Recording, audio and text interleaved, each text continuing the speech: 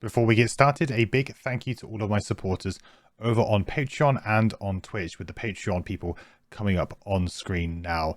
A big thank you to my legendary supporters, Mike, Kira, and Obi-Wan Kanzi. Thank you guys. I really very much appreciate it. If you would like to help support me and the channel, then you can head over to twitch.tv/mandatoryquest and drop a sub over there. Or you can go over to patreon.com/mandatoryquest and become a Patreon member for some early access to some videos and some behind the scenes stuff. Alright, so today, in the Frosthaven playthrough series, we are doing the scenario 107, My Private Empire, which is another side quest. So I think I will just do a few side quests as we're kind of figuring out these two characters a little bit. Then we'll probably pop over and do the Algox storyline a little bit later, but sort of made sense to do another one. This one sounded quite interesting. I believe this was one we got randomly, so it was just from a chest, I believe, or yeah, from somewhere where we drew a random event card. So we need to do a road event this time for the first time in a while, because it is in the Copperneck Mountains. So we are traveling outside Frosthaven for the first time in a little while, and we are still in summer, so it is going to be a summer road event. All right. Let us check it out. Summer Road Event 19. Interesting. Okay.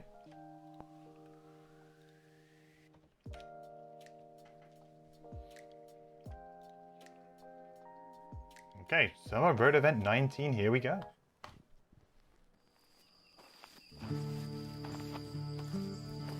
By the side of the road, you find a carriage parked, its owner wiping sweat from his brow. An old man gives a toothless grin in your direction, waving you over to the makeshift shop he's set up. Lots to see here. Plenty worth having, and better prices than you'll get in any of the cities, huh? Have you tried Divinity? Original Sin 2? Few laws out here.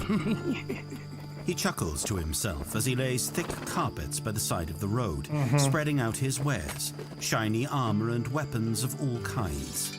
I'm still setting up, but you're welcome to take a look through and look with your eyes, not with your hands. Never know when bad luck follows from an old owner, huh? Okay. Option A. A shop. Browse the low prices of the shop. You could pick something up on the cheap. Option B. Ask if he has anything not on display. Alright, option A or option B, chat. Option A is to browse the low prices of the shop. You could pick something up on the cheap. Option B, ask if he has anything not on display. Some under-counter wares. Hey, Scotus. Thanks so much for the reset, buddy. 9 months with the Amazon Prime sub. How I tried Divinity Original Sin 2. Yes, absolutely. I would say I've played a fair amount. It's the kind of game where I would constantly restart it. So I would always kind of get usually a little bit past the the starter island. Became very good at the starter island. Pretty much knew everything on it, all of the quests were, and all of the different kind of pathways you could go. And then usually, I think my interest kind of started to wane. Usually, I think it was after the second town, you go to like a new area. It's like the third area, I think, that you end up in. Around there is like where my interest kind of starts to wane a little bit. But I do really, I've always loved Divinity. I think the problem with Divinity for me has always been that it, like it's always been a little bit too on rails sometimes, where, oh yeah, you have to do this kind of thing, or like the fact that it's kind of like the same every time or something. It almost feels like, oh, I need to min-max it, or I get disappointed if I can't do something. I'm very keen to check out Baldur's Gate, because I played a bit of Baldur's Gate 3 when it first went into early access, and I enjoyed it, but it was clearly too, there wasn't enough of it. It was too buggy, it was too short. So I've been waiting for the full release, which I think is later this year, isn't it? If not already. So, yeah.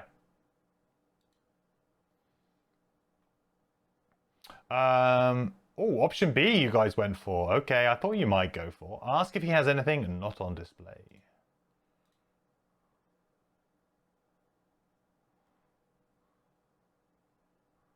Ooh. All right, something comes up. Oh. So, can we lose 25 collective gold? I think, unfortunately, the answer to that is no.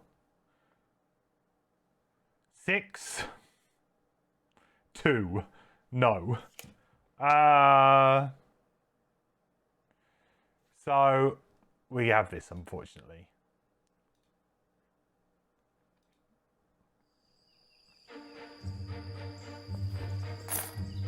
Unfortunately, you don't have enough money to bargain for his special wares.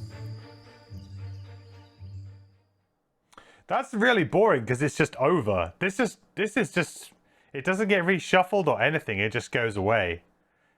So if we did have 25 gold there, we could get a random item,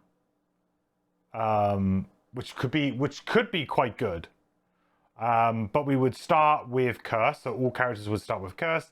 The other option was that we could purchase items at a 5 gold discount, but we would start with Curse if we did choose to buy some. So, unfortunately, I feel like it was just a really bad event to get at this point in time for our party when we are, unfortunately, very poor. So, just bad timing on that event, I think.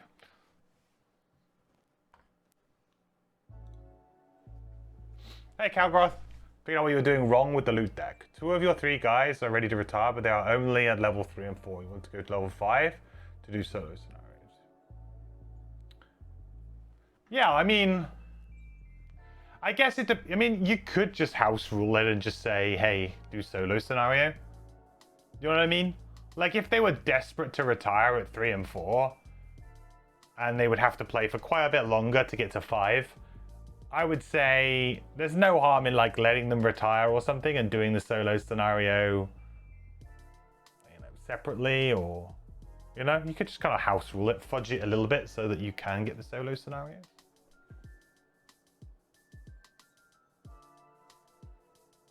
Or are you saying that they're happy to retire, but you specifically want to get to 5? Either way, it's up to you how you play it, right? Like for me, I kind of like, I didn't fudge the solo scenarios, but I knew that I was like, okay, if I retire, I'm going to probably retire around 5 anyway on most of my characters. 5 to 6. It's a good time to maybe just do the solo scenario just a little bit before retirement.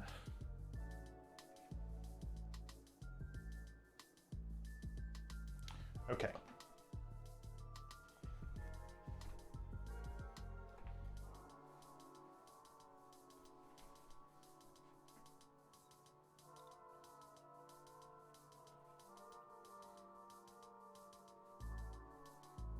You need higher level cards to succeed at solos. Yeah, what I mean is like, not necessarily play a solo mission at level 3, but just be kind of like, if it depends on how like much you want to integrate the item, I guess, right?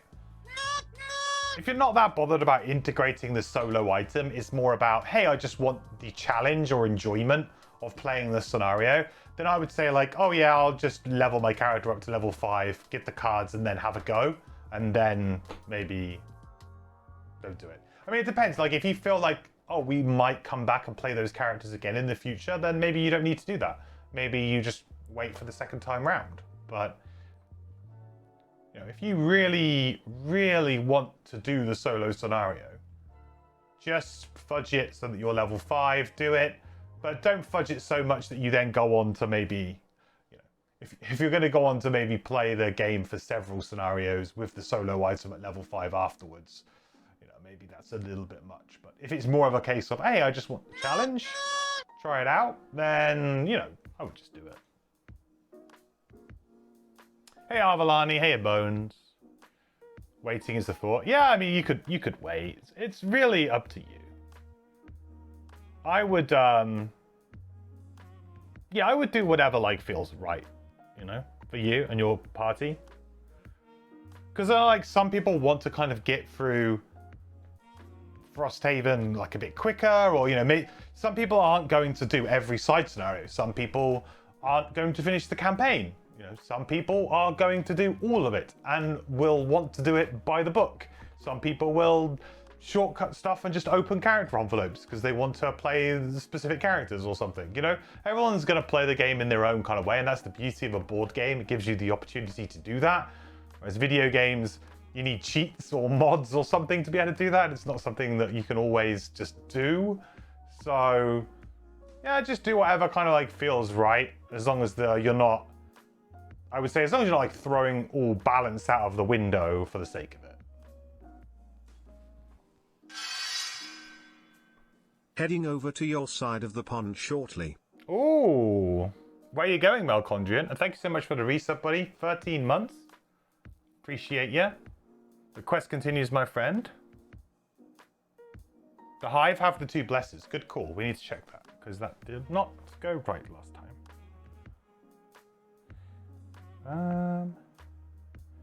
No. See, how weird is that?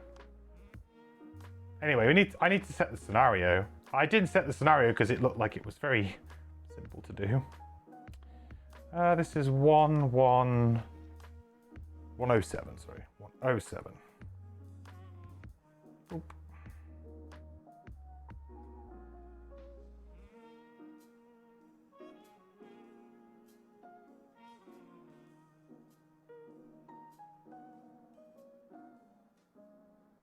Okay, yeah, that's the scenario set up, I guess.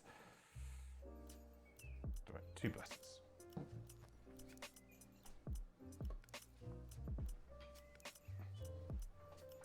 London, Bristol, Somerset, Cambridge, Wales, York, Scotland. Ooh, what a trip. Well, I am based in the Bristol, Somerset area.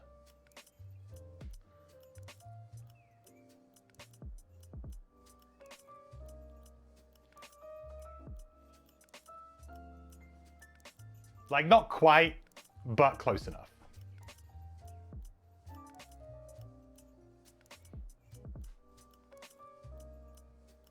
It was only you, and you were really lucky and only played 10 scenarios so far. Oh, okay. Well, it's only you. Then, you know, you definitely do whatever you want. That's the beauty of playing solo, too. You don't have to worry about stepping on anybody's toes. You can kind of make your own decisions.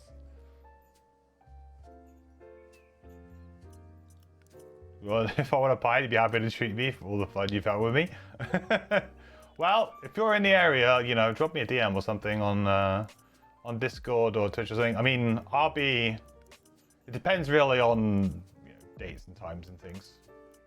But, you know, I'm around in the area. I'm around that area.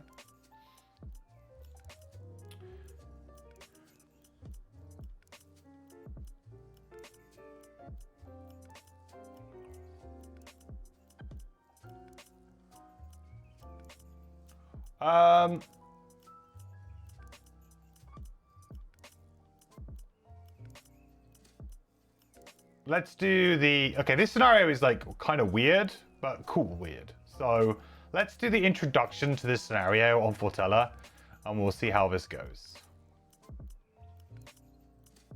You went to Bath Spa as part of my uni, so you have friends over in that side of the country. Oh, nice. Bath is a lovely city.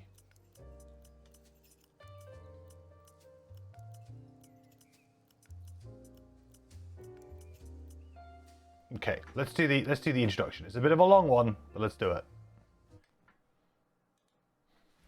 The peculiar invitation was too interesting to pass up. Clearly, the only way to resolve the mystery of the letter from this Ventilion is to see it through and search for the fanciful estate. At the apron of the Whitefire Woods, you follow the map's instructions to the letter.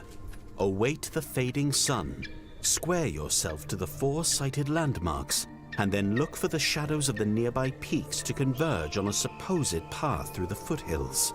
You enter the brush, first seeing nothing other than the dead bracken you'd expect this time of year. But then, something peculiar. It is well camouflaged by untold years of fallen branches and detritus, but a man-made path is undeniable. Bricks laid out in a beckoning order, winding and twisting into the mountains. It takes many hours of hard-fought traipsing, requiring an even mix of hurdling, crawling, and the occasional axe work. but the energy is not hard to find because you know you're onto something. In the fading light, you find yourselves at a plateau. The brick path opens into a wide crescent-shaped courtyard on surprisingly level ground. The floor is a colored stone mosaic in the style of the southern kingdoms. At the center of this crescent is a towering marble block with an inset door made of bronze. It features a golden knocker shaped as the letter V. You dust yourself off, shake out the cold, and wrap the knocker. From a brass pipe just above the door echoes a tinny voice. Welcome, friends. I knew you'd come. I've waited so very long for you. My apologies that I can't meet you directly, but please see yourself in and the festivities will begin. I shan't be long. Oh, and do bring your weapons. With that, the bronze portal unlocks and swivels open. A well-cut marble stairway leads down into the darkness. You enter, unwilling to turn back after coming so far. The air is musty and dank. Nobody has been through here in a long, long time. Magical lamps blaze to life, and you find yourself in a grand chamber with vaulted ceilings. It's expertly hewn out of rock and bedecked with ornate fixtures, grand mosaic tiles, and sprawling crimson velvet drapery along the walls. A servant's bell hangs from a velvet rope in the center of the room. And that is it. No. Okay, well, special rules and scenario goals. This is like pretty odd, but I like where this is going. So, scenario goals. The scenario may be complete only at the end of the same round when one of the 5 episodes is overcome. At the end of that round, you may read 177.5. Or, if all 5 episodes have been overcome, read 188.3.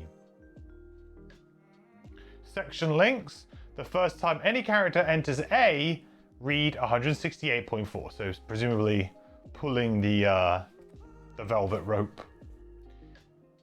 Door number 1 is locked. Throughout the scenario, there will be... That's door number 1. I should forgot to put that.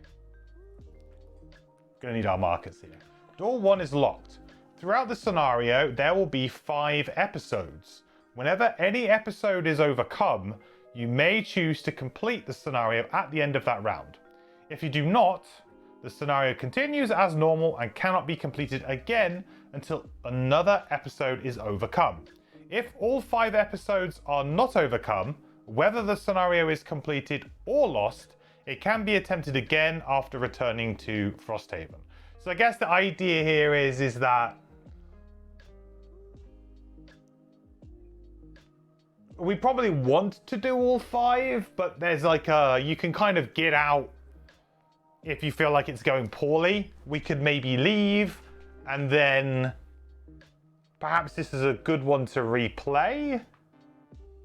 Sounds a little bit like maybe you kind of want to have a couple of attempts at it. Maybe the first attempt, you get through a certain number. The second attempt, you would potentially come back and replay it, but with the knowledge of what happens, because it might be a little bit like crazy. It's an interesting idea for a scenario, so we'll see. This one looked like a wild one. Haven't tried it yet, but excited to see where this one goes. Yeah, seems kind of like it's an interesting concept to be like, yeah, you can bow out. I've said this before. I actually quite like this style of scenario where there should be a like level of completion where maybe the players don't have to 100% complete the scenario to move on to get the result. Maybe there's like, oh, levels of success, right? I think levels of success can be very interesting in scenario design where, you know, rescue 10 prisoners within a certain time limit. And let's say you didn't quite get around to it. Let's say you rescued 7. And then there would be like the story would split off at that point and be like, okay, you rescued 7. So 3, unfortunately, you didn't manage to rescue, and perhaps something happens later on down the story where you come across those 3 prisoners who have now been like, you know, brainwashed into being like enemies or something. You know what I mean? Like some kind of nice branching story path where, oh, if you had managed to do that, maybe you get like increased rewards or the story gets split off in a different way. So I like the idea of this kind of thing. No enemies here, no enemies in the first room, but I think that will change very quickly as soon as we pull that velvet rope. So let's do battle goals and challenge. See how we do. I guess this could be a very easy scenario to maybe like speed run challenges and battle goals, because if technically you can choose after an episode to complete it, depending on how long the first episode is, I guess there's a situation here where you could go, right, let's just farm battle goals and challenges and, you know, just kind of complete, because it is technically complete. Like you have won the scenario, it's successful. You do get the kind of success condition. All right, Pyroclast, what do you need? What you got? Rambler, Dynamo, Dawdler. I don't like any of these really.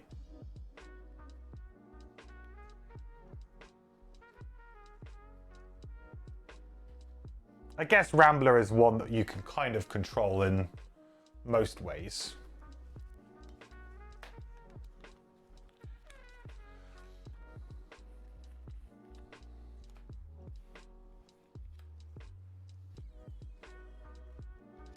Oh, actually, no, Rambler's really bad for this character, right? We have a couple of, like, absolute dud bottoms where we just don't move. Yeah, we do. Well, we do, but we only play it once every now and again. Maybe we can't do Rambler. What was the other two? Dynamo. Kill an enemy with an attack that would have caused at least 4 more points of damage than necessary. Never use your lowest initiative play card as your initiative. Oh, God. Let's just go Dynamo then. Okay. Acrobat, Bully, and Hunter. Acrobat, lose a card to gate suffering 5 or more damage. Pretty easy to trigger that one. Bully, kill an enemy that has 2 or more negative conditions. We know that one's doable for our team, but we didn't manage to do it last time out. Hunter, kill 1 or more elite enemies, or 2 or more for 4 characters. Let's just kill an elite enemy. Sure, we can do that. No problem. I could do the double damage. Yeah, true, I could just do the double damage, right? Challenge. Upwind. All ranged attacks have +1 range. Add +1 to all enemy move abilities. Ooh. Do we have many ranged enemies in this? We do, but they have a pretty bonkers amount of range anyway. So the enemies in the scenario list here are Blade Spinners, Living Bones, Living Dooms, Living Spirits, Bolt Shooters, Ruin Machines, and Steel Automaton. So I think the +1 move to all enemy move abilities is more scary than anything else.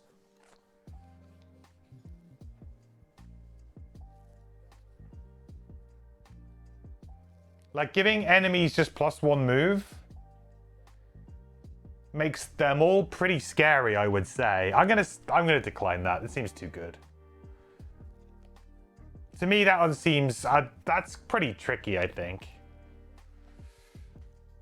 It's spicy. It's spicy, but also like the +1 move is pretty brutal. It's not the +1 range I'm worried about, it's the +1 move. Because then suddenly it's very difficult to predict what enemies are going to do. Boy. A little bit spicy. A little bit spicy. Too spicy for me, at least this time.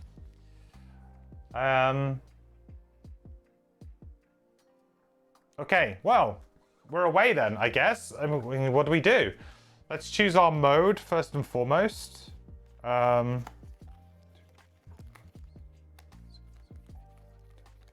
I need to get rid of a card. I think I'll get rid of the arcing generator.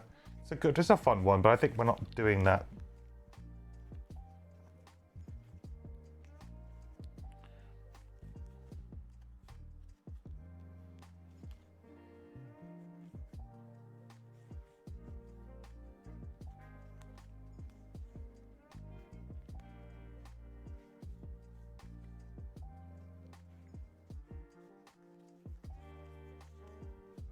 What's our modes going to be?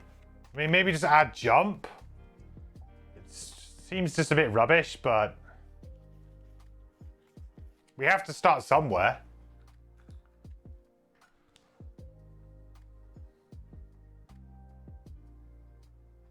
Oh, not loot. There we go.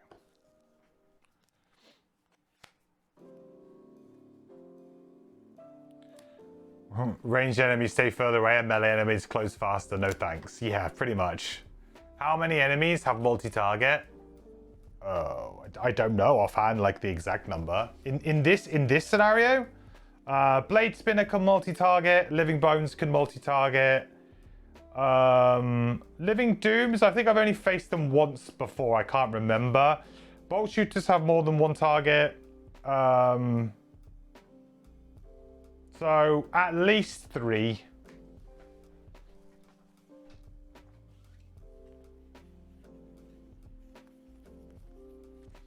Okay, now what do we do here? 1, 2, 3, 4, 5, 6, 7, 8, 9. Okay. So really all I want to do is go and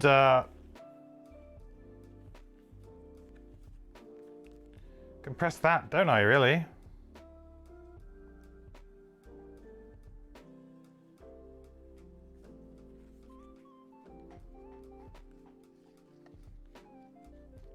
I think it's probably the Hive's job to go and open it, maybe?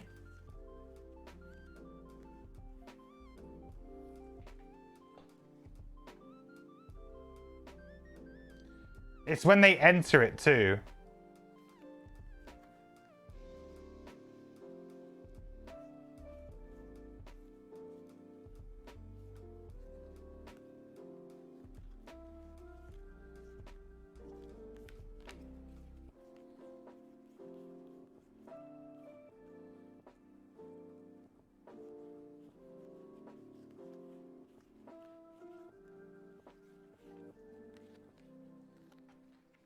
Okay, well I think on the first turn we just let the Hive go and open it.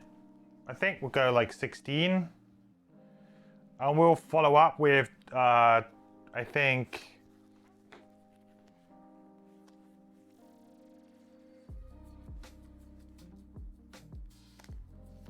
53 on the Pyro. See if we get some terrain down. Do some stuff. Draw. Draw! Okay. 1, 2. Read 168.4.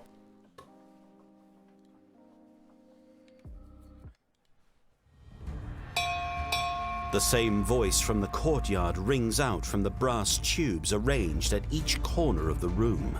Welcome! I hope you're not too tired after your long journey. Please allow my servants to take your coats. Oh, they don't sound like nice servants. They sound like bad servants.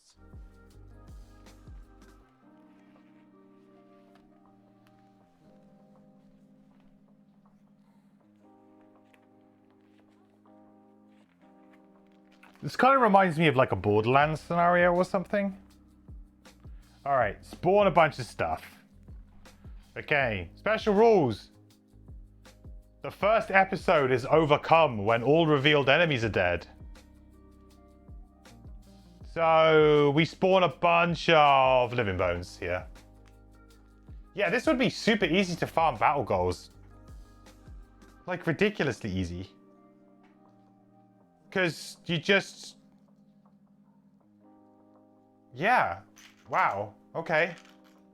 Yeah, if you wanted to farm battle goals or challenges, this scenario is actually just legitly very, very simple. Because you could just be like, this is the first episode is essentially...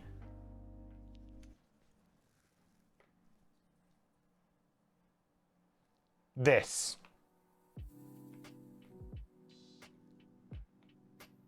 It's that.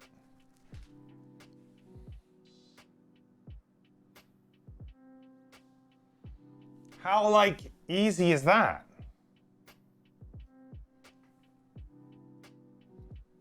You could probably do it in like a turn or 2 turns.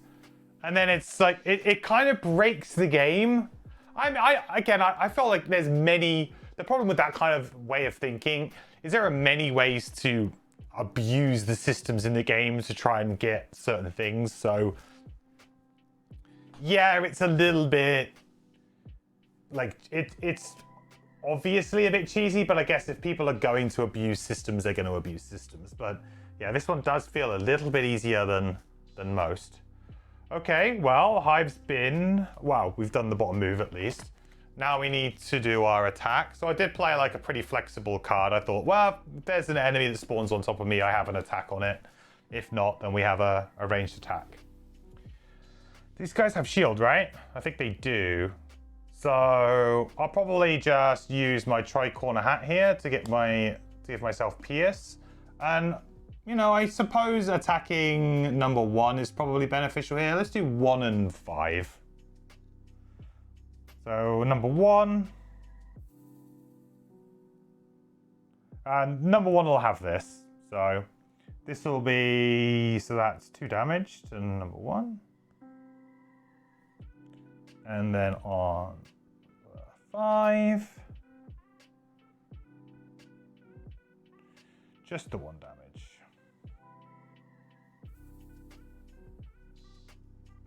Okay, and that's that for the Hive.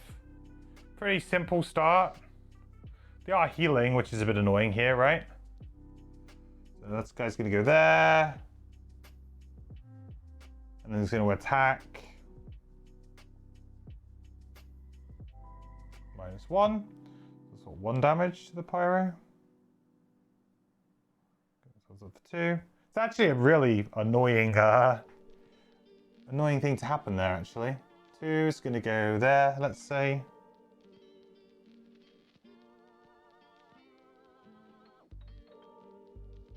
Miss. Good start. And then finally...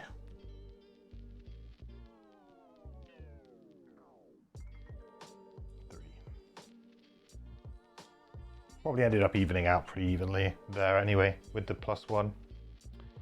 It's going to heal up. All right, now Pyroclast time. Wow. So first things first, we're going to play the bottom of Melted Armor here, which gives us all attacks targeting us add +1 attack, but on our next 3 attacks, we add +1. Pretty cool.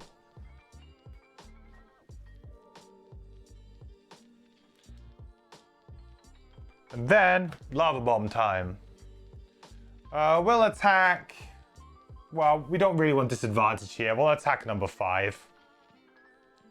So attack for 2. 2, which is 1 because of the shield. But we get to put down some lovely hazardous terrain. Beautiful. And of course, create fire. Very important. Okay.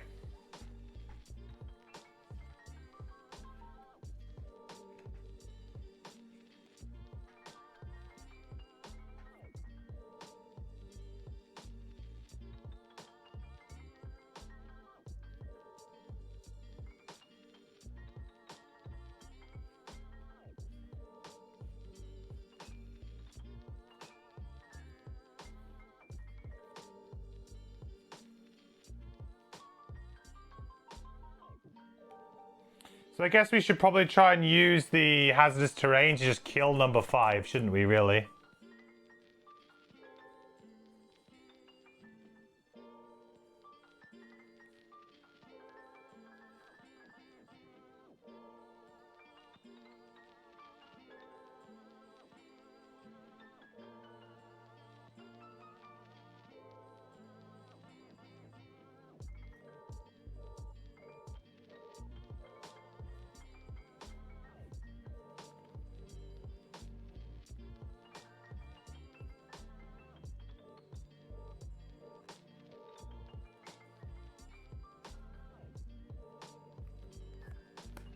Oh, I got a really cool turn, actually.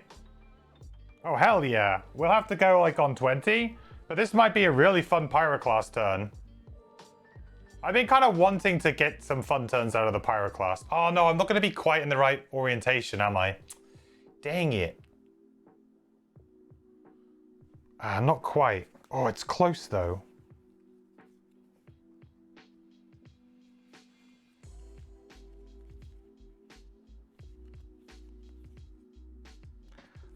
I can make this work.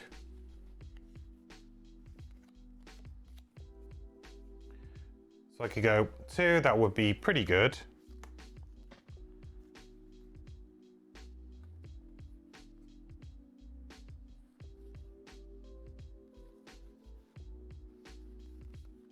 Oh no, this works really well. Okay, I got a cool turn. The only problem being that I don't have I'm going to end up getting that +1 attack against me. Like, it would be really cool to try and burn through 2 charges of melted armor or more. Oh, I guess I did actually burn through 1 charge, didn't I?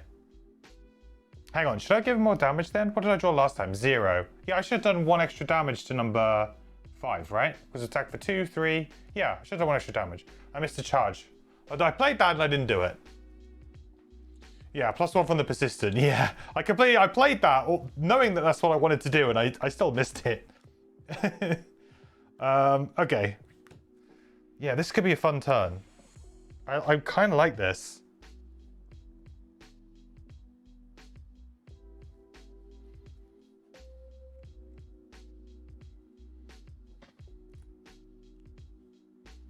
And then I just need Hive to maybe do some extra damage here, though, which I guess they could do. Yeah.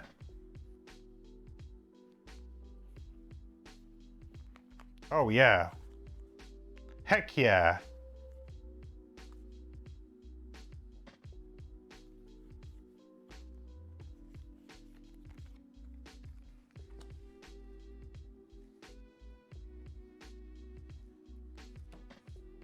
No!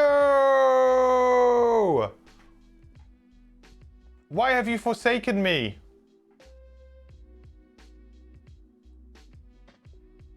I don't know if it matters too much, actually.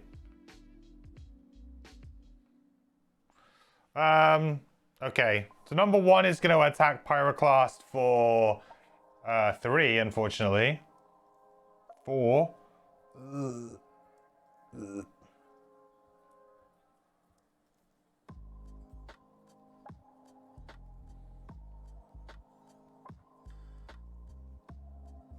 Well, that ended up being a lot more damage than I was hoping it would be. 2 and 5 are going to attack just the Hive because they can't get into position to do a target 2. This could be bad. So what's this? 2. Nothing. Thank God. 3. We're now on 1 health. And unfortunately, this guy's healed up for 2, which blows, because I was going to kill him. Well, I might still be able to kill him, but that really blows. Man, I still have a great turn. I survived, but that kind of sucks. All right. Living bows are scary. They can be, especially when they draw like that. Wow. Okay. So we got to move 1 here. I'm a bit annoyed that I'm not using the fire. But I feel like this is a fun turn. So I'm going to use my crude boots here to give myself +1 move. So I'm going to have 2 move. We're going to go 1, 2. Move 1 adjacent, 1 hex hazardous terrain up to 2 hexes. If it enters any hex occupied by a figure, that figure suffers hazardous terrain damage. So I was going to go...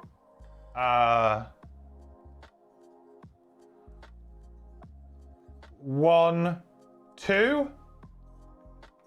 So it would do 2 damage to number 2. Great. Then I was going to do cooling. So replace 1 hex hazardous terrain in an unoccupied hex within range 4 with 1 hex obstacle tile. All enemies adjacent tiles suffer 2 damage. Boom. Chuck a rock down. And then that does 2 damage to number 2. And 2 damage to number 5. Make Earth and gain an XP. Yeah, it's annoying that they healed up, because if they hadn't healed up there, it would have been a little bit better. Now I'm not sure if I get the kill, but feels bad. Next we'll do... it's a good job I played the bottom of this. I was thinking I wasn't going to need it, but... Right, let's do Reaper function top. So we're going to do an attack 2. We'll start on number 2. Right here. 1. So that's number 2, dead. And then drawing again for the other guy. Unfortunately, that means it's 1 with the shield. That's no damage. Yeah, it kind of blows. But then we are going to heal for 3. And we're going to hit ourselves with a regenerate. And gain 1 XP. I start with not a good mode. Yeah, well, the thing is that the problem is that I didn't really know what this scenario was going to throw at me. So I didn't want to start with one of my really good ones that I kind of want to play out as it's a summon. So I ended up kind of just going, yeah, Leaper's like a fine one to just play out for now. And then when I reassemble, I'll get the Reaper back and then we'll move into the other ones. I just didn't know what to kind of play to begin with. But yeah, I didn't start in a particularly great mode, I know. But it was more of a case of I didn't really want to start in any of the others. Because, I mean, the only one I might have started in is the Repair Drone, I guess. But it's between Leaper and Repair Drone. I think we'll be okay, though. Yeah, it's just a little bit annoying because like that turn would have hopefully resulted in 2 dead skellies instead of 1, but unfortunately we did not get that.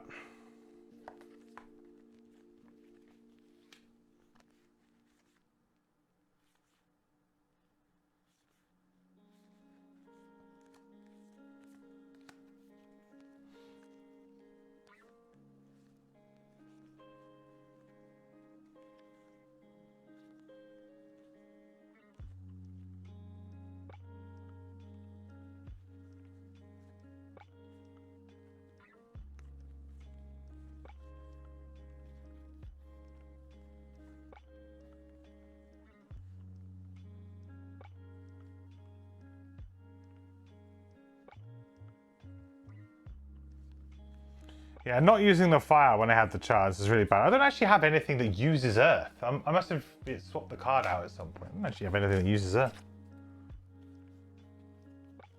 Tanky shield mode might be quite good for 2-player. Yeah, maybe. Yeah. I feel like the problem that I have is that the hand is so tight, you know? I mean, it always kind of feels like that in Frosthaven, though. The hand limit always feels really tight in Frosthaven. I don't think I've played a character yet where I've been like, yeah, this is fine. I mean, I have kind of played low hand count characters, I guess, for the most part. But Hive's like 11, and you get to play 1 immediately, sort of thing. It's not that bad.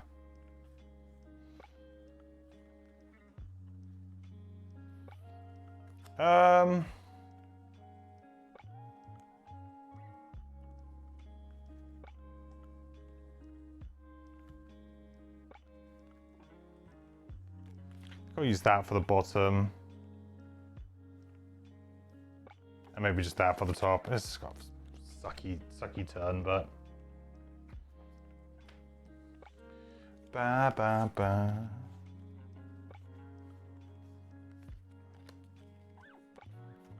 Shield is also not really my friend right now. I needed to play the Pierce one. But I took it away. I probably should have bought that, actually, thinking about it. There's a lot of enemies with Pierce in this scenario. Sorry, not with Pierce, with Shield, so I need Pierce.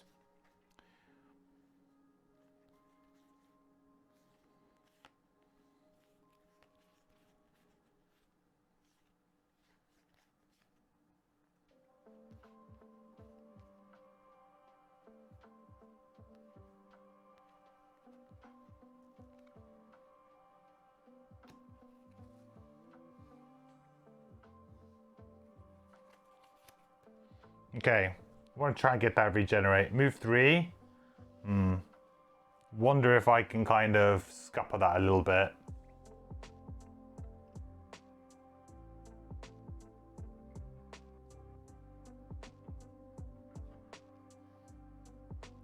Who's got like the least amount of health? Number 5. Maybe we get one away then. Okay.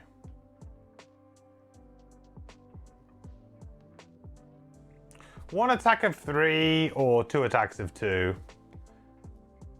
Because against shield 1, I think you take the shot at just 1 card, huh? I mean, yeah, we're perfectly equal here. Yeah, we'll just do the 1 attack. Plus it means I can kind of move a little bit further away.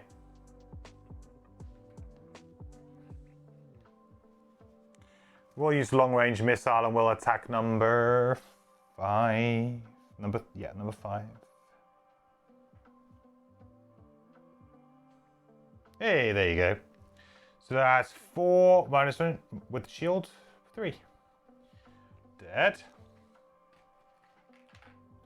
It's a very easy first room, really. Or first episode, I should say.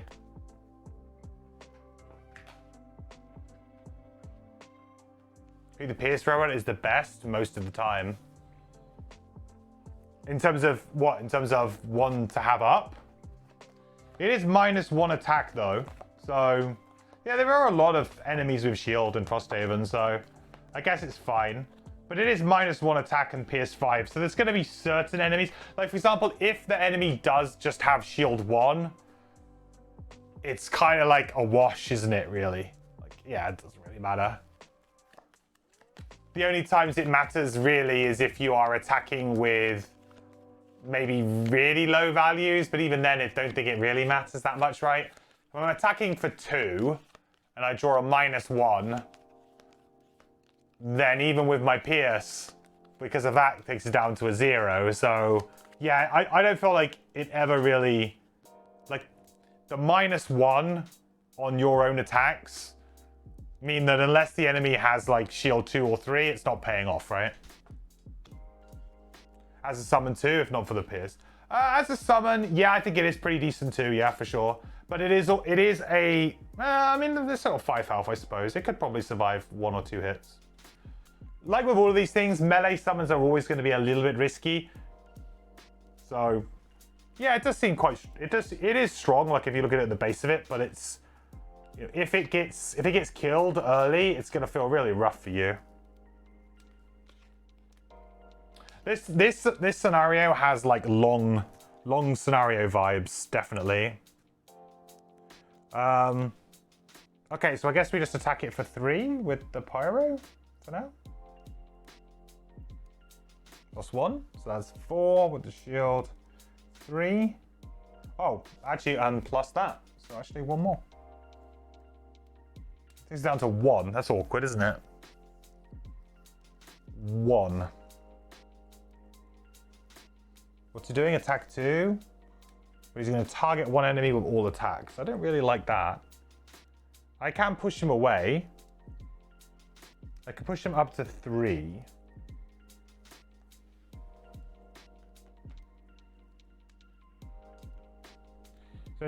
He's got move 3 though. Yeah, pushing 3, moving 3. It's kind of like the same difference here. It really is the same difference. Do I really want to take 2 attack 2s?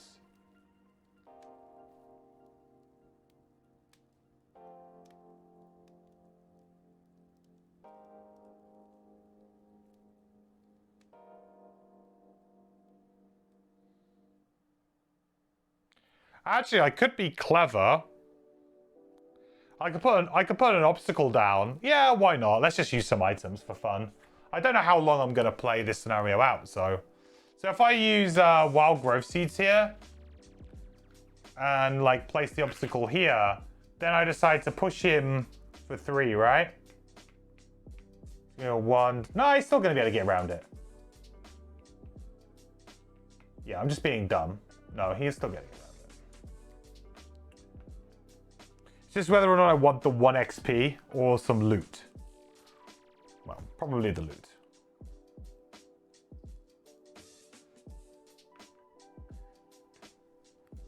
Oh, but the thing is that...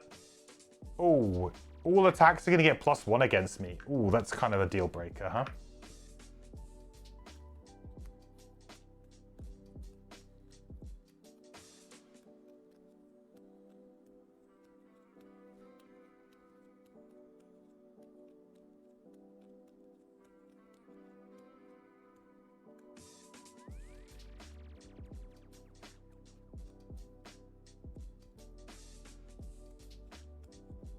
I guess I can just safely go to the door here.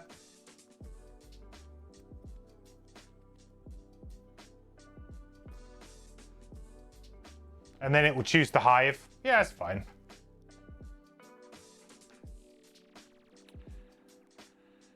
Can I push and move? No, yeah, I've got to push. I move then push, right? No, I can't do anything more than that, I don't think.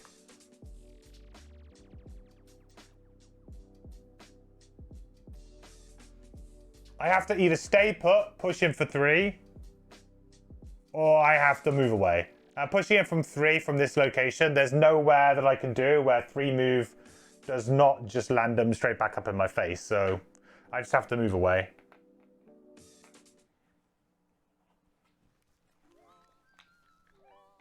Mm-hmm.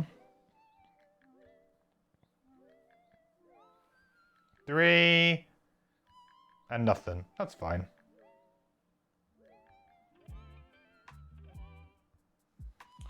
No, my beautiful, beautiful regenerate.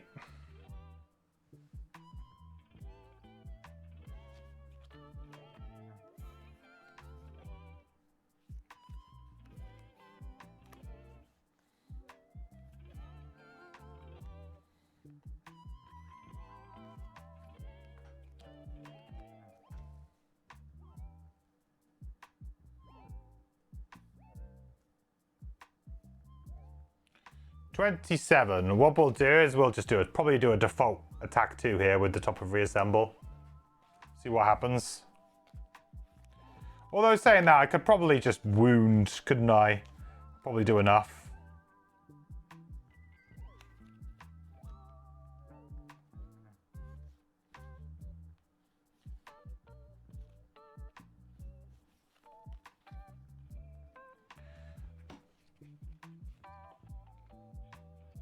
See what happens here.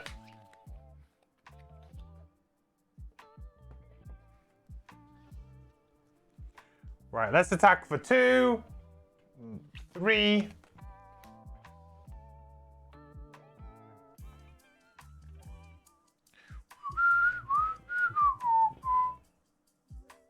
Yeah, dead.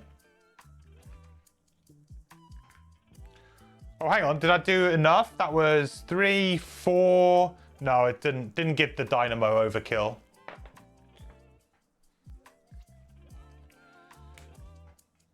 Then I was gonna do the bottom of Force of the Earth for fun.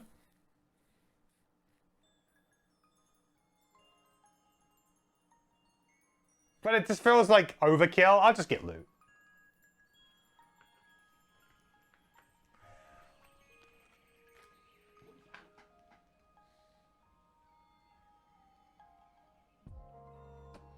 Do. Metal. Nice. I think I need hide though, really, is what I'm searching for. Well, hide is what I'm searching for on Hive.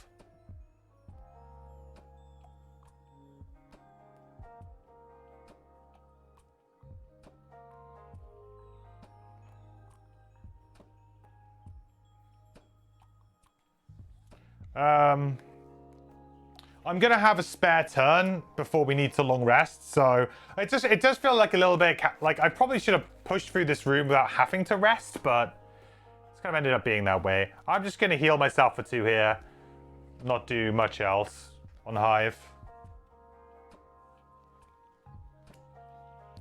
Then next turn we go get loot.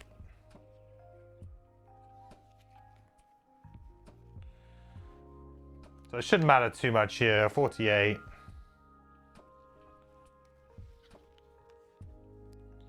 Um,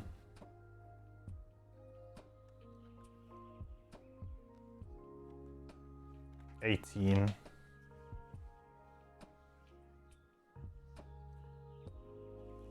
I can get wildfire up for the next room, which is quite nice. So we'll get to move 1. Oop. And create hazardous terrain. Then we'll destroy that with wildfire. And then we get wound, poison, and fire generation on our next 3 attacks. Very nice.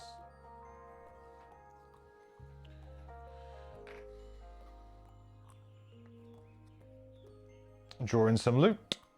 More metal. There's 4 metal so far. Not bad. Okay, that's pyro. And then, yeah, just literally move on here. That's all we're going to do.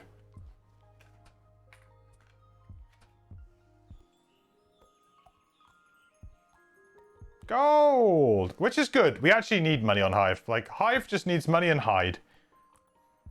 That's all we want. Hey Adler, how's it going, buddy?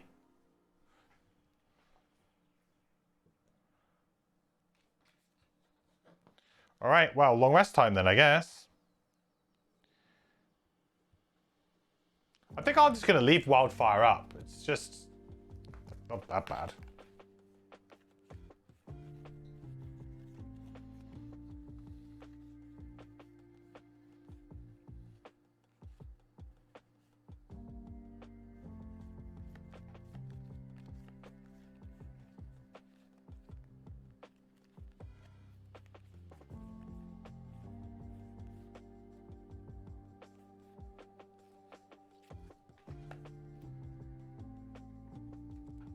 Got burn force of the earth, I think.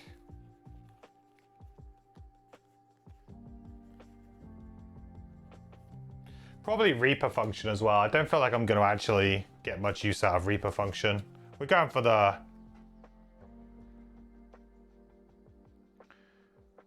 build, right? The ranged build.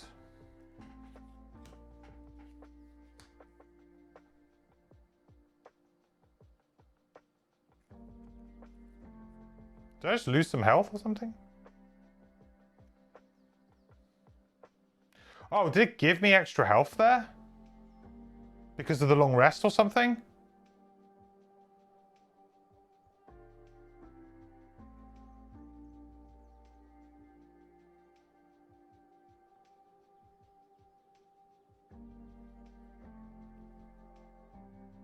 Oh, would you look at that? It gives you the 2 HP for the long rests.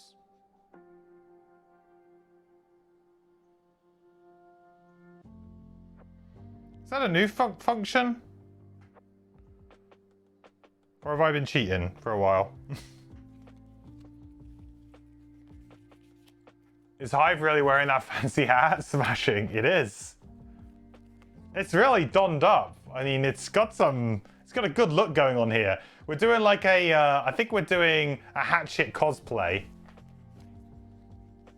Actually, with the bow, maybe not so much.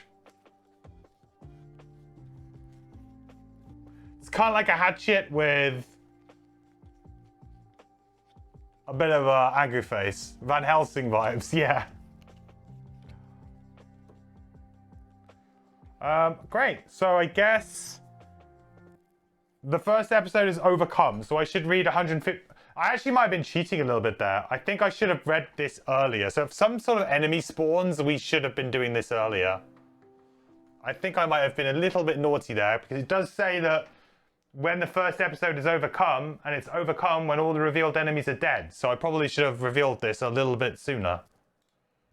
The previously locked door in front of you opens under its own power, Oh, there you go. beckoning you forward into a long hallway furnished with expensive-looking thick velvet curtains on each side, leading to a door at the other end. Another bell hangs in the center of the room.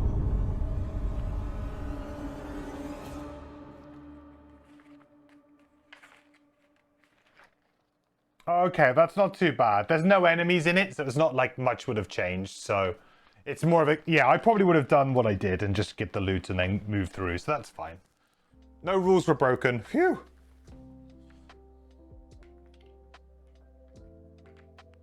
But I have to remember to definitely do that when I should. So B. There's also some locked cabinets in this room. How about that? Metal cabinets.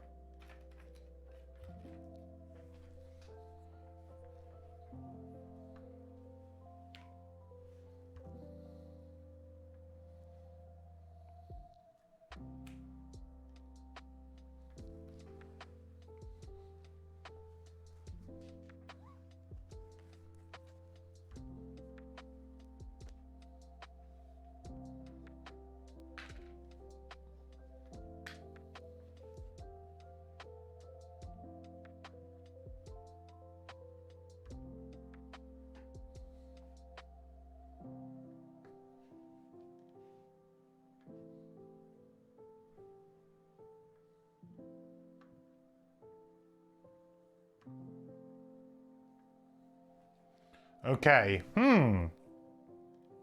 So, door 2.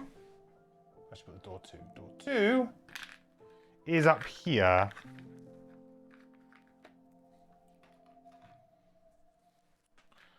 Door 2 is up here.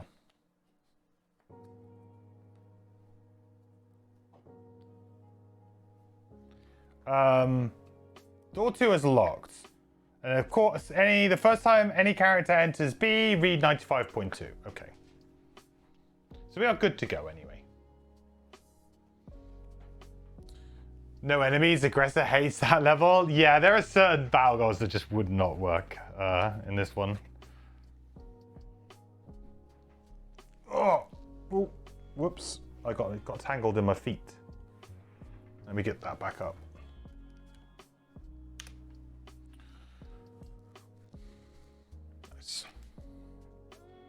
Cool. So let's continue on then, shall we? 1, 2, 3, 4, 5, 6. It's quite a distance away. 7. It's a big distance away. Would this be a good one to play the machine bolter in? Quite possibly.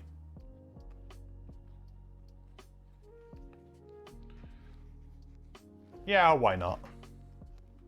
Plus, I feel like we're going to try and do some reassemble action anyway to maybe replay it if we needed to. Plus, we have extra moves and things. I like the idea of that. I think maybe Pyro can get there with 6. 1, 2, 3, 4, 5, 6. Yeah, we can get there with 6. Plus the boot, 7. But it's probably a bit overkill. Maybe I should just try and do it in... Maybe I should try and do it in 2.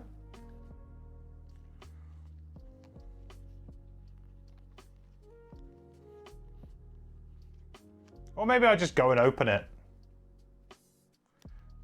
Go and open it, and then hit him with a lava bomb. How bad could it really be? I mean, I am on 8 life, so maybe I should be a little bit careful. Especially if a bunch of enemies just spawn behind, that could be a little bit of a problem, huh?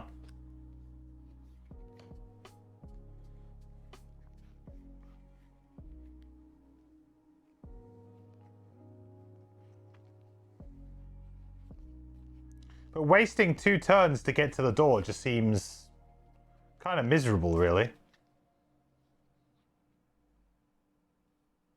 It's going to cost me a point of damage, so I'll go down to 7. If there's some really horrible enemies in this room, that could be quite scary. Okay, let's not do that. As fun as it would be, it feels very risky to me. So we'll do it over the course of maybe...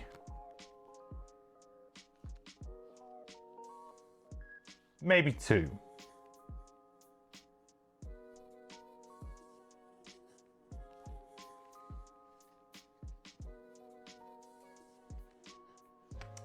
Having said that though, my turns are really naff if I do that. Ah, screw it. Let's just have fun. But again, like the last scenario we did, fairly low stakes. Let's just go for it. Let's just have fun with it. If we end up dying, we end up dying. It is what it is. We're just doing this really to sort of test the limits of the characters anyway.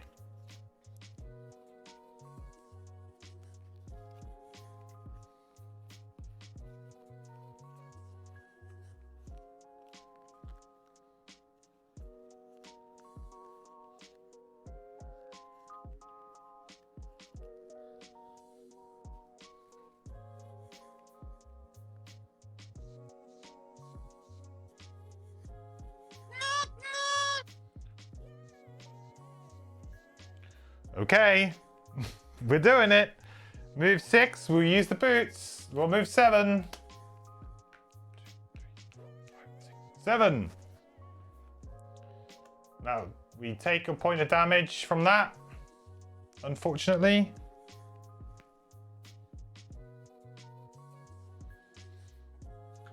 We got a big heal next turn if we want it though, so that's all good. We can do it. Here you go, so. Unsleeved? Yeah, unsleeved. Initially I did that just because I didn't think it would show very well on the camera, like the glare from the lights and things off of the sleeves, but yeah, sleeves actually work okay on camera.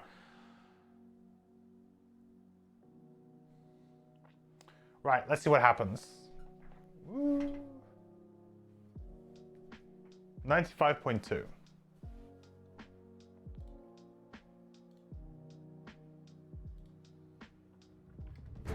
Well done! Well done! Oh, this is splendid! None would attend my dances down south. I was not of the proper lineage, they said. But I am self-made royalty! House Ventilian! They should be lucky to attend my events. Now please, take a moment for refreshments, courtesy of my stewards.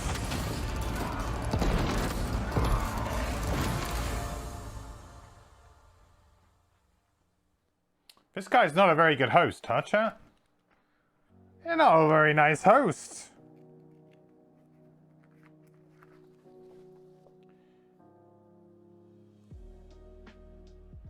Oh, that's not cool.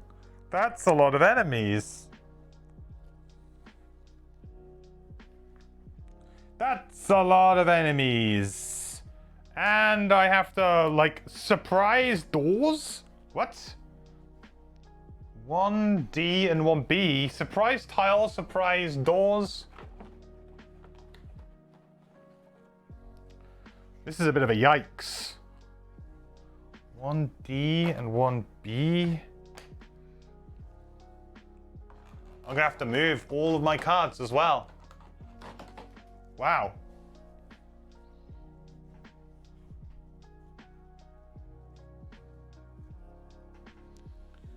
Were these just like a bit of a red herring?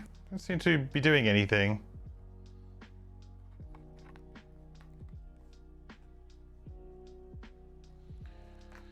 Right, Hive. Sorry, buddy. But you're in the way.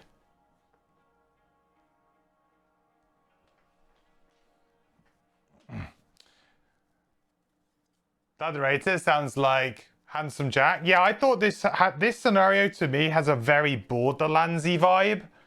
Like, you know, Borderlands is generally quite often it's, you know, enemies kind of like giving you a load of smart talk over the intercom and stuff like that, and it has very Borderlands-y vibe to me. I wonder if that was their intention. I mean, I'm sure it must be. They must have some idea. This particular scenario was done by, I don't know if it was done by like a YouTuber or something, but it wasn't done by the main team from what I can tell. I think it's done by somebody else.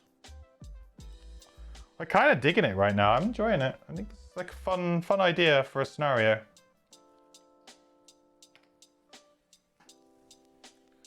I'm gonna have to push everything up, aren't I? Well, the Skeletons episode 1, so you're still in episode 1. No, Skeletons were episode 1, so we're now in episode 2. This is considered episode 2.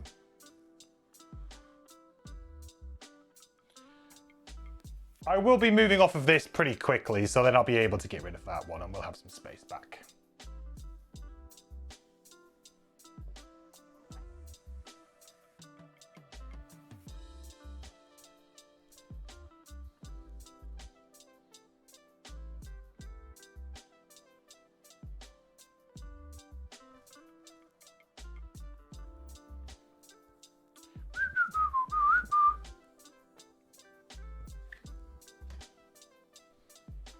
You guys can kind of see some of the stuff here, can't you? Yeah.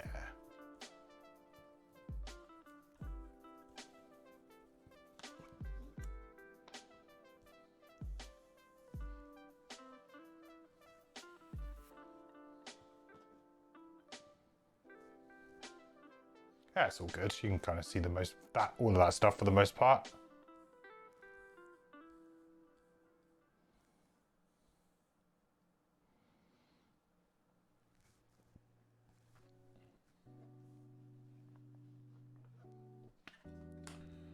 All right, Pyro. Pyro's a little bit harder to see right now. Might have to move. I'll probably put Pyro in here or something. We'll figure it out in a minute.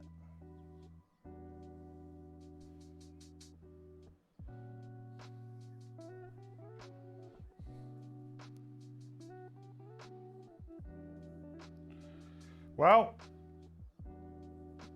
Ready to see a bunch of enemies?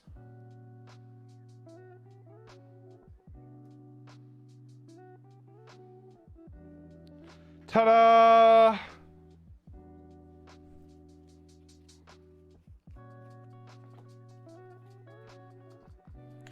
I did think I'd have to fight ruin machines again for a while, but there you go.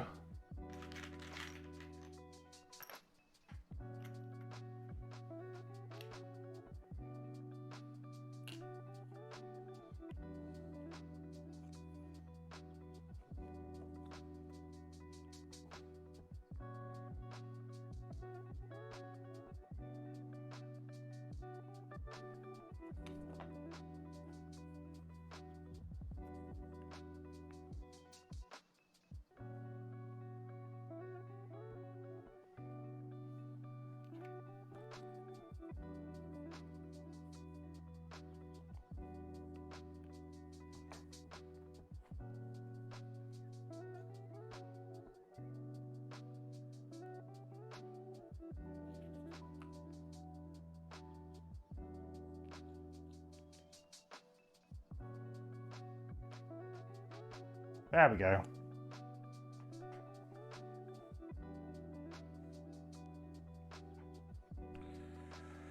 Okay, well then. What's really awkward is that they all spawned quite far away from the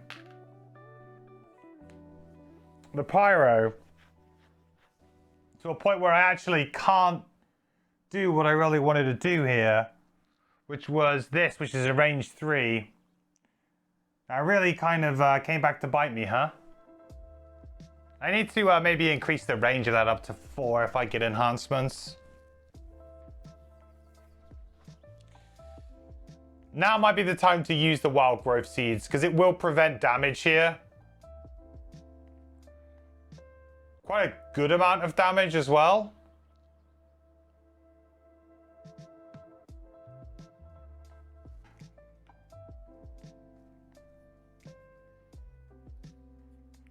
The problem that I'm going to have though is that these guys are going to move to here, and now I'm like stuck. Oh, actually no, I'm not, because I have jump on all my move abilities. We're good. Oh, the leaper comes into play. All right, we're fine. Yeah.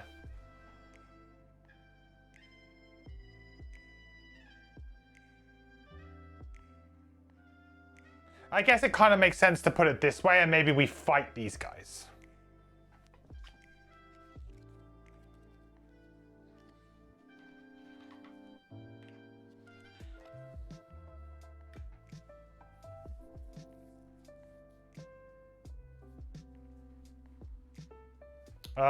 Yeah, I just wish I had extra range, but I don't have it. Kind of blows.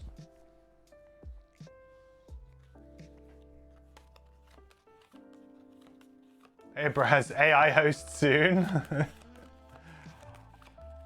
Robots are taking over. It could well be like a robot who's just tricked us into doing this. Considering our previous experience of robots, I would not be surprised. Okay.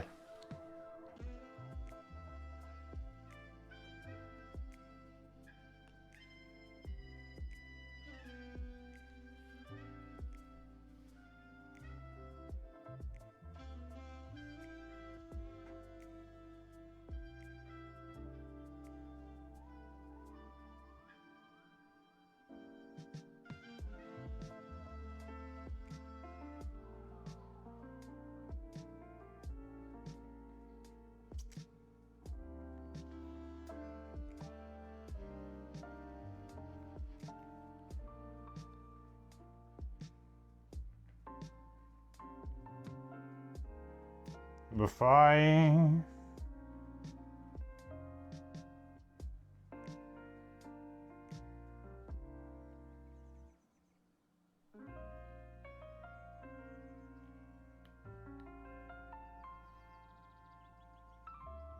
They all suffer 1 damage, which is quite nice, but yeah, could have been way better here, I think. Okay. Well, I think we're going to use Face This Entity to just kind of get out of here a little bit. We need to get our summon down. Machine Bolt is going to be awesome, though. Absolutely awesome in this scenario. So if we go... So we have jump, so we can go 1, 2...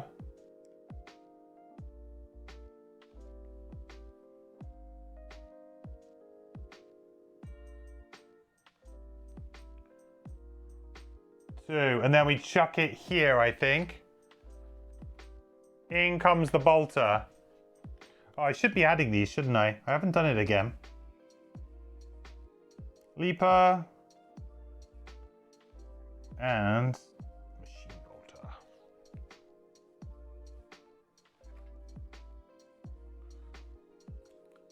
Oh, baby. Here comes the Gatling gun.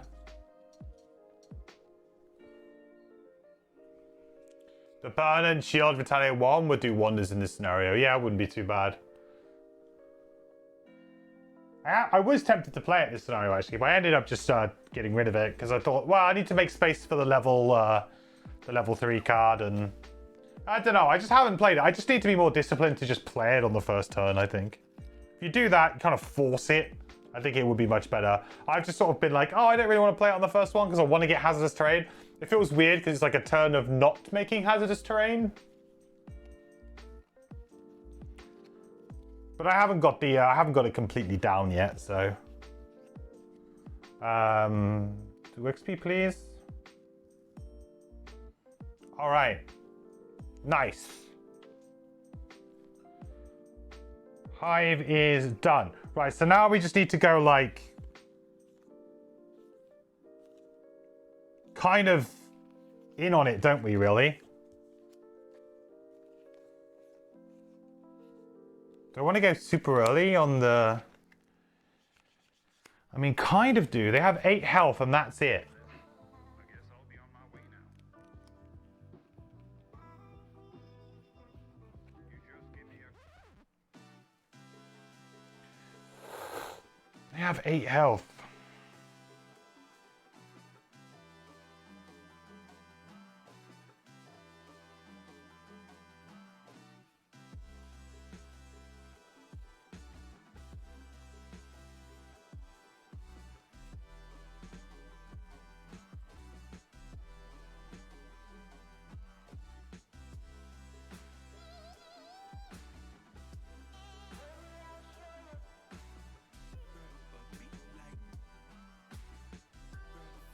Oh, if only Earth was up. So annoying. If I had Fire up too, it would be so good right now.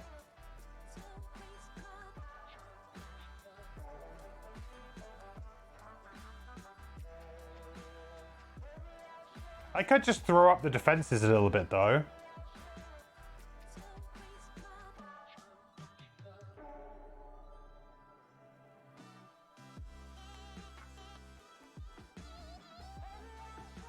Yeah, I could just throw the defenses up a little bit, right?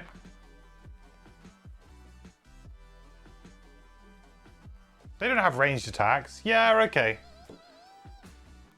I think we'll be okay with an 18 on Pyro. There's not much damage they can really do. The question here is, though, how do we kill more things?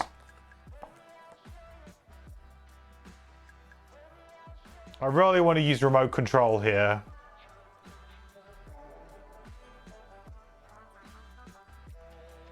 Really, really want to use remote control. And then my bottom action would have to be something also fairly useful, I think.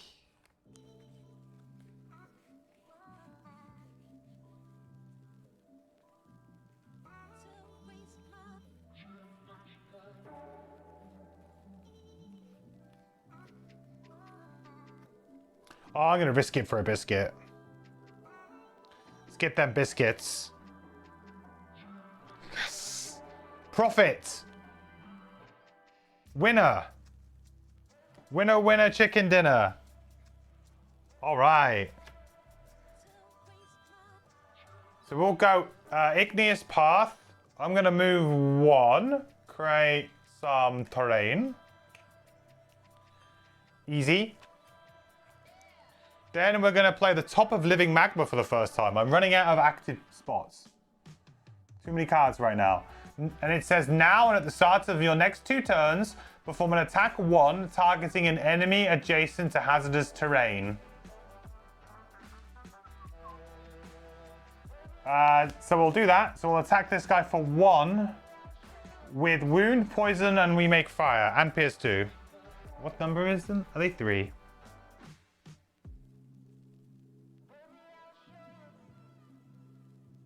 I mean, it's fine. It's only an attack of 1, right? Could have been a lot worse.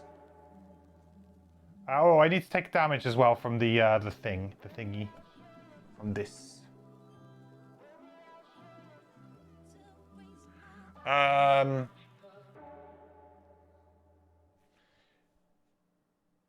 Yeah, so... What number was it? Sorry, 3. Completely lost my train of thought. Oh, they're immune to poison, aren't they? Forgot about that one. Oh well. It still does wound, I guess. Thought about that little wrinkle. Not the best turn, but it does stuff.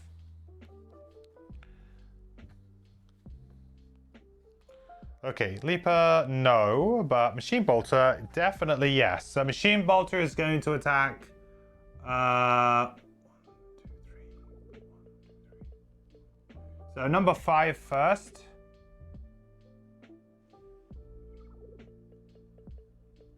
-1.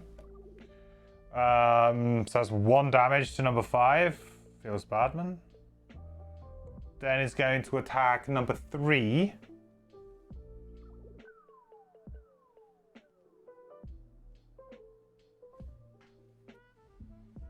Just 2. Okay. I really need to get these attack modifier decks better, huh? Right, remote control. Grant one of your summons, attack 1 and gain 1 XP. I wonder which one are we going to do. So we'll attack... Sure, we'll attack number 3 again, and yeah, number 5, why not? Let's do number 5 first. So this is an attack of 3. 3. And then the other one, -1, 2. 5 is going to take 3. 1, 2, 3. I'm going to take 2. It just feels sad with such bad attack modifier deck. And then my other card is a move to attack 1.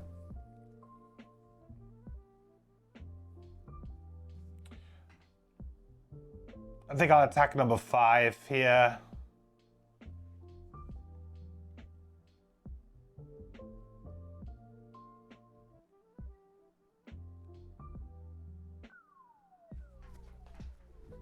Ooh, After this attack ability, grant one of your summons a move 2.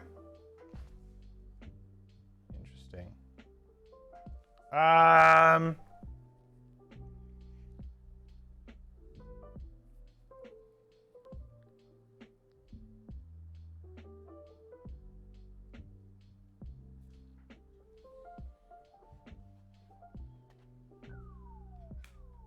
Wow, I can't move it though, right?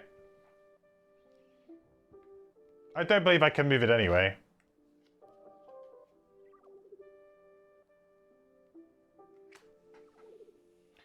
It depends on the verbiage of the card. Hmm.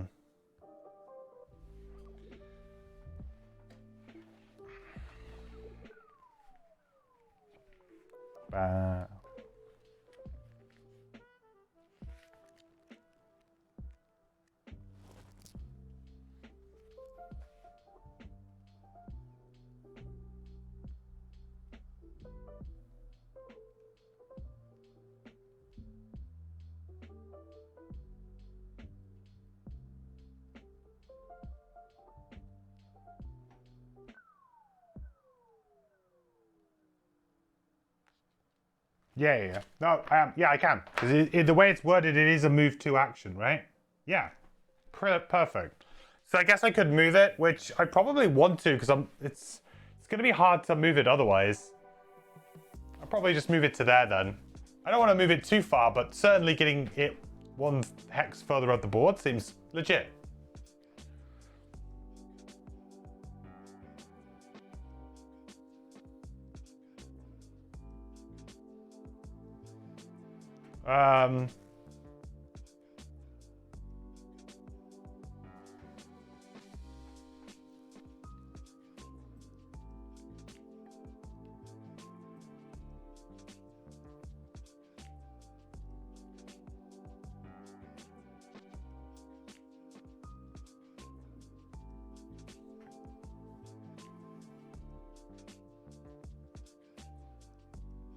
Everybody muddled.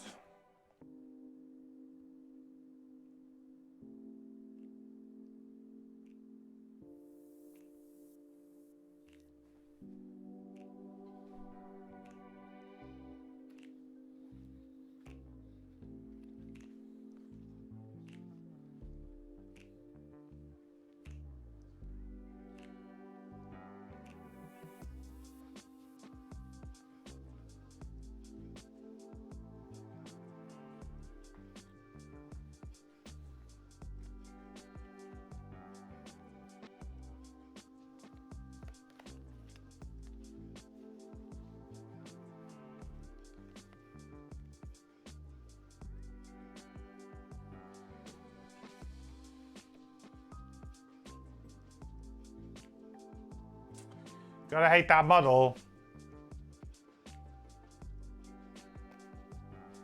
So when I'm gonna flip my blesses too, right? It has to be.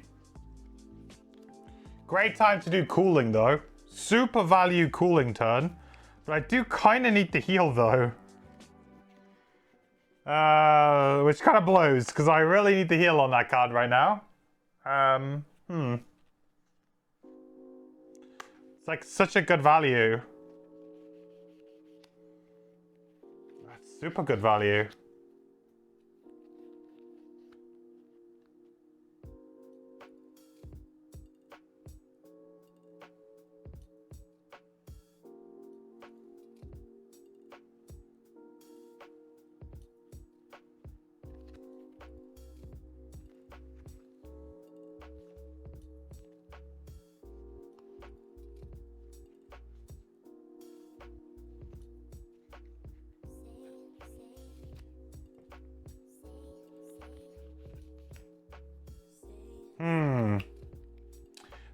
Indeed. I really need to heal for 5 because I'm going to go down to 2 health. Yeah, I have to heal for 5. I've got no choice here.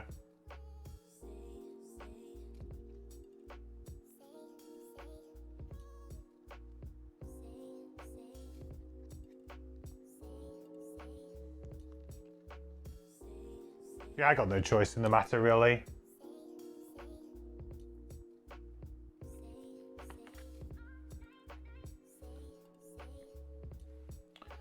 Okay, here come the rabbits. So it's going to be the machine bolter first. Actually, before we do that, let's do machine bolter. So machine bolter is going to attack number 6. It's muddled, so number 6 does no damage. Then it's going to attack 1, 2, 3, 1, 2. Then it's going to attack number 3. Disadvantage for 1. It's alright, it's going to die to the wound now. So that is that guy's turn. So on to the hive.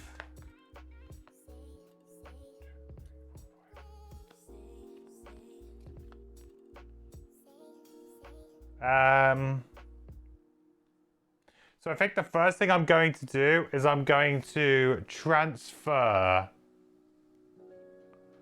So that's going to go to there. I'm going to zip onto there. And our old friend Rocket Legs. Where are you? Did I take you off the base? Ooh. Oh, there he is. He's hiding. Chill in there. Get to heal.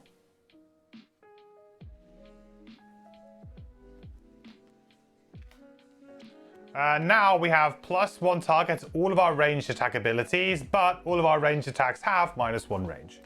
But we have long range missile, so we're going to attack for 3 at range 4, target 2.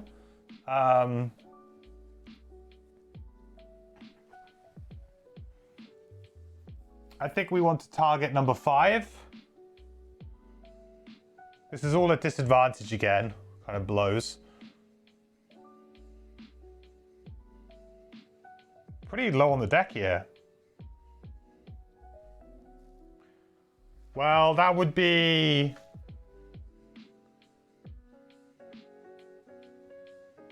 five.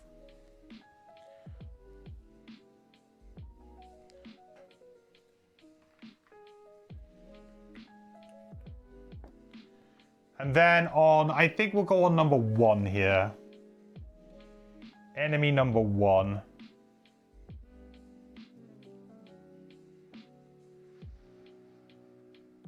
Kind of blows that we didn't get to draw our blasters in a good time. Yeah, so 4. 4 damage to number 1. I mean, I guess it kind of worked out. We drew so many cards, we were just drawing gas at the end there, so that was nice. Good. Okay, so Pyroclast's turn. So now at the start of your next 2 turns, suffer 1 damage. So we're going to take a damage, but that now goes away. Now, at the start of your next 2 turns, perform an attack 1, targeting 1 enemy adjacent to hazardous terrain. So we'll attack number 1 here. With the model. Come on, double +1s. Oh, called it. So that will be 2 damage plus a wound. And create fire. Very nice. Also, this, I guess, triggers as well. So we get 1 XP from that.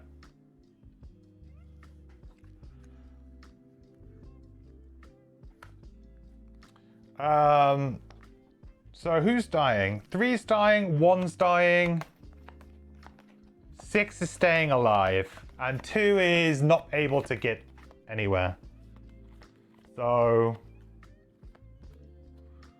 do I do the heal here? I guess I kind of have to do the heal. I don't really have much choice, do I? If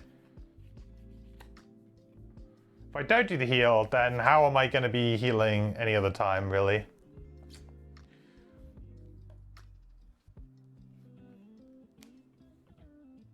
Yeah, let's do the heal.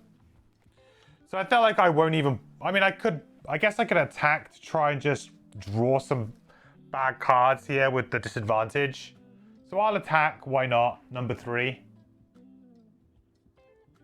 See if we can, you know... There you go. I mean, it kills it. It doesn't make a difference to what really happens here, but it means that I've got that -1 at least out now. And we will heal ourselves for 5. Oh, this also drops off, I guess. But that's fine, because we were only really using it for the wound anyway, and we got another wound attack here. So we're going to heal ourselves for 5. 5. And that is going to go out. And now we have -1 on all of our move abilities. Okay. Getting there. Getting there, getting there, getting there. I'm feeling a bit better on the pyro so far. We've been doing pretty good.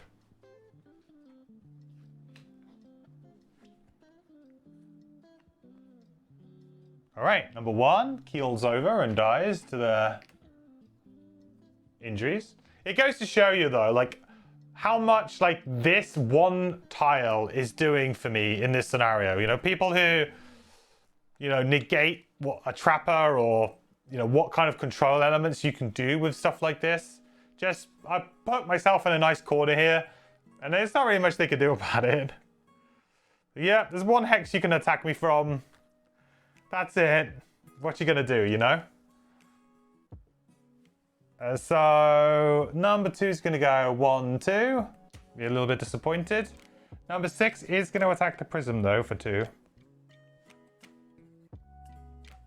2. 1, 2. Alright. Pretty good.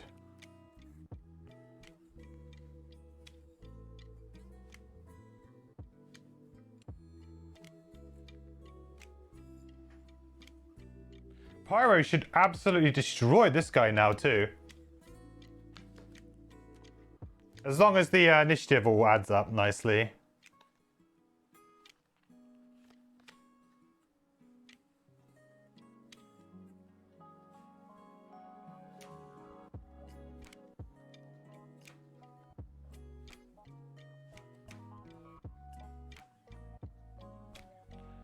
Maybe we tank a bit of damage, maybe? Well, actually, we won't be tanking the damage. The Leaper will, which is kind of fine.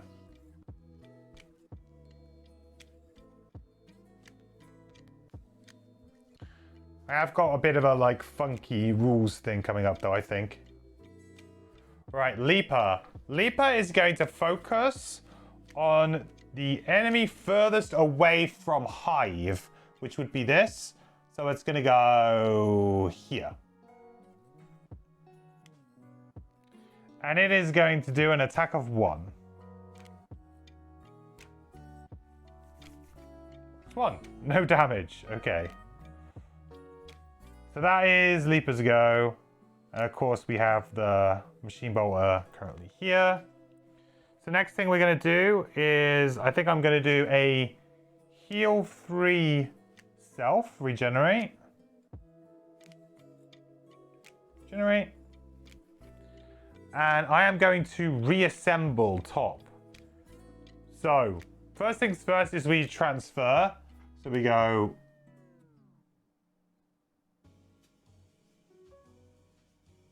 zip, zap,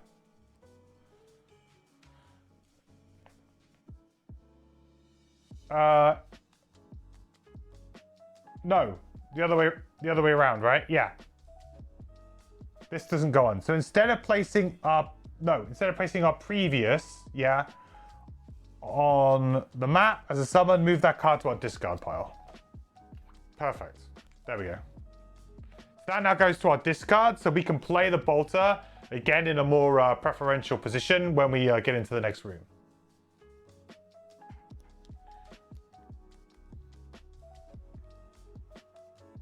Reassemble is such a great card, actually. It's really, really good. Very solid. I guess the thing is here is I should probably not have gone there because I'm about to be in attack 4. Maybe I shouldn't have done that regenerate. Maybe I should have transferred and then just moved to the default move 2. That probably also would have been acceptable.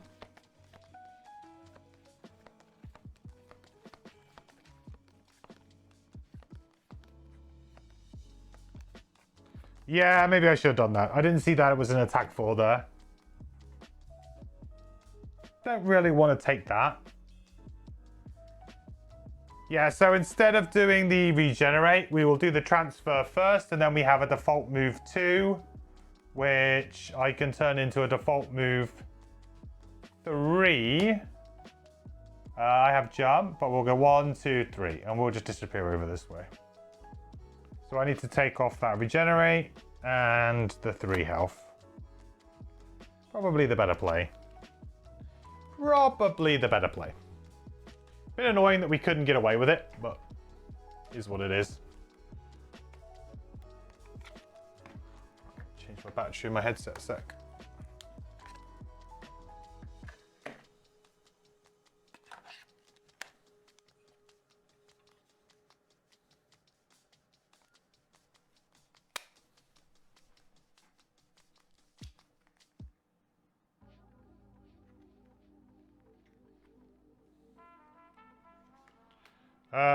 Great.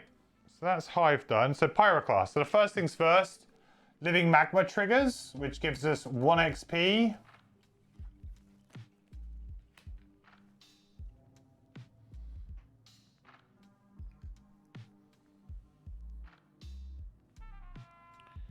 And we get to do that attack. All right, so 1 damage to number 2. And a wound. Not too bad. Then we're going to do Melted Armor and Deep Fury. I'm going to use Melted Armor as a default move 2 here, just to get myself there. Then I'm going to use the top of Deep Fury. So attack for 3, add +1 attack and push 2, and gain 1 XP if you are occupying hazardous terrain. We are. So we are operating. We'll get an XP. So we will now be attacking for 4 with push. 5. Nice. With push 2. We'll just push it 1 here because we might do a bit of looting. This turns into a really nice loot 1 spot. But unfortunately, I did get rid of my loot 1 on Hive. Then, if we are occupying hazardous terrain, perform a heal 2. 1, 2.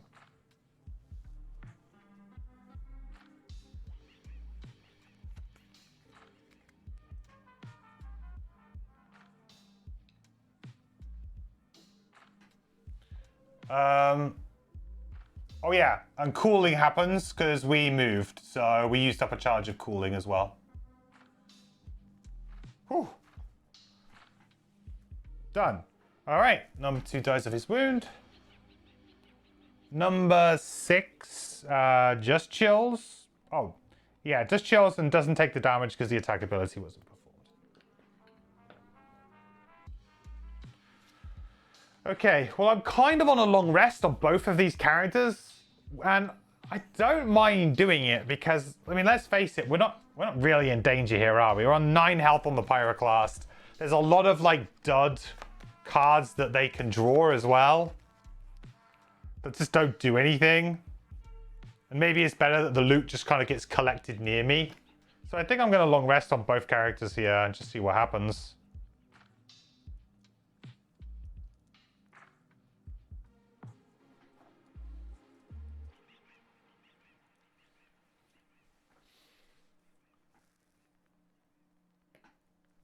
One.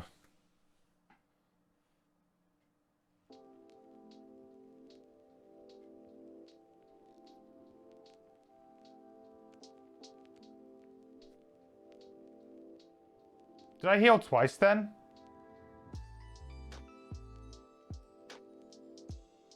Right, I'm on 6 health. Goes up to 8. It goes up to 10. It applies it twice because of the summon. Whoopsie. That must be a new feature.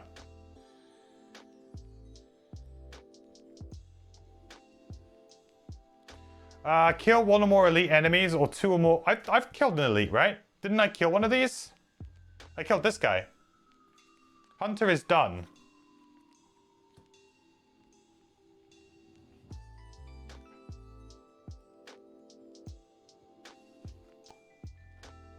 Do. Going well so far, everyone. I am so far very much enjoying this scenario. It's kind of fun. We're actually getting to kind of play our characters. What I imagine though is that these episodes are going to ramp up in difficulty and we will probably hit like episode 3 and 4 and then 5. Imagine not going to be no joke.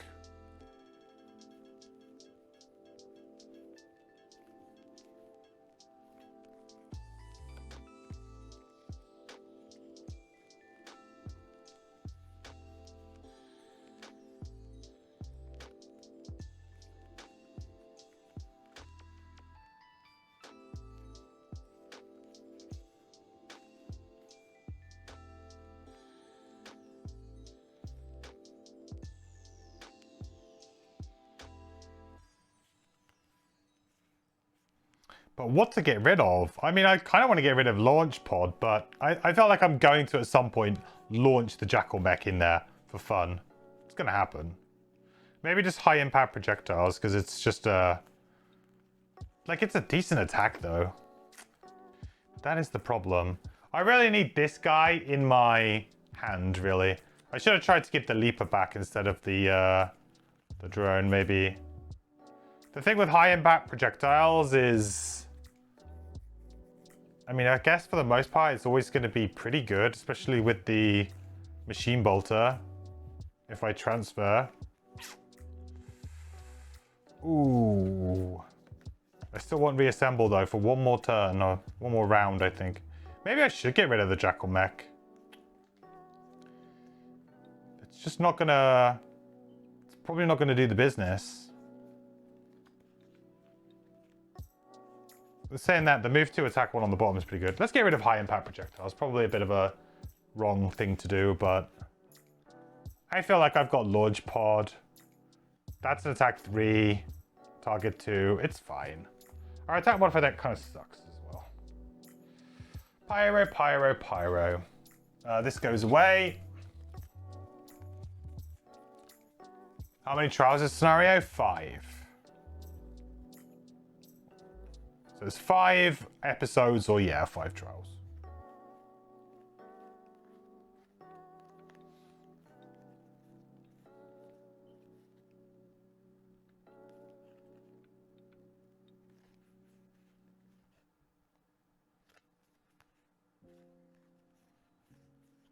Really happy that I didn't burn a card as well for the Pyroclast here. Really, really happy I didn't.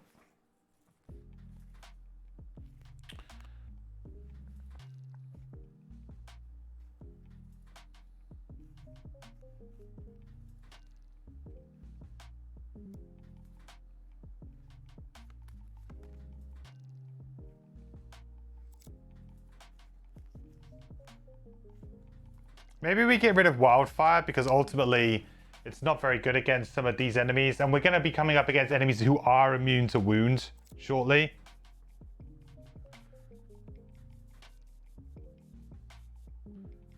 Yeah, I think so. All right. Plus, to be fair, we have other ways of applying wounds, like Living Magma, for example, if we really need to.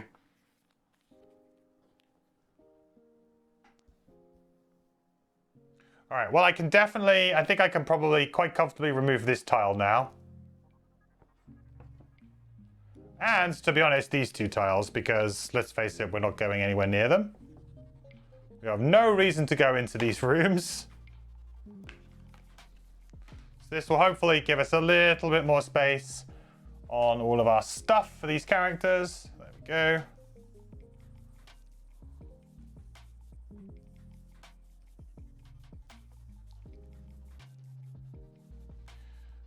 Just for the time being, but we will be obviously having a lot more enemies in a second.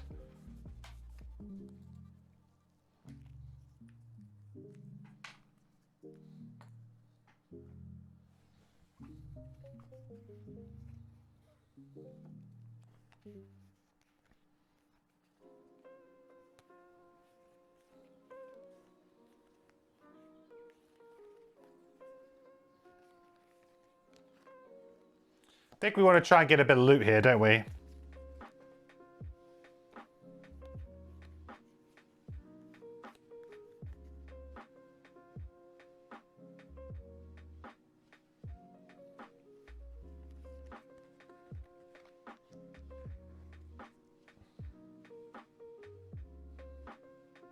Don't want to go too crazy though, because this scenario does feel like one that will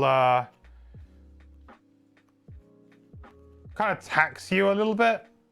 Sneaky. It's like it's going to tax you. Maybe we get the repair drone out now too, because then we can reassemble and get the leaper back in a comfortable fashion.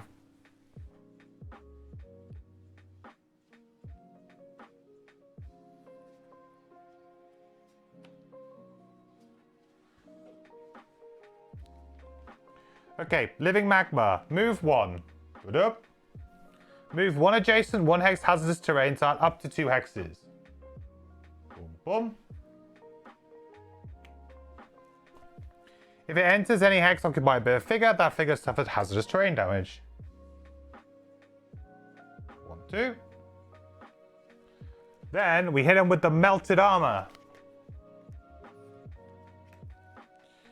Attack 3, +1 attack, and pierce 3, and gain 1 XP if the target is occupying hazardous terrain. So you're going to attack for 4. Ah! I knew I should have, like, I was looking at the spyglass. I just briefly eyed up the spyglass. I was like, maybe I should do that. It's like not often that I have, like, an attack like that. You see, like, this is the problem with having, like, well, I say a low-level attack modifier deck. That would have happened regardless of what attack modifier deck I had. But you have, like, oh, yeah, I've got this great turn. And then that happens to just, like, pour water on your fire, you know? Like, you're like, yeah, it's going to be great. I need to read something right. Not until this guy's dead.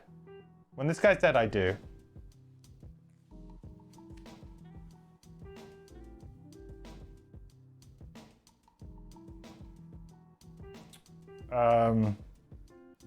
So it's just gonna stay there. It's gonna wound. It's gonna muddle my pyro.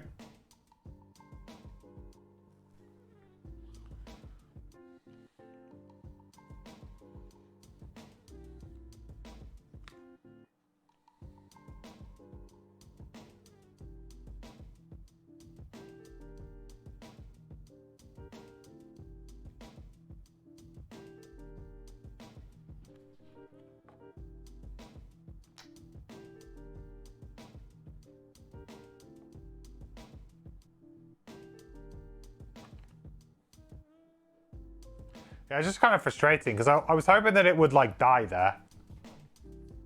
Or at least take, you know, a big hit.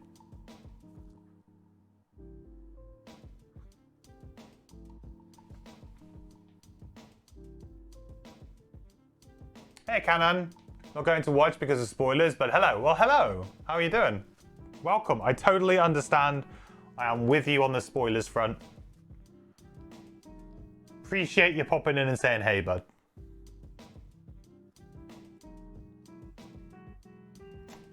Should we go? I mean, it was like, oh, I could go and get that loot, but should I go get that loot or should I just like do an attack one? I mean, try and get some damage onto him because next turn's going to be tricky now that I'm muddled. If I don't attack on my hive, which I guess I could, just feels a bit meh. Oh, let's get the loot. Full greed. This scenario feels like it's a full greed type scenario. Considering that you can end it whenever you want. Oh, time for it. Not what I was looking for, but that'll do. And then I think we'll play another summon. We'll play our repair drone.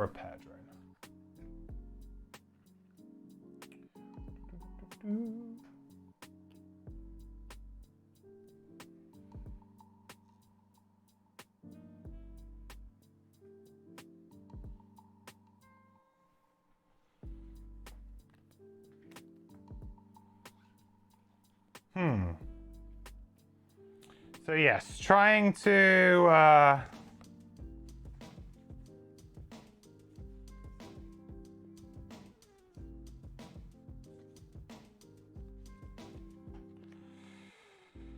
Trying to kill him now is not so easy.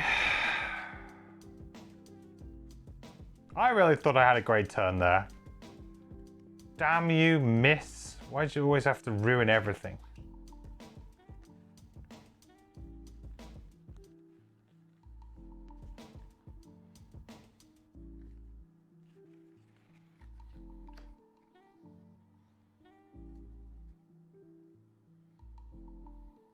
Oh, not draw quite yet. I'm kind of hoping that we can just kind of get the kill and I can move on. It's kind of it, really.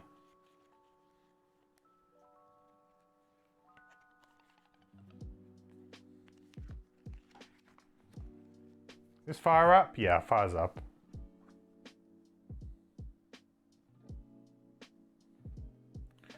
All right, no leaper, but our little repair drone is going to attack. It's got range 3, attacking for 1. 1 damage. It's also now going to heal, and it will heal our hive up for 1. Now our hive's turn.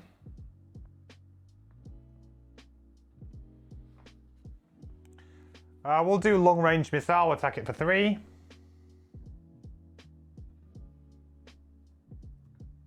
Okay, good. Dead. Which is okay, because now we've double stacked, which is kind of nice.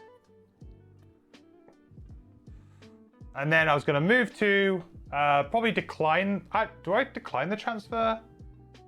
Yeah, I think I probably decline the transfer. And then move 2. But before we do that, we do have to read from the book. We did this wrong last time. Let's make sure we don't do it wrong this time. So we need to read 188.1.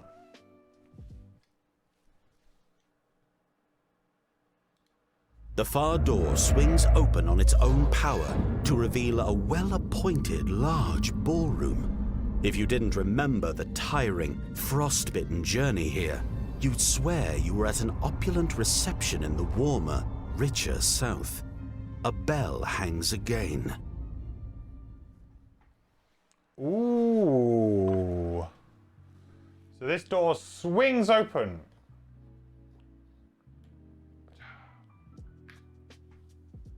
And a big room appears. Bum, bum, bum, bum, bum, bum, bum, bum, bum, bum, bum, bum, bum, bum.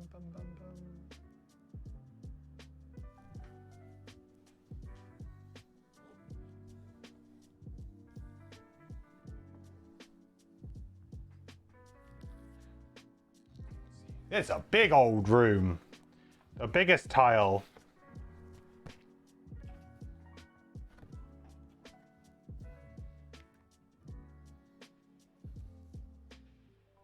Ooh, it kind of connects at a weird... Got a weird angle for it. Is it where the green light is? It is. So it connects into there like that. Well, that's a bit weird. Okay. We're going to have to move everything a little bit then.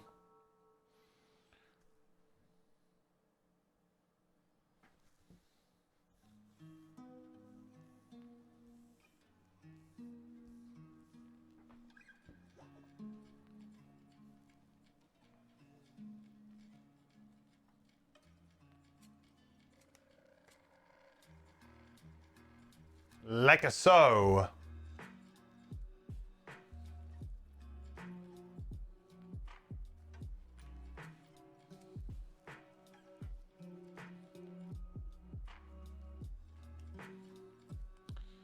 And there is in here a couple of tables and the bell in the middle of the room again.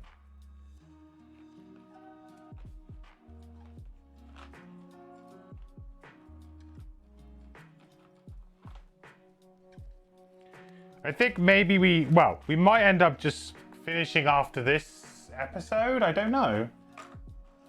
You know, I feel like our stamina is still pretty good right now. But this is certainly kind of like it's an interesting idea for a scenario because you're basically kind of like ramping up in difficulty as it goes along.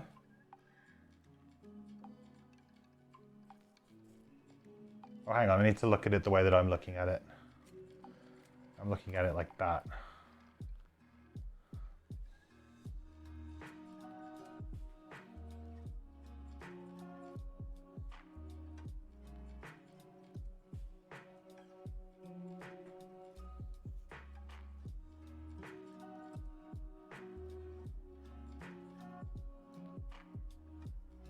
perfect that.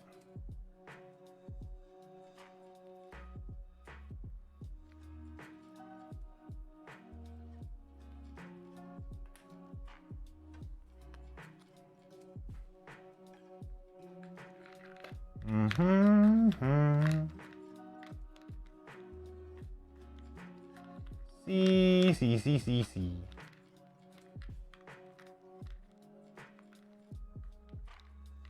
Ooh.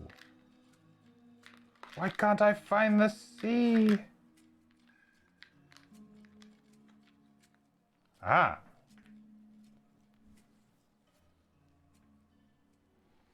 All right. Well, there we have it.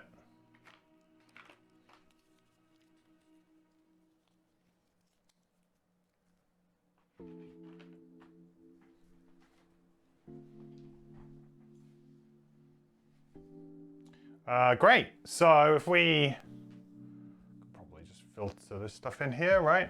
Probably be okay. At least for now. Still haven't done Dynamo yet, but we'll get there. We will get there, I believe it.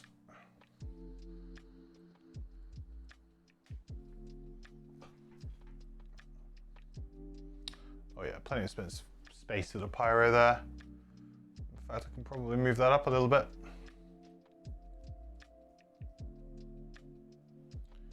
And then we'll go for over here, shall we, for the hive? Or bits of the hive at least. Parts of them.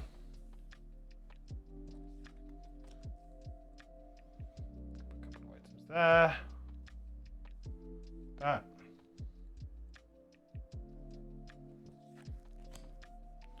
And then we'll have these down here so they're nice and within view and easy to see. All right, well,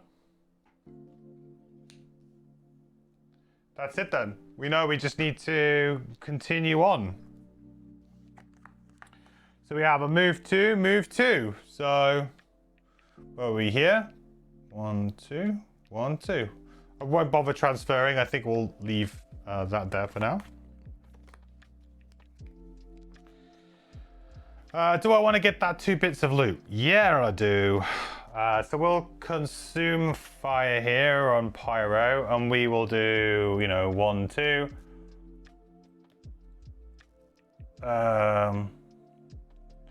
We'll make some fiery stuff, some good stuff. Doesn't really matter though, I don't think. And we gain an XP.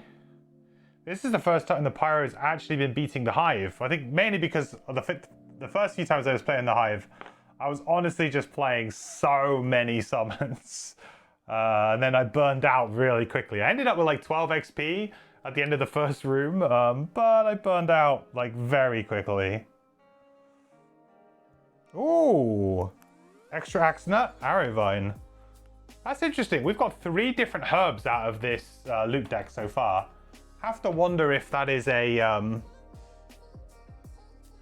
we also get to heal ourselves for 2, but we don't need to. You have to wonder if that is a yeah, like a special consideration for this scenario. Being able to loot some stuff.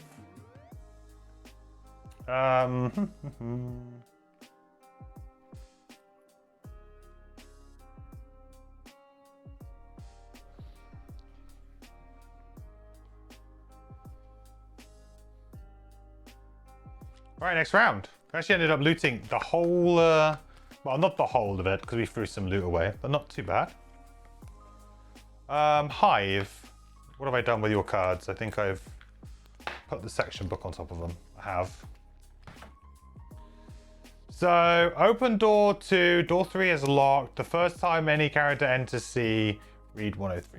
So, same as before, no new changes here. There's a random chest. Huh? What, in this scenario? Maybe, like at the end, I could see there maybe being something special, like to get to the end, to the 5th. Like, that would make a lot of sense.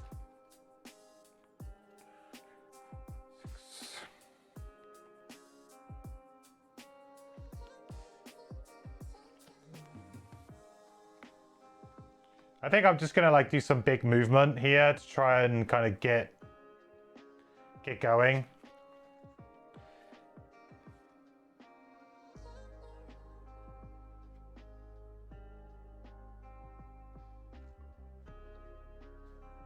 We'll probably end up like long resting, I think, before we do anything.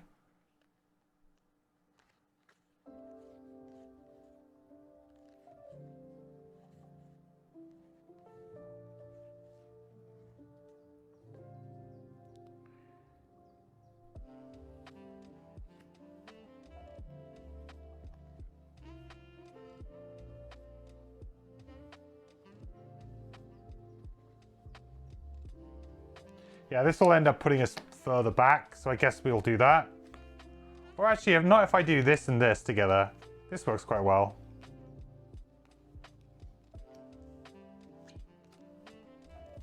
Okay.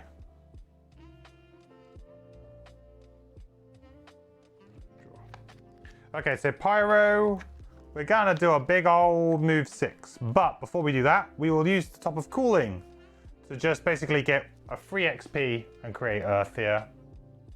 Nothing special. Essentially, we create an obstacle there. I won't bother placing it because it won't do anything. But now we'll get to move 6. 1, 2, 3, 4, 5, 6.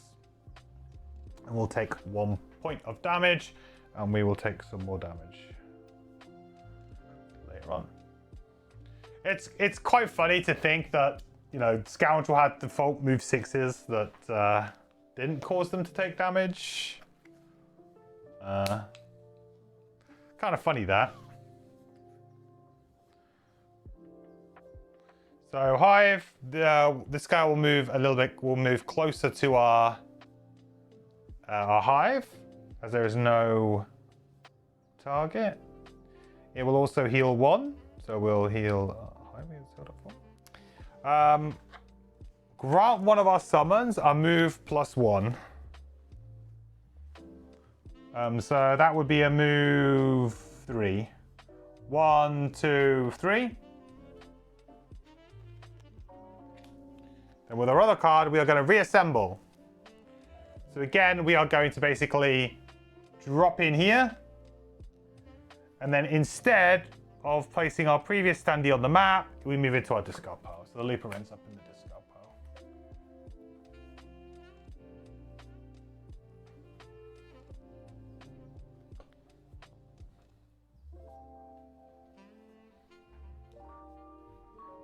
This is our new active mode, which is one of our stronger active modes. Okay, great. That is the turn. So next round, we will do... Well, we'll do whatever here, right? We're just moving towards it. And then we're probably long resting just before we kind of get there. So the game has started to... You know, the stamina has started to creep up and whittle me down a bit here. So we'll just do a move 4. Other card doesn't do anything. 1, 2, 3, 4. We'll get nice and close. Take a point of damage.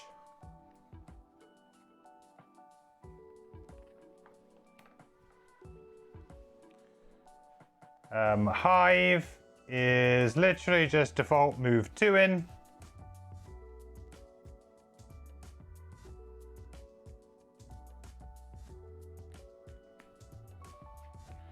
That is it. Okay, next round. Long rest on both. Okay. Oh yeah, we should have healed up for 2, but we're maxed out now anyway. So Hive, what do we lose? Reassemble's been good. This room is absolutely screaming out to just have our machine bolter plunked in the middle, isn't it? Like plunk it like here probably. Just screaming out for it.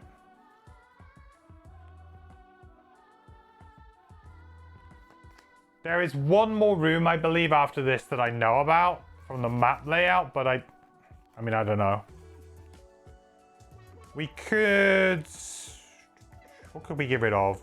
Launch pod's probably fairly weak, but then it is a big heal. The Leaper is maybe not so good anymore anyway. Because this scenario has been very slow and steady with our movements. But then do we just need a move 4 in our hand?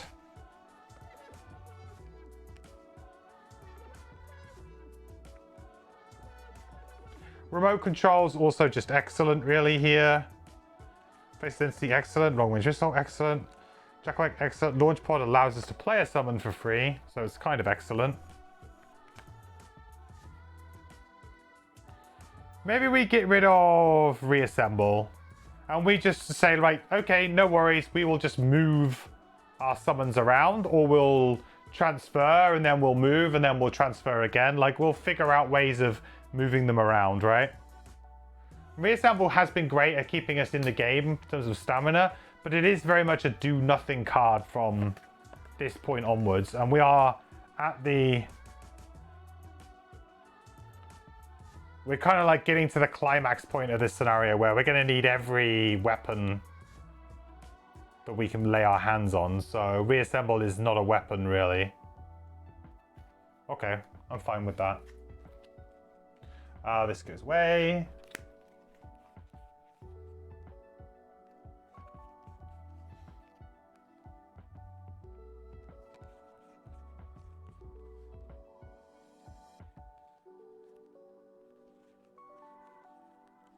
I guess we probably should have taken 1 damage. That would have put us at like 9, right? No, 8, maybe.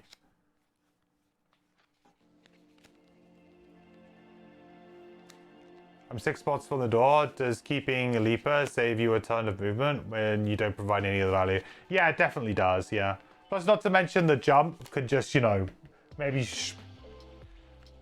fast track me there. But if my idea is to just move 2 towards the door pretty much every turn pretty consistently, then it's not so much of a problem.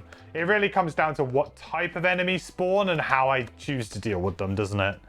Like, I feel like, yes, it will save me potentially a point a turn, but also if I'm consistent in my movements and I just go, right, I know I need to be there, I just go 1, 2, 1, 2, and I just naturally just make my way there. I do have quite a few bottom actions, though, that aren't moves that I would like to play, so.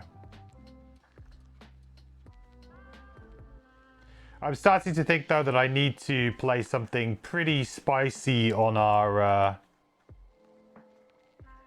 Pyro.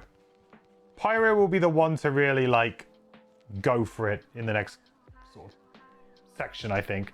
The problem is, though, is that this was the best Igneous Path area, the previous one. This is not necessarily the best. I can remove this now too, actually. I thought about it. Oop. Come on.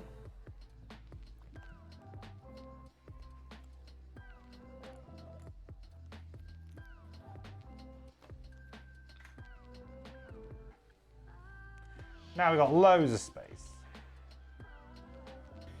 Yeah, boy. A little bit spicy. Yeah, definitely need some spicy Pyro plays, I think. But what card do we get rid of? Lava Bomb is like, oh, I should play Lava Bomb because it's literally like such a safe card, you know? I haven't really got Flowing Fire going either. This is the other weird thing.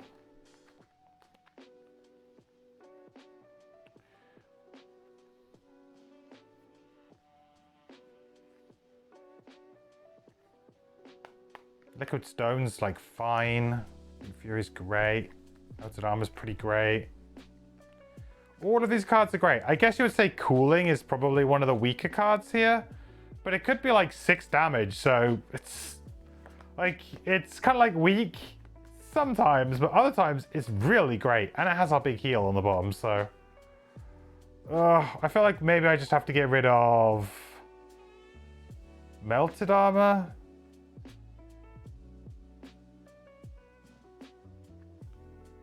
It's either that or Liquid Stone. I think I get rid of Melted Armor. Ugh.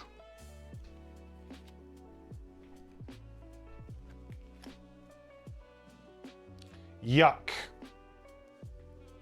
All right, then, let's ring the bell. Who wants to ring the bell, though? That's the question.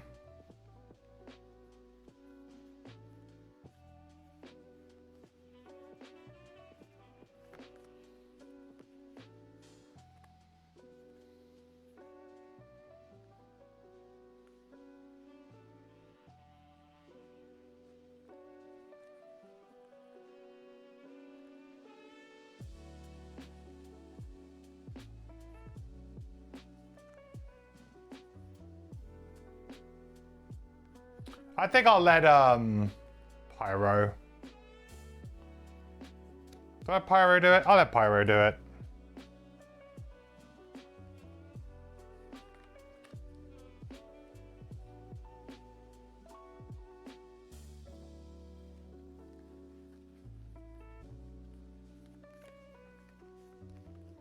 Let's get some more summons in play, shall we?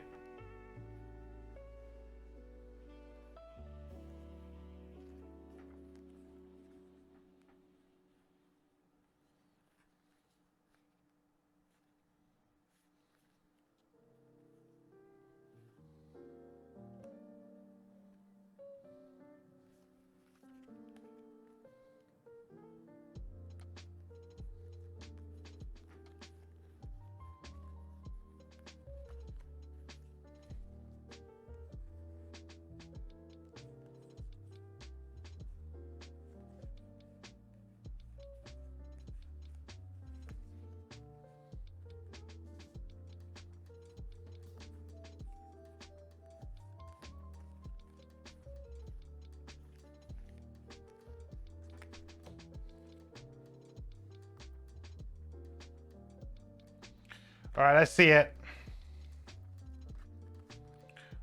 All right, we'll move 3. 1, 2.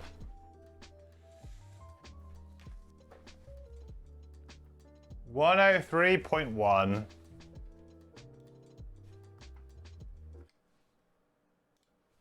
The bell chain retracts into the ceiling, and then clapping and excited laughter echoes from the brass tubes. Behold, my dance hall! I trust you brought comfortable shoes. I hope you'll forgive me if I'm a moment delayed.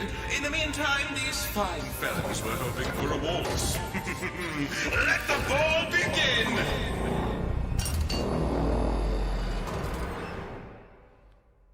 Oh, really? Is this it?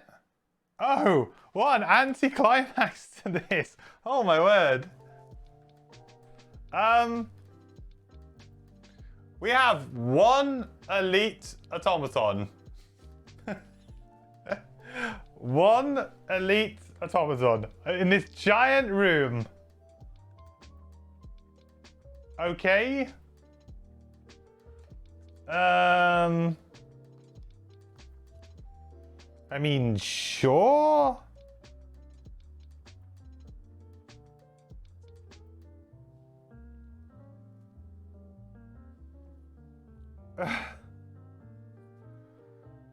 It just seems a little bit strange. After all that, to just be one automaton? I mean, it would be 2, and also it's kind of weird because they're like, the thing says these fine fellows, but if you're playing 2-player, it's only 1 fellow. Maybe the S should be in brackets. How would you pronounce that, though? I don't really know. It's kind of weird.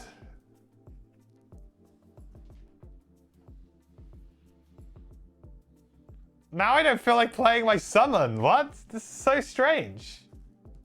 I really don't. I feel like, what? Why would I bother? It's just kind of, what's the point? It's 1 enemy. How much shield does he have? 3. Oh, he has 3 shield though. Okay. Well, yeah, that's maybe a bit of a problem. Oh, well, maybe not for Pyro, actually. Okay, so I think we have 1 movement left, right? What's he doing? He's moving for 3 as well, which is pretty annoying, actually. Means he's going to be able to get me.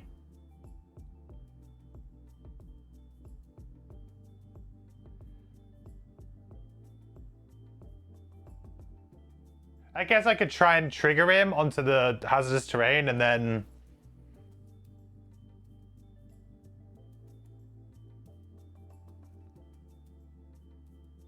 I mean, I guess I could move away, right? And then just not bother lava bombing. That just feels like a bit of a waste, but...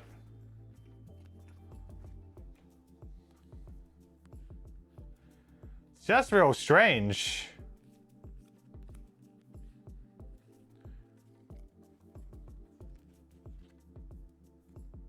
I mean, attacking for 2 into something that has shield 3, immunity to poison. Huh. I probably should have bought that Pierce one, huh? And not having fire here will suck. Is he attacking 4/4 with a push 3? I mean, even if he times 2s against me, does it really matter? Probably not.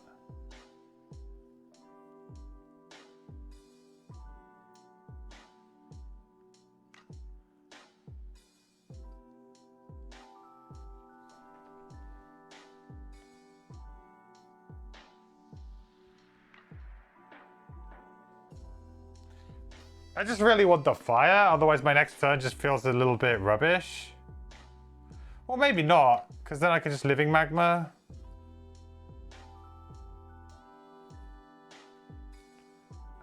No, we'll just do it. We'll just do it. Okay, we'll attack for 2 then.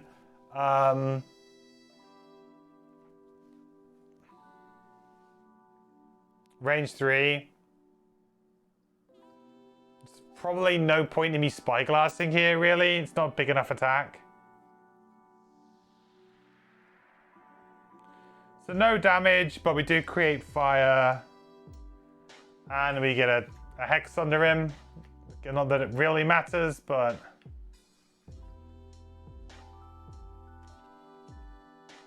Okay, stuff going. Progress update, mutton sandwich. Shield 3 is bad. It is bad, but we do have ways around it. You know, we've got a very good true damage type character here who will be able to absolutely decimate this guy. So I'm not too worried. We stick wound on as well. Maybe we get two points of wound or 3 points of wound damage off as well. It's fine.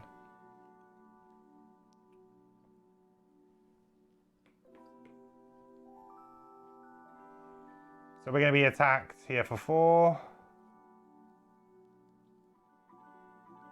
4. And we get pushed 3.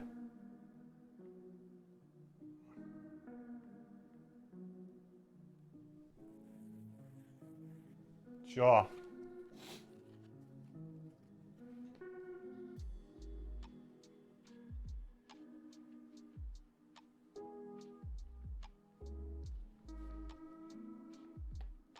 Maybe towards the door instead. Might be fine.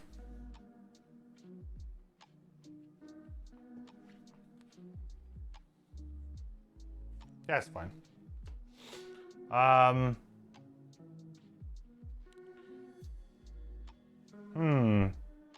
Yeah, you see, like, my turn seems really bad now. I guess I could play the Jackal Mech instead.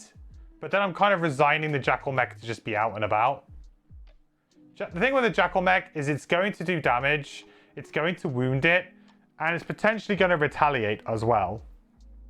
So this is like all extra damage, whereas like the Machine Bolter will do absolutely nothing. So I think I will have to kind of do... I think I will have to do this. We'll take this away now.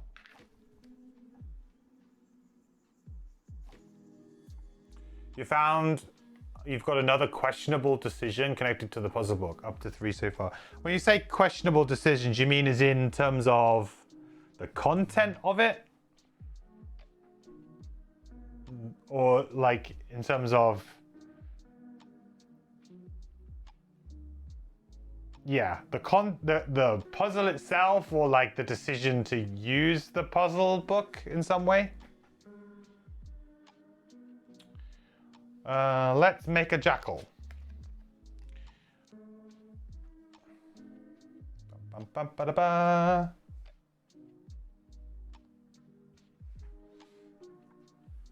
ba. Move to... Is the point me moving? I mean, I could move... Get a little bit closer, I guess. And then move the Jackal Mech. I guess I kind of want to hold him there, so I'll just move the Jackal Mech to there, but yeah, it just seems kind of wasteful. It's going to be interesting trying to kill this guy. It's going to be kind of interesting.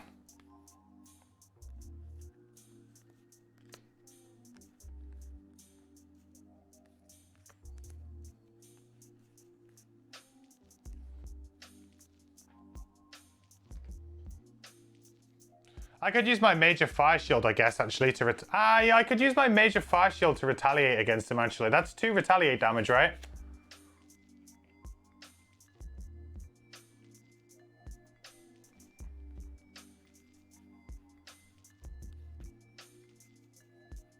Not sure if this guy's got many, like, target 2 type abilities.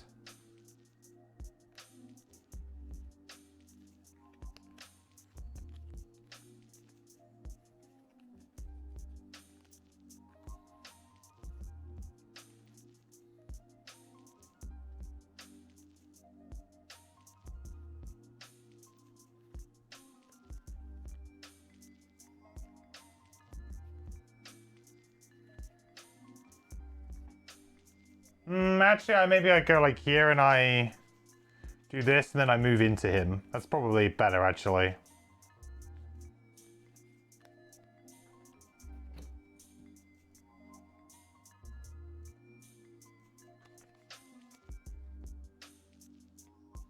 I guess it's going to be... Actually, no, it's going to be really hard to get the retaliate off at some point, isn't it? It's just going to be difficult.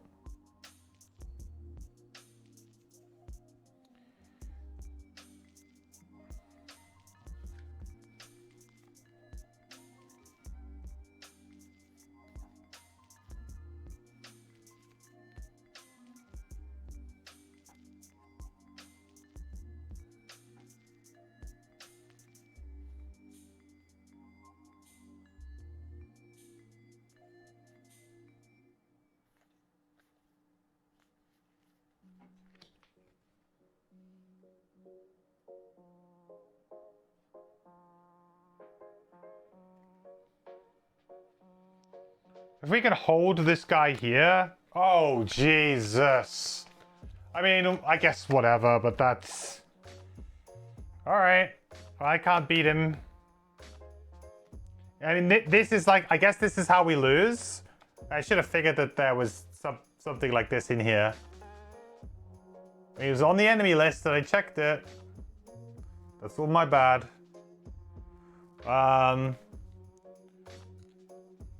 A design decision, not a puzzle book, but stuff locked behind it or required to get the information required to solve a puzzle.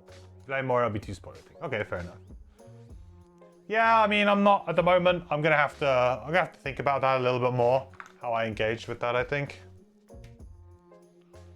So we're gonna attack this guy. We'll consume the fire, gain an XP. No hope here of anything really happening. Oh, well, at least we drew a bad thing. And then we get to put hazardous terrain in hexes that weren't targeted. So now we're now we're cooking. We got some terrain in some good spots. We're cooking. So that's Pyro. Oh, I haven't added the mech. So Jackal Mech is just going to go here. Well, actually, it could go anywhere that I want, but...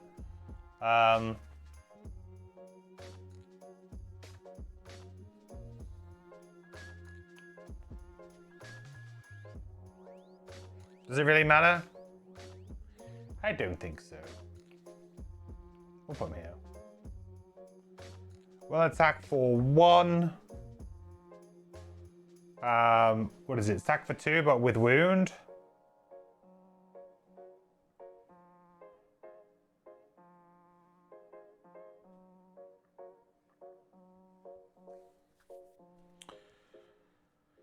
So they're done. Hive's turn was going to be, like, pretty nifty, but now it just looks dumb.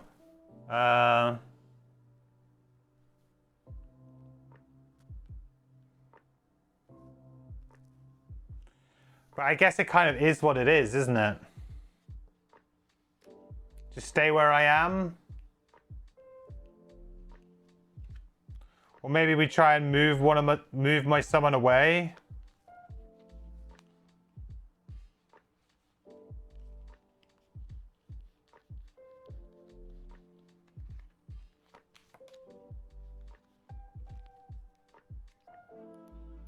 I mean, I can attack for 3, I guess.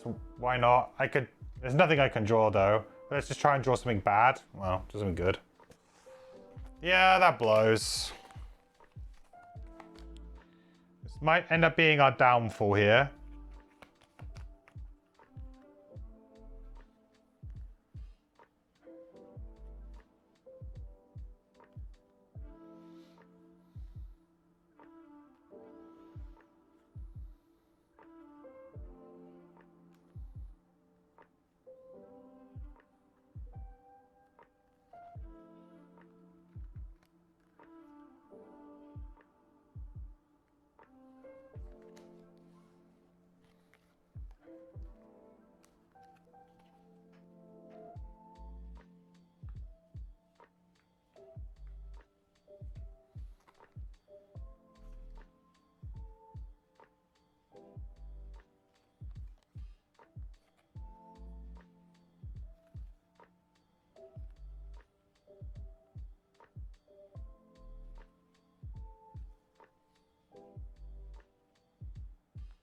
Oh, I have spear, right? Ooh, I have spear. Spear could be really interesting here. Oh, spear's excellent here. I've just seen it. I've seen the turn. I can see the turn. And then I can, yeah, then I can engineer a way that I can trigger the retaliate maybe with the fire shield potion. Okay. We have a cool little turn here, I think. So this works really well.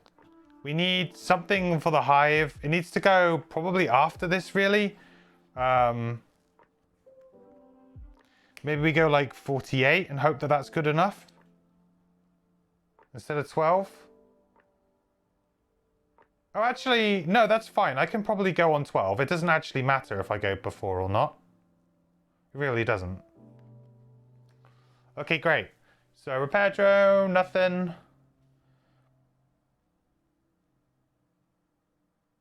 Jackal Mech is going to attack for 2. Nada.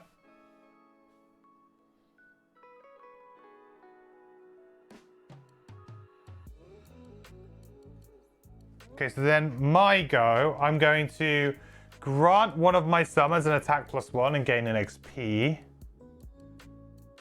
So have another go. Plus. No damage.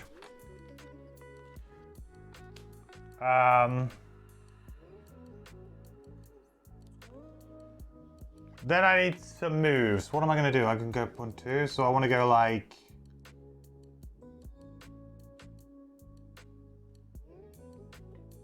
Yeah, like that, I think.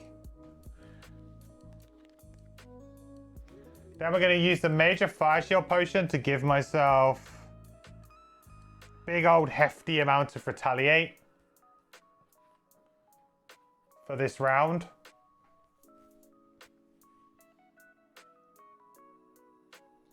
Okay, Pyro's turn though is super sweet. So we're going to move 1. Move 1 adjacent, 1 hex hazardous terrain tile up to 2 hexes. If it enters any hex occupied by a figure, that figure suffers hazardous terrain damage. So we go 1, 2.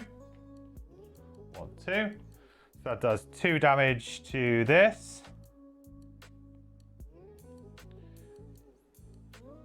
Also, I felt like playing the top of this maybe would have been good because of the PS2, but it's still like an attack 1 on something with shield 3. So even the PS2 feels a bit awkward. But now we can do Deep Fury. So we'll use the Crude Spear. And I'm going to use a Spyglass here. Why not? And that's going to give us an attack 4 with push 2 and gain 1 XP. We have advantage. Come Come on, ×2, baby. We need it. Oh, come on, man. That does no damage because it's literally an attack 4. Are you kidding me? Oh, we lost. We lost. We get to push it for 2. 1, 2.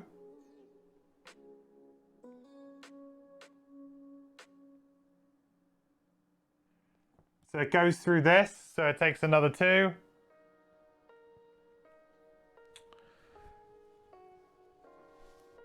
Oh man, like you couldn't just draw like a +1 or something there, you know, just to do something? Scammed? Yeah. Just use the bottom to save the Jackal. I could use the bottom of that card to save the Jackal, but if I do that, then I transfer into the Jackal, which is not necessarily what I want to do. Because then I'm taking 2 damage every turn instead of healing 2 every turn, which is obviously going to be quite beneficial when I'm trying to kind of damage race this guy. So he's going to go there, and he's going to attack me for 5.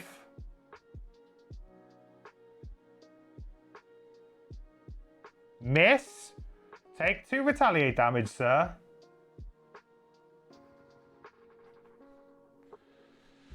Okay, that goes away.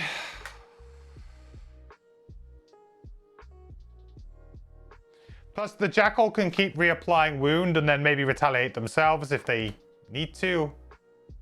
What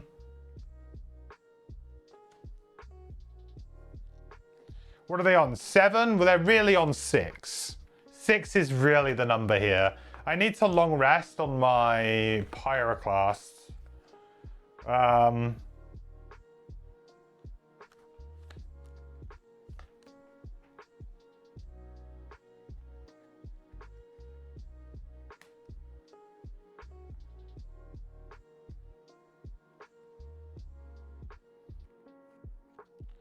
Wow, I've only got 1 card in hand on my Pyro, and that's it, right?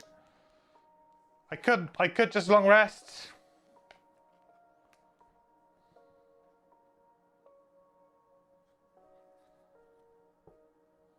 I mean, there's no real... Like, what's the risk here? There isn't one, is there?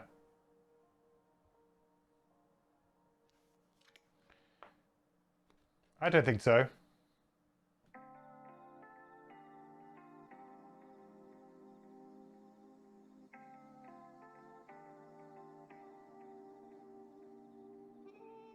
That's fine.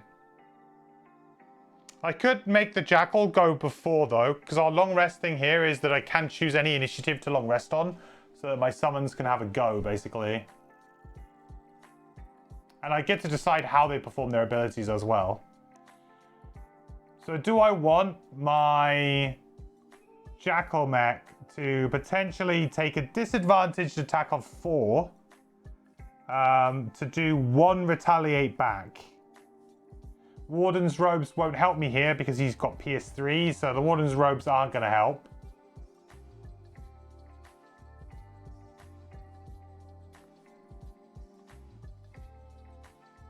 Or do I just take it, go after, and just kind of let the Jackal mech do its thing? You know, disadvantaged attack 4. I mean, they've just shuffled, right? Yeah, they just shuffled. So it could be anything. It literally could be anything. It's only got 4 health, so I'd have to draw a negative to survive. I don't really feel like losing the Jackal mech at this point in time.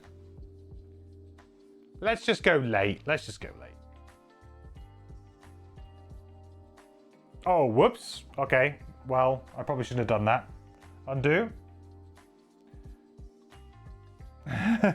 So I was going to do a disadvantage attack 4, right?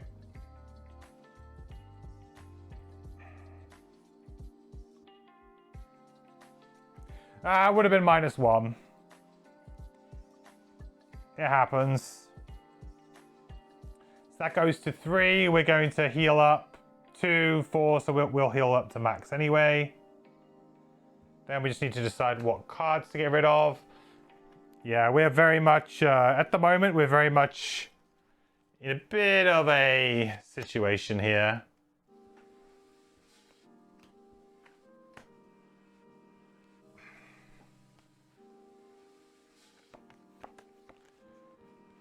Because it depends on what the next room is, really.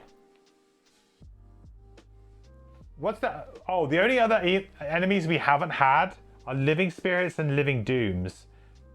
But this is episode, what, 4? This is episode 3. There are 2 more episodes after this? That's crazy. I guess if we had the right tools here, though, this guy would be dead by now and we'd be moving on.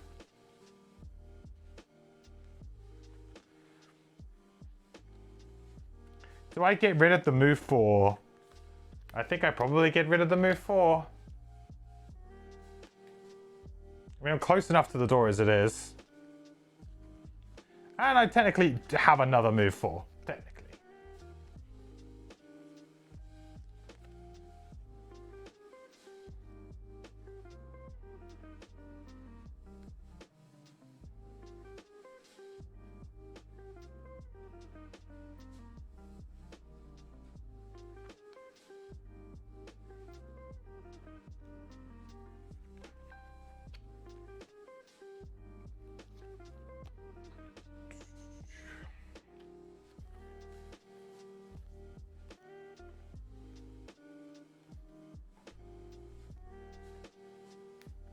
I think I'll get rid of Lava Bomb because we'll just use Igneous Path for the big burn on the last round. Right, he's on 6 health. I can do 2 health. In fact, I could do more than that. I can do 4 direct damage. So he's actually on 5. I can do 4 direct damage, chat. Which would immediately open the door.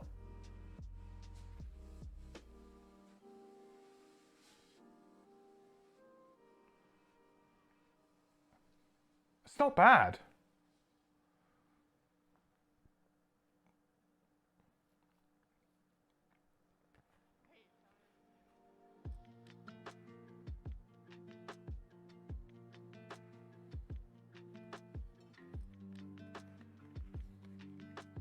I think I go for it, and then we open the door and we just see what happens, right?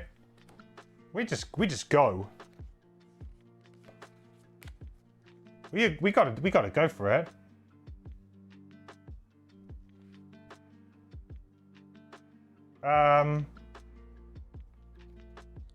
And presume that there will be another bell.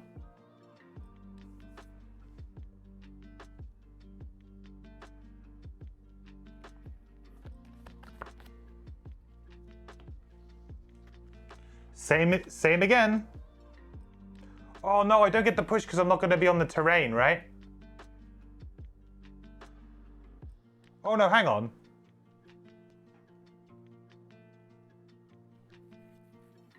I might mess that up. Hang on.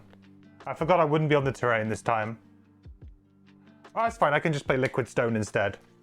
It's the same deal, really. Kind of achieves the same thing. With the Spyglass, hopefully draw the +1. Yeah, we're okay. Right, so we are going to, with the Pyroclast, we will use our Crude Boots. We will move to 1, 2. We will use move 1 adjacent 1 hex hazardous terrain up to 2 hexes.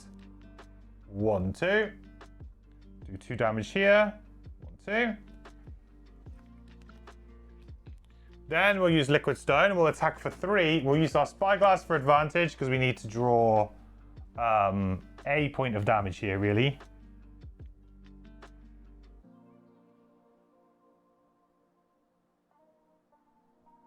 Nice, so that does 4. So 1 damage with a push 2.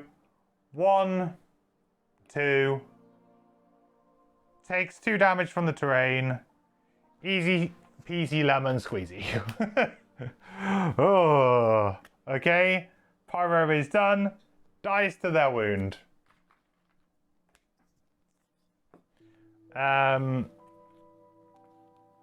Great. That means now we need to do the next bit. 11.5.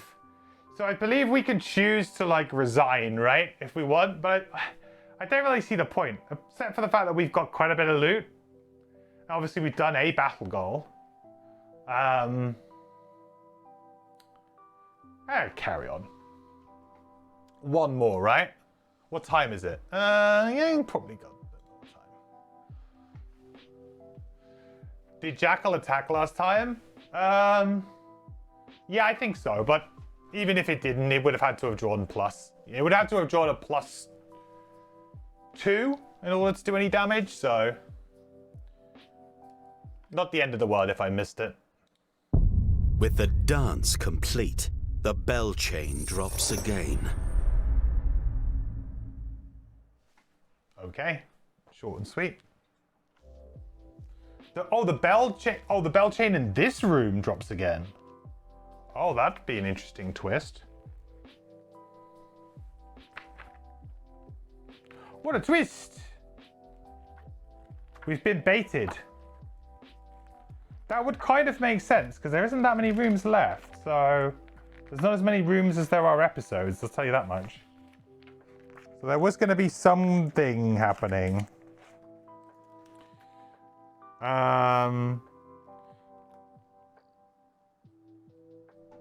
Was it 11.5? Ooh.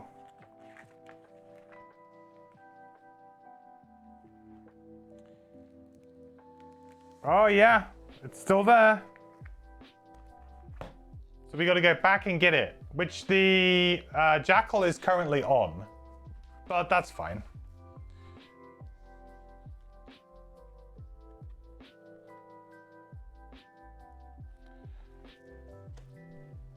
So this is where the bell chain is. So it's whenever the next time any character enters. So I think we'll be forced here to do a move to... so anyway, we can choose to move this towards us, which we will do. And then we'll do a move 2 with our creep boots, making it a move 3. 1, 2, 3. So we'll go to where the chain was. 55.1. They mocked, they chided, they whispered endless jibes against me. My hole was empty, and they reveled in it. It was their final jest. My lovely dancers made short work of them. It took me weeks to scrub the blood. Now my new friends join their final pirouette. Wow, this guy's got a bit of a screw loose, huh? Jeez. All right, bolt shooters, our favorite. Hooray, it's bolt shooters.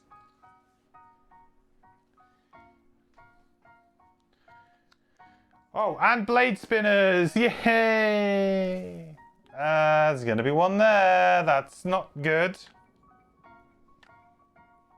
Gonna be one down here. There's gonna be 2 blade spinners. This could be where we lose. They are just regulars, so maybe we can deal with them. At least I have terrain out. That's something.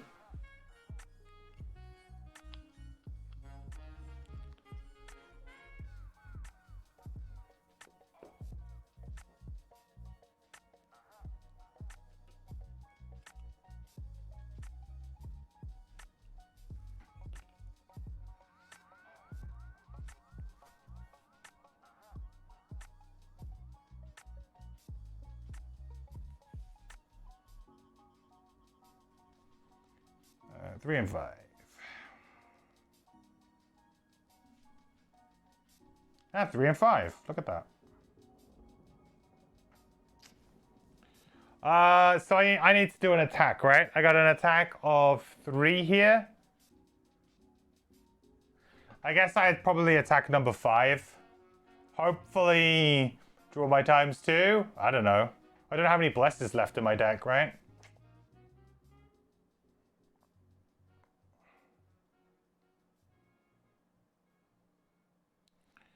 Yeah, let's attack number 5.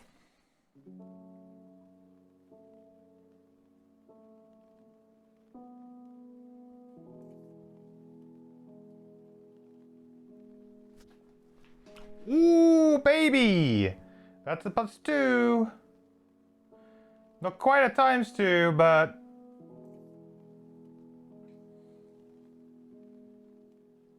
That's pretty nice. That's a great start. But that is basically the turnover, though. So, Blade Spinner is moving 4. Oh, no. They don't have jump, do they? Oh, thank God. Yeah. I guess I should do this in order. Hang on.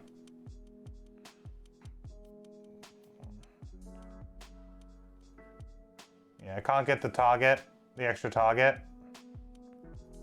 So I was going to create fire. Attack for 2. On the Hive. Hive is like pretty well equipped though at the moment. Jackal Mech could maybe just do a little bit of work.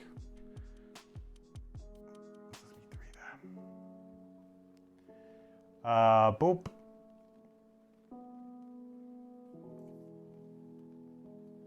Two on Pyro. Pyro, 1 damage. 3. Ouch.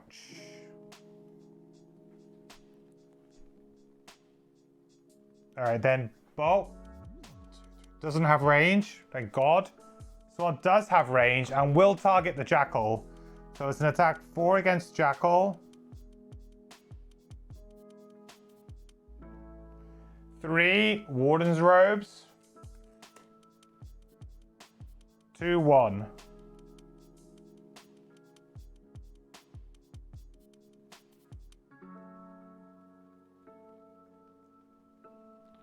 Okay. Not bad, we're getting there, right? This is, I think like, it feels kind of bad, but actually...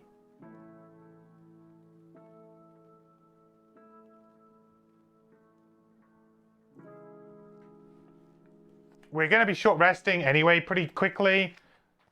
This might be the last room that we can do. We might have to just say, after this episode, we're done. Which I think is pretty good. This is the 4th episode. There's one more episode after this. And the enemies in it are going to be nasty. I don't have range? What do you mean I don't have range? With my long range missile, it's got range 5. Explain.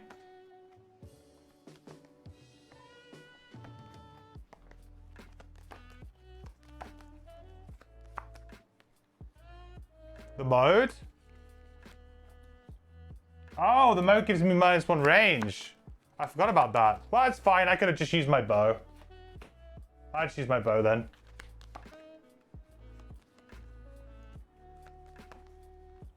It's no problem. No biggie.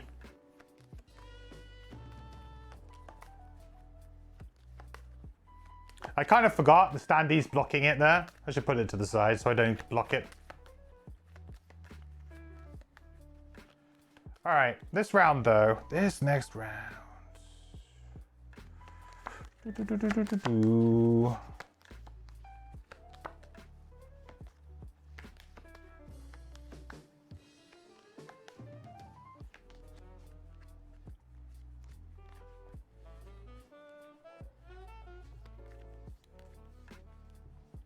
Fire's up. That's pretty neat.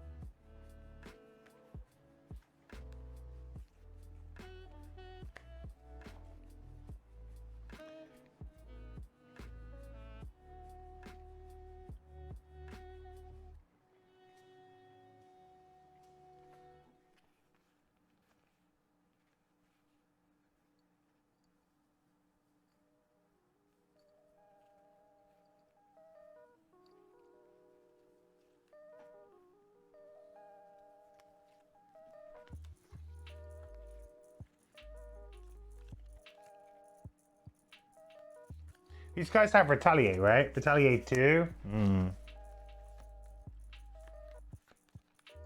Jackal does not like these guys very much.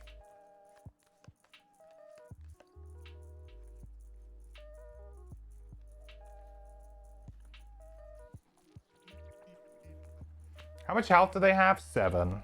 7. Can I kill them quite quickly? 7. Fairly quickly.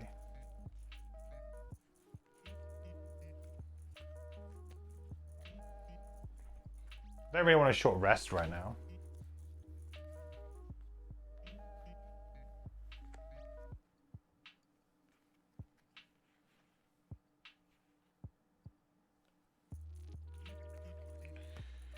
Deep Fury seems like a really nice play.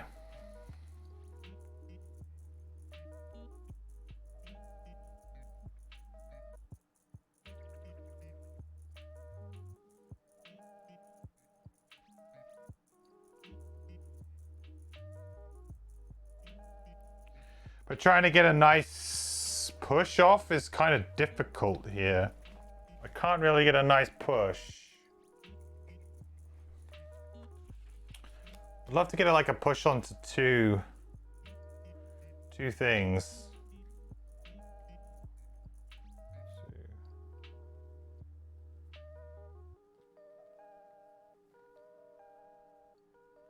It'd be an attack of 4. It'd be like 6 damage, and if I can draw well, then that's a kill.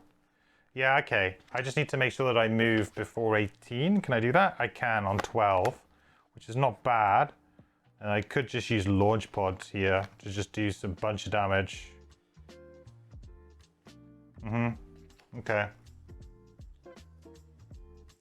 Let's see how this goes. I might end up just doing the attack 4 and taking a retaliate as well with Major Frenzy Potion here. Just to kind of get it done.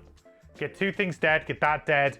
That's pretty much nearly dead. I'll have to chase after that, which is a bit of a pain. I don't really want to have to chase this thing, but I don't know what else I can do. They're kind of like the artillery of Frosthaven. Just stay in one place and just really annoying. They can actually move. They're moving artillery. They just choose not to move a lot of the time. 12, 18. Let's hope that this can get it done. And let's also hope that the bolt shooters are going before the blade spinners. That would also be super good. Rip.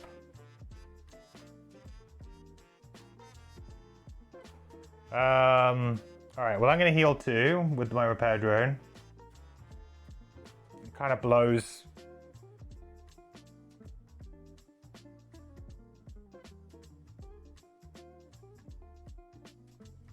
I might have to let the Jackal Mech die or something.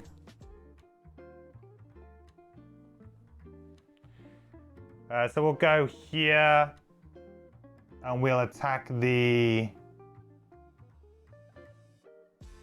Oh, hang on, I can't go there because I wanted to move the... Yeah.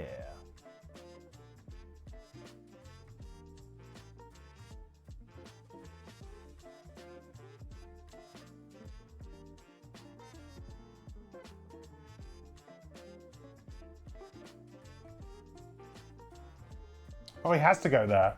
Sorry, it breaks the initiative tie. Has to go there. Got no choice.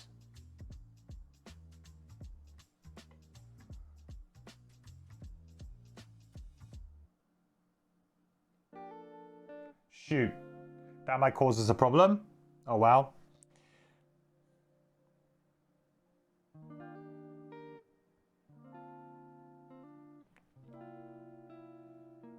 Well, I mean, it's 4 damage. And a wound. Oh, of course, the wounds don't go through. It's 4 damage.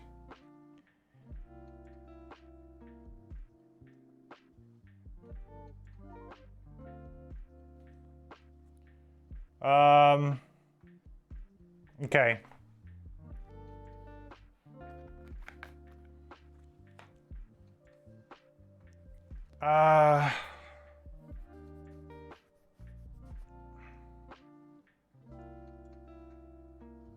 I guess I could push him that way now. The thing is, I was really hoping that he was going to go after this and just destroy it, and then I wouldn't have to worry. Now I'm like, huh, how do I kill the bolt shooter? The bolt shooter is the problem. I guess I kind of go and launch pad the bolt shooter. Launch pod the bolt shooter. I guess.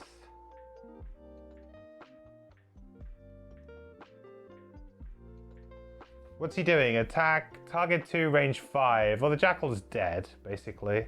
But I need to make sure that I'm not keeping myself in range here. Let's go this way. Oh, let's go the way to the door.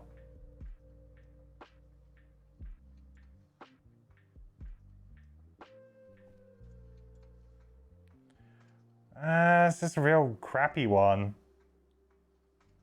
I was thinking about doing my big attack here as well.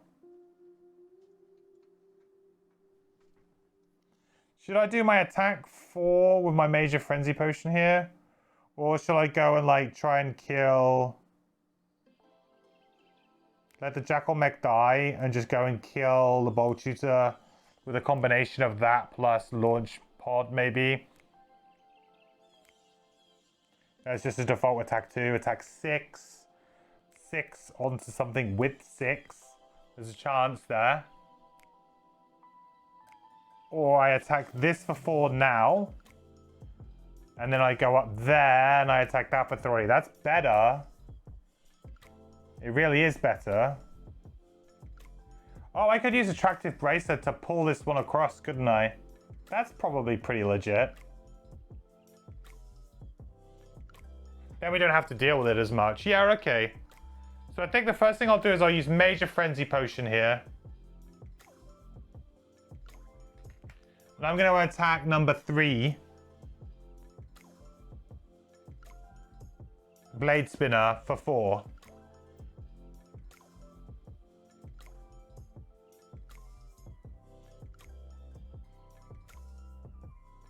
Okay, which is fine. That's 3 damage. That's dead. Means I don't take the retaliate, it dies. Not too bad.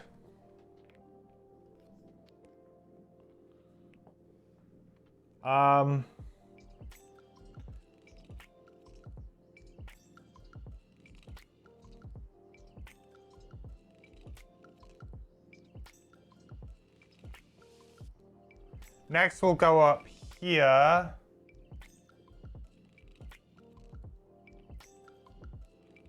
And we'll attack this for 3 with launch pod.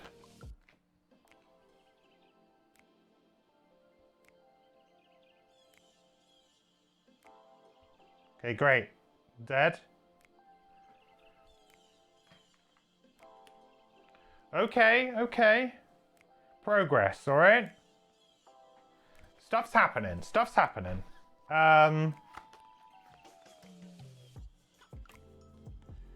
Right, Igneous Path. We have fire, which is what we wanted. So now we can consume that fire to do a move 2 here.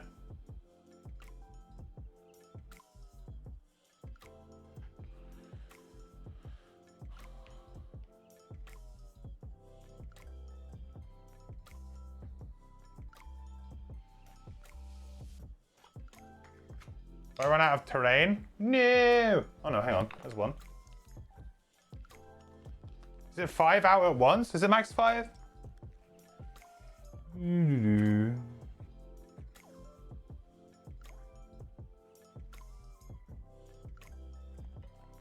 Six.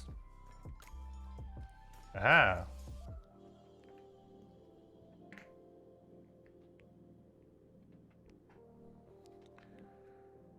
Okay, that gets us an XP. Look at this XP on the Pyro class. We are making it work today. Then let's use Deep Fury. Oh no, I'm not on a hazardous terrain. I've done it again. I've literally read that card how I want it to work. And it does not work that way.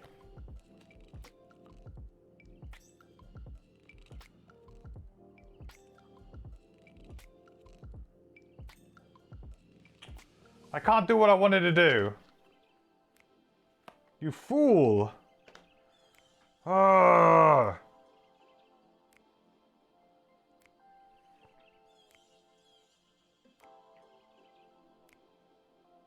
I guess I could go like 1, 2, right? Or like 1, 2.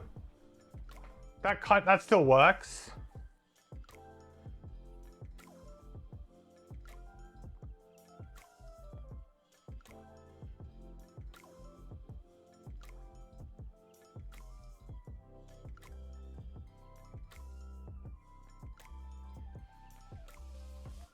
Sure. And then I guess I'll still just do it. It's just a shame that I can't push him into hazardous terrain. Rip. Yeah, I just felt like I see the push on it and I'm like, oh yeah, I can absolutely push. No, I can't push.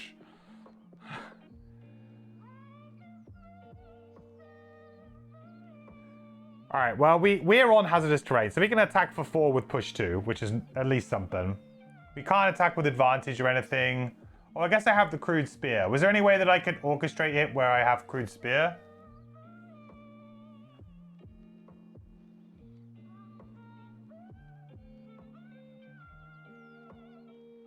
Yeah, I guess there probably is with crude spear. So I was here.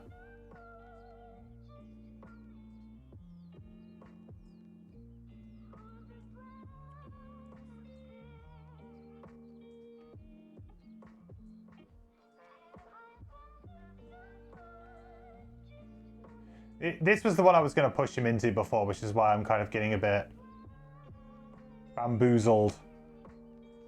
Doing a bamboozle.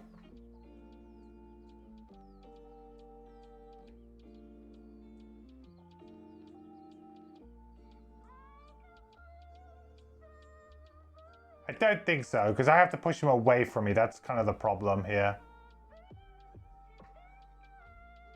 Yeah, I don't think so. I can't push him away. I'd have to go like...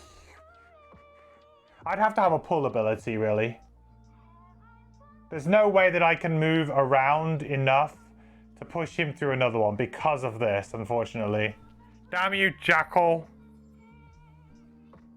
Go and screw things up. What's the range on this? 5. Yeah, I guess I'm out of range there. Oh, it's got to move, though. Okay. Well, actually, move's probably fine. Because then I can pull it with the attractive bracelet next turn. Yeah, it's fine. Let's just leave it as it is. I'm just going to attack now. I'm done worrying about it, really. Okay. So it's going to be 4 with the push 2.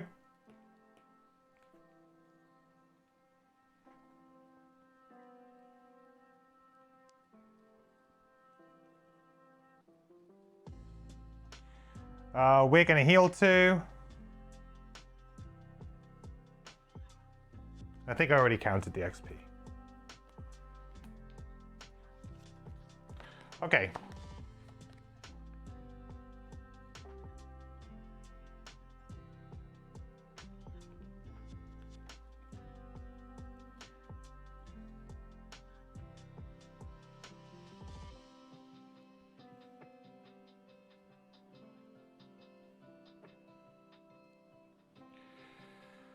All right, Jackal, do your worst.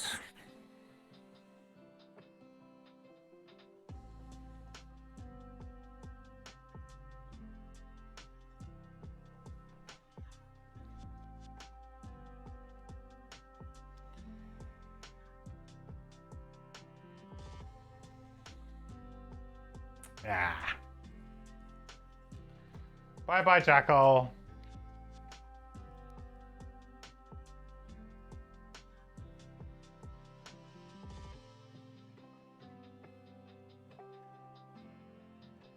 Okay.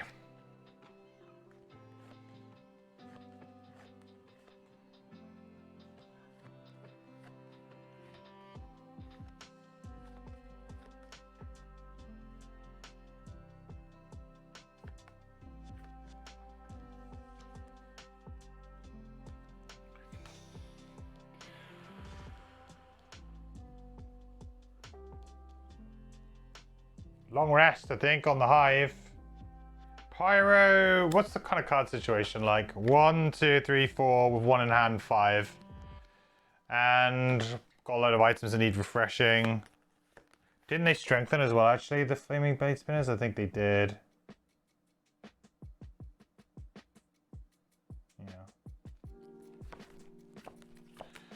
Yeah.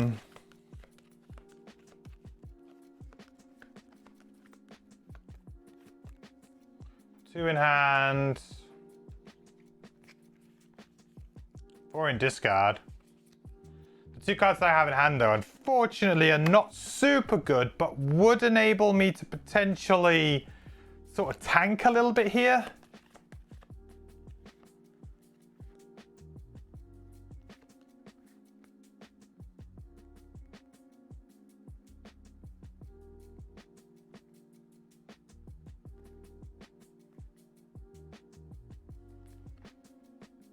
Which I guess is kind of the name of the game right now.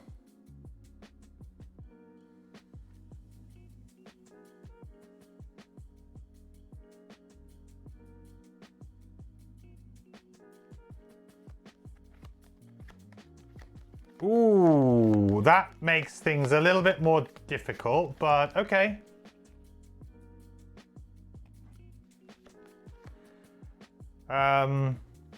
Means I can't kill it this round, that's for sure, but I guess that's fine. Right, we'll heal ourselves for 5. And yeah, we're definitely not attacking now. We had like maybe a slight reason to do that then.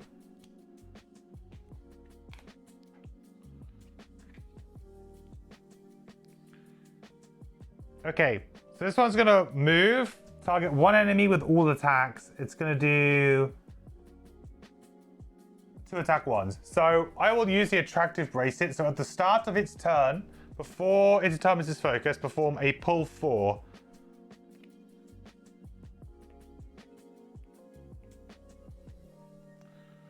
So it's gonna be 2 damage to it. And a muddle. Would have been nice to get it through more than 1, but that's pretty decent. So now it's already disadvantaged because of the model, so it's not going to move away. It's just going to do 2 disadvantaged attacks against the Pyro.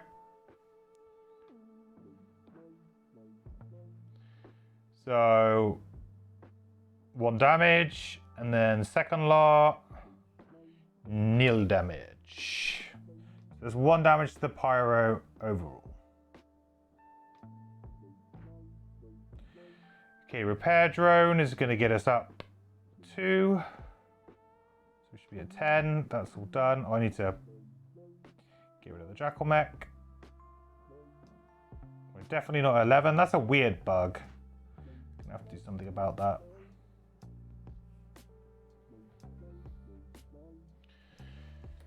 Okay.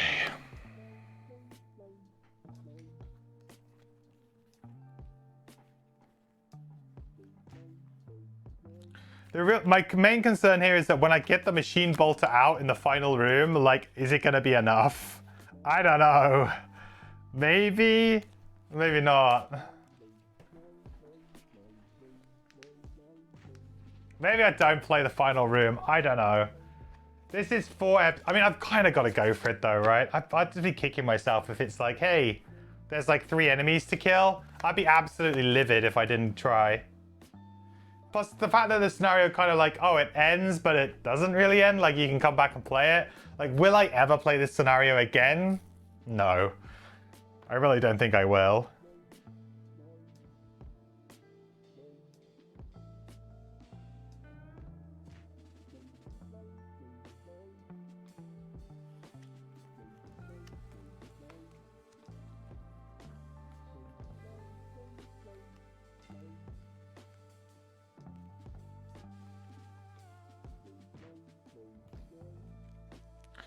I guess, do I short rest on the Pyro here so at least we're kind of like together?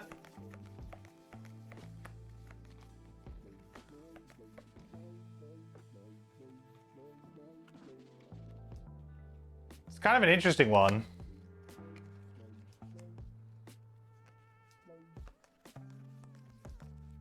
The spirits have lots of shield. That's true. It's living spirits next.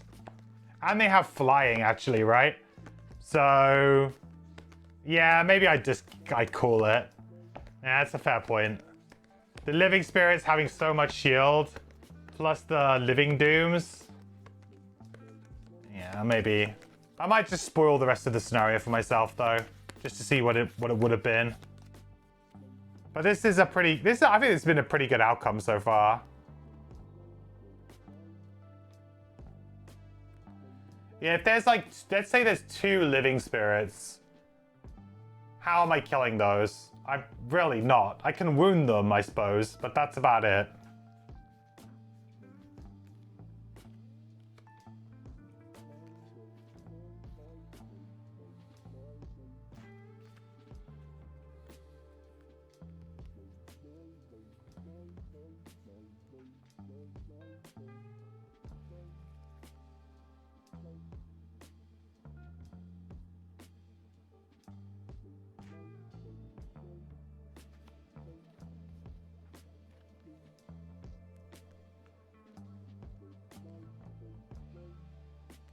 Yeah, it's kind of rough, huh? Dang it, I just want to do it though. I really just want to see it happen, you know?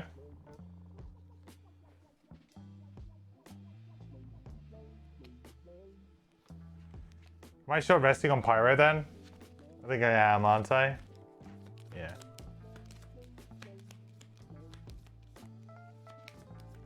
I do have Igneous Path, right? How much to like level?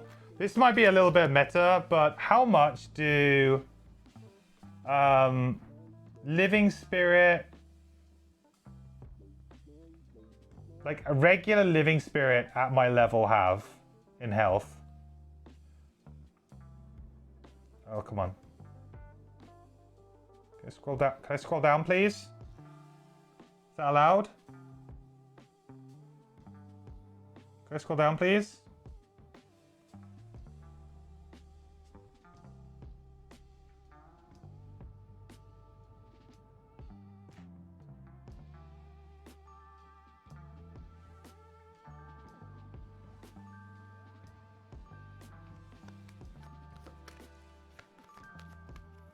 They died to Igneous Path.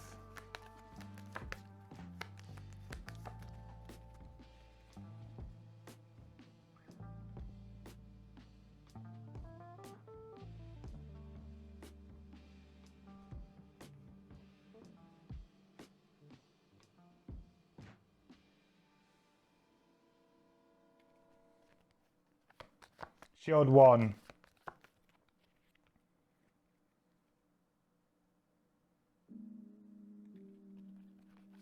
Still dies to Igneous Path.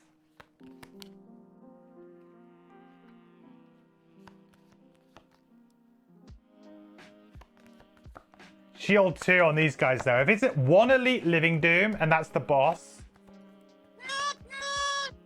I think they'll pull some sort of shenanigans on me here where it'll be like a boss, like Living Doom will be a named enemy with a character with X amount of health, maybe. Feels like a bit harsh for this scenario, but I don't know. I could also see that. And then they've got more health and they're an elite or something. It's definitely doable. Hey, Pelican. Top of Living Magma. Top of Living Magma doesn't really get it done against Shield 2, right? It gets it done against Shield 1. But I guess the... I actually, having said that, I guess the wound would be pretty useful here too. I don't know, maybe we've got the tools.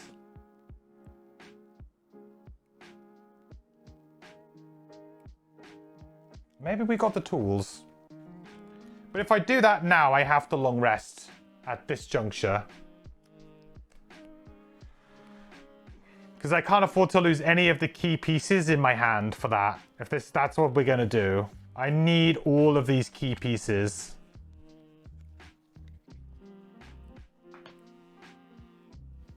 So that means Hive is going to have to, like, I don't know, save the day a little bit here. But maybe not so much. Maybe I let Hive be the one to like just open the door, and maybe I drop a summon. I don't know. It's kind of weird. I don't really know how I feel about it.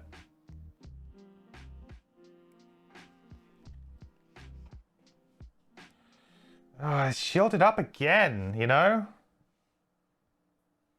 Not a fan. So he's got shield too. I mean, I guess I can kind of like... I can get through it with the tricorner hat. Maybe I do that now.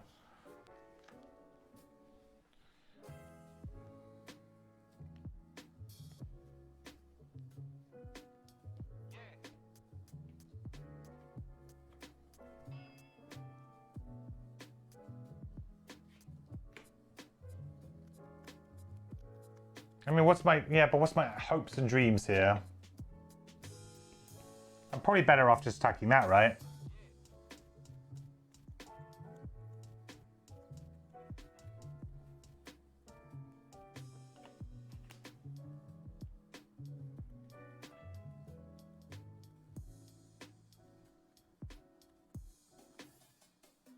Yeah, I am.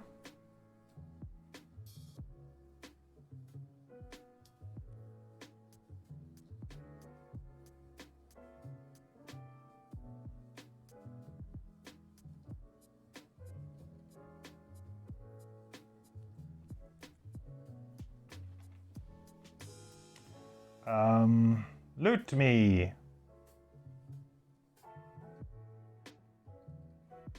Ooh. That's good gold.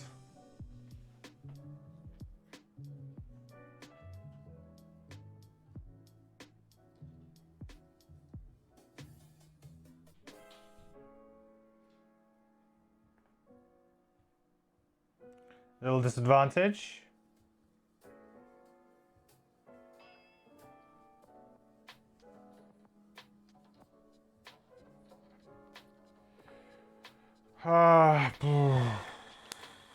Cooling is also very strong in the last room, I think.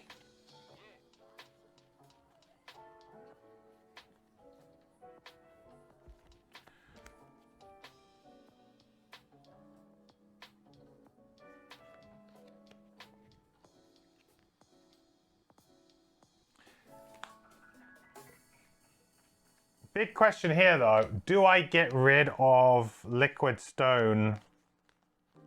Because I need Flowing Fire for the move 6 to just get into a good position. To do a really good Igneous Path. And maybe win. Or maybe not win. Or maybe we should call it quits. Because we've done very well here. I do like this scenario. The kind of push your luck element to it is nice. We had another scenario like this, right? Where we had to... It was one on the ship. Where we had to get at least... I think it was like at least 4 crates off. But we had the option of maybe getting up to 6. And we would get extra bonuses if we got the most off. It's a very interesting idea. Except this scenario is like, you can replay it. Which also feels really weird. Because you can replay any scenario. I don't really know why this scenario explicitly is like, you can replay it.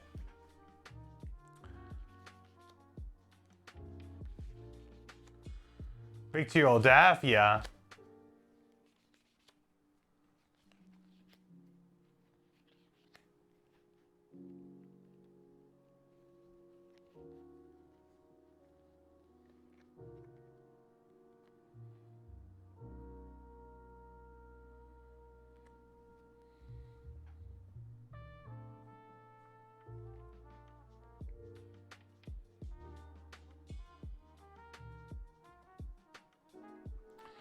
In which case, Liquid Stone is probably one of my weaker cards. I mean, although I can push things onto the terrain, though, very easily. But then Deep Fury has a lot of extra potential. Cooling has a lot of extra potential.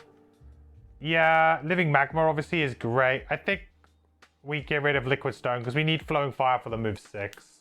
This is going to be real to the wire stuff, chat. It's going to be fun. We've got all of the pieces. Maybe we can do it. We've got all of the pieces.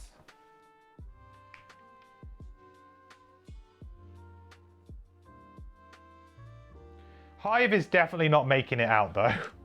Like Hive is like we're dead. basically. But I want to find a nice way for us to be able to, you know, kind of be helpful in some way.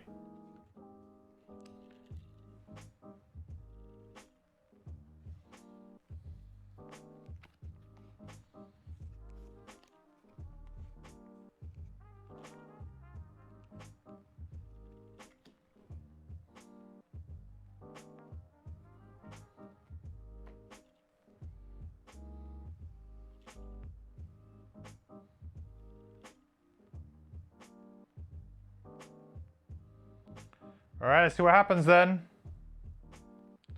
So Hive is going to go move 2, move 2.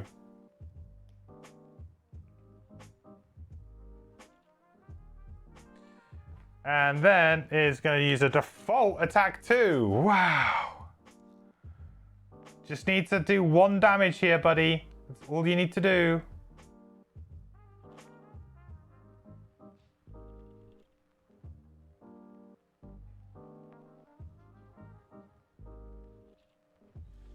Good job.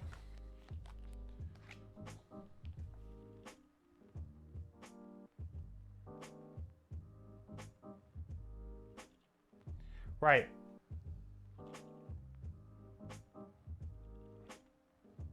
Oh no, it doesn't quite work. Shoot. No, that plan doesn't work. Because I'm on the hex I need to do the thing on. Ugh, that's annoying. Okay, maybe I should play like a move 3 or something instead of the move. Do I have a move 3? I don't actually, to be fair. I guess I have crude boots though, don't I? So I could play...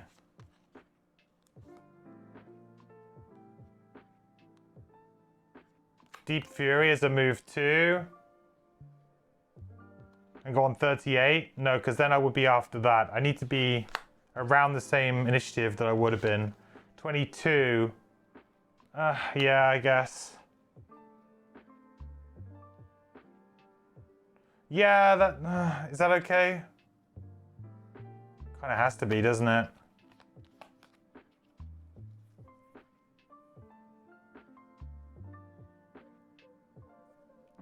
Yeah.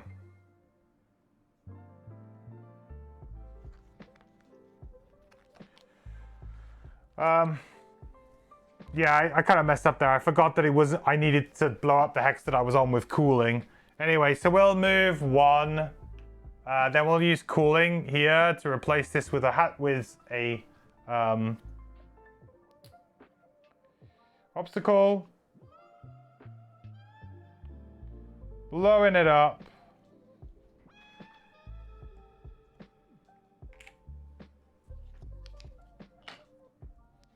Okay, 149.4.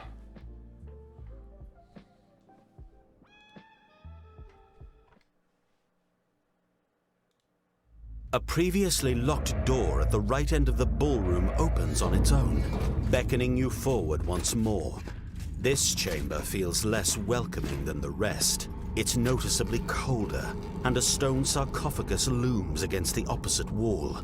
There is yet another bell. Oh, no, not another bell.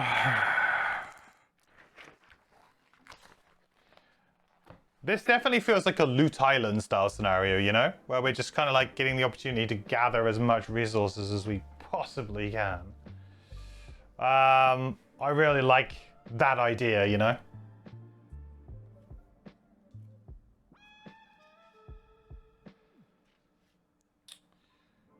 Right, well...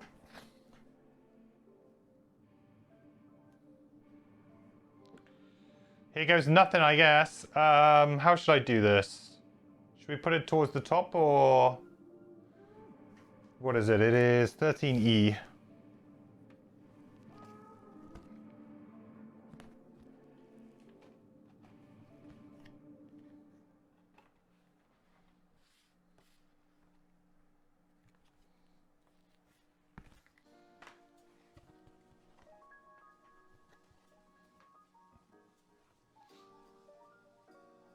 It is like so.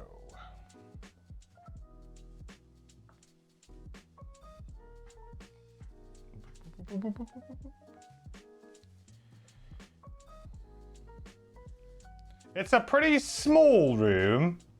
Well, I'd say it's small. It's actually pretty big by Gloomhaven standards. It's one of the larger tiles in the game. Now we got a couple of sarcophagi.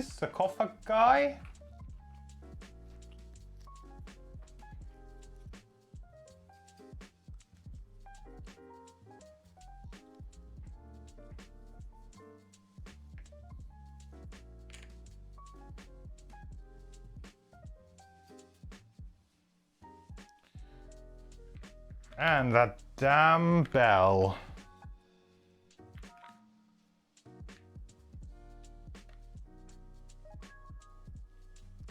Did I gain myself an XP there for the blowing up of the obstacle? I don't think I did. Oh, 12 XP. Ugh.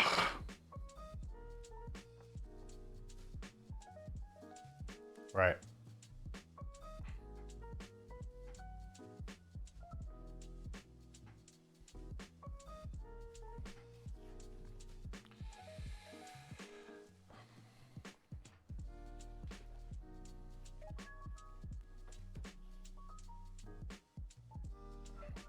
Oh, I need to put some loot down, didn't I? Very important. Yeah, so I think a more sensible person than myself would, at this point in time, call it quits. And say, do you know what? We've got so much great loot. Let's not do it. But I'm never going to play this scenario again. And I'm kind of enjoying it. So I'm going to push my luck. I'm going for it.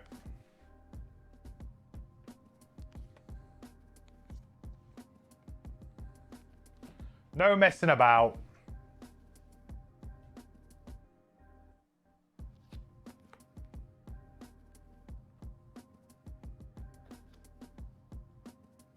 If you stop, you get to keep your loot. Yes. If you stop, the scenario is considered to be complete and you win. The interesting thing about it is, I don't know, because there's two different section books you read depending on what you decide to do. So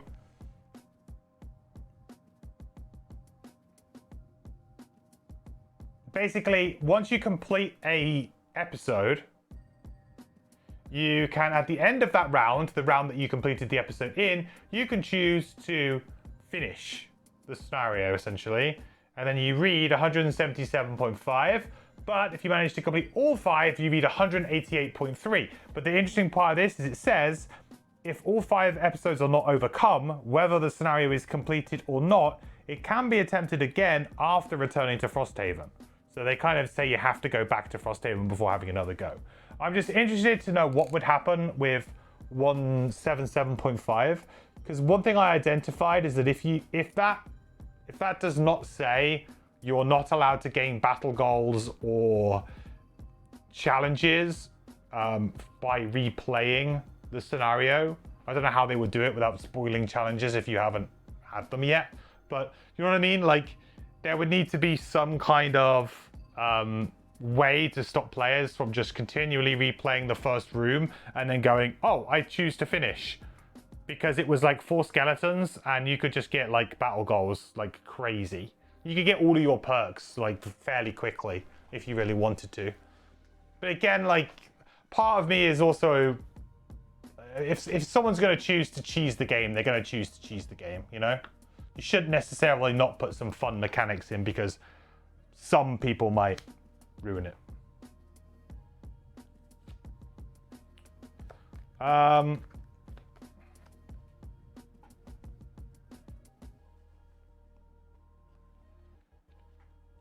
I could put a summon down, couldn't I?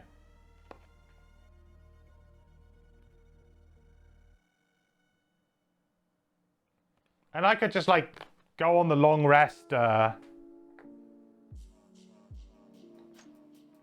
long rest game.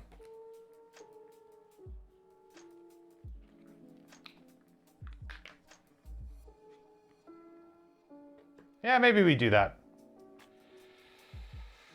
Okay.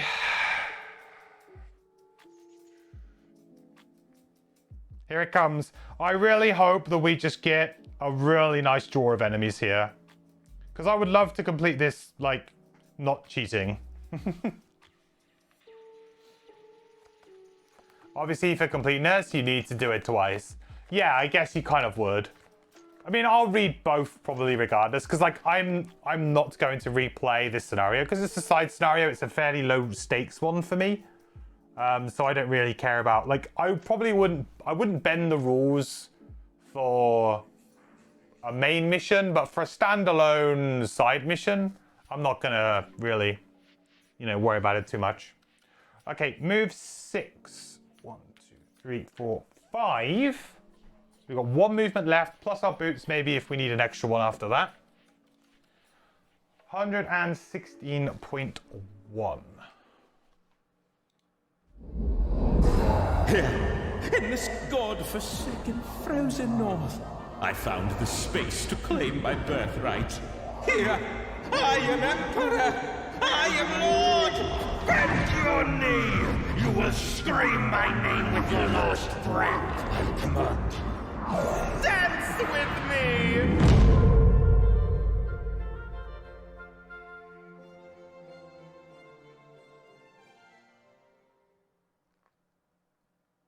Okay then.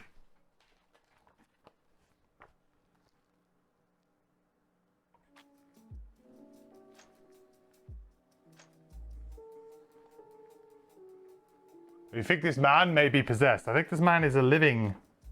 What? There's no living... There's no living spirits in the scenario? Baited? What? Oh no. Misprint. Misprint in the book. The good news is, it's literally 1 enemy though.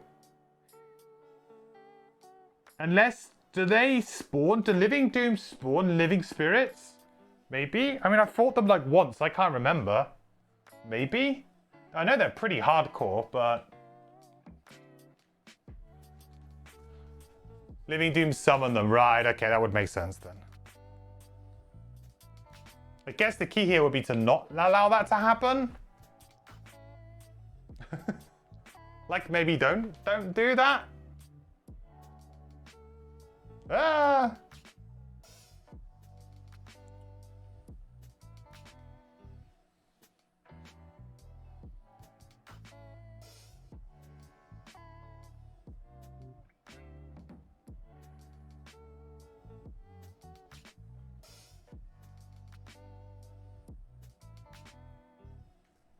Okay, well this should be okay, right? Yeah, no?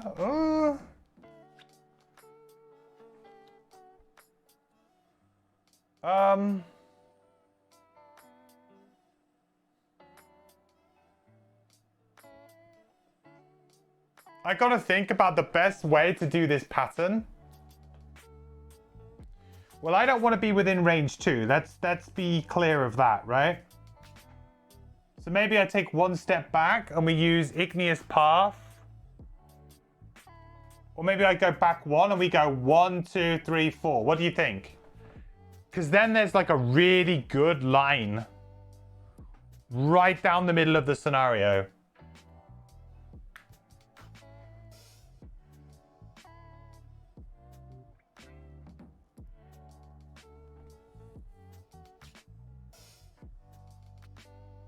This can summon 3 in one go.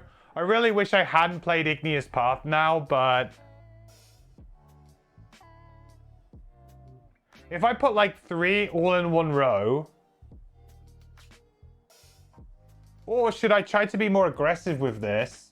And instead go like 1, 2.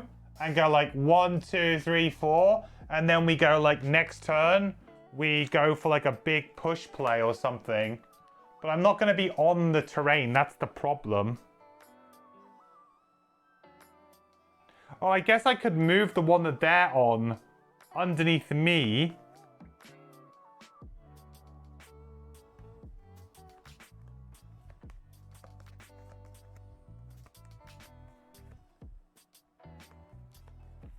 Then I could do a big push.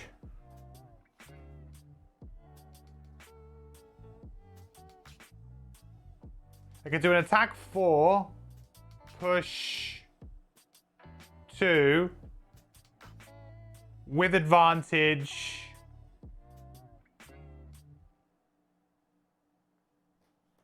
Guess the question is, do I need to use the boots to do this?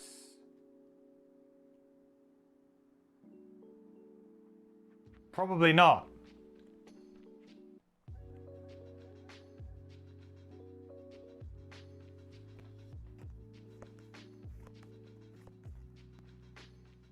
But I need to do a direct path, don't I?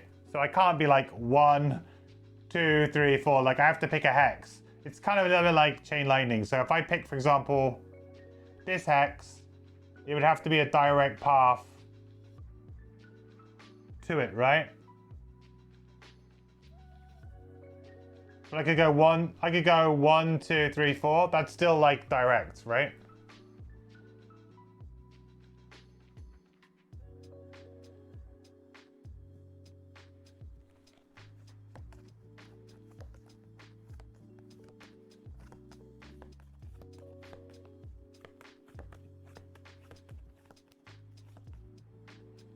Okay, I think I do it this way. I take some curses though.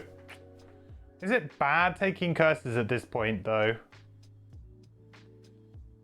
If I'm gonna have advantage, I'd have to get pretty unlucky. And then for the most part, the rest of my damage is gonna be fairly direct.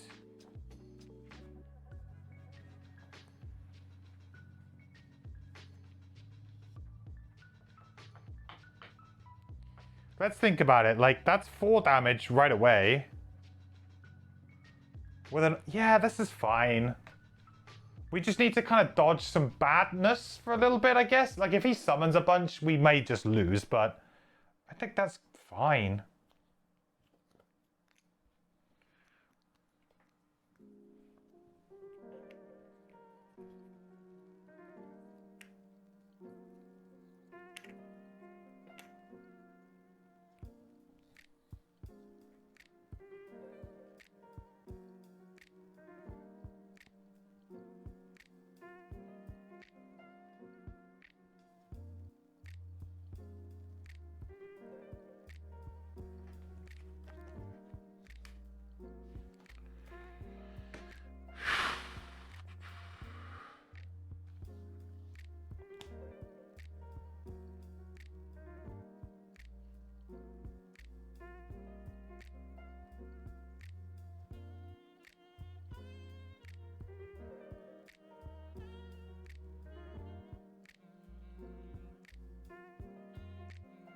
I can only imagine that his summons are really late because summoning enemies are very rare in Frosthaven, and for the most part, their abilities are not too obnoxious. Basically, consider him to be a mini boss. Hive is in an interesting spot because, I mean, does Hive even bother to help? Because by the time I do, I don't really have that much I can contribute. I suppose I can do like an attack 5 at some point, right?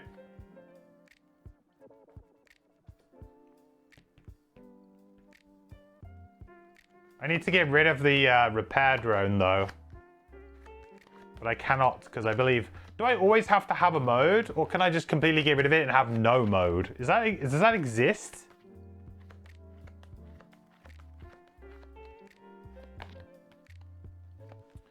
It's true for all scenarios though. If you get cultists spamming the living bone summon, it can derail any scenario. Yeah, for sure. And that's one of the reasons why I think they took a lot of summoning away. It's potentially taking summoning abilities off of shuffles as well, I think helps. Because then you know you're not at least going to get back-to-back summons. It's going to be some, you know, level of fairness.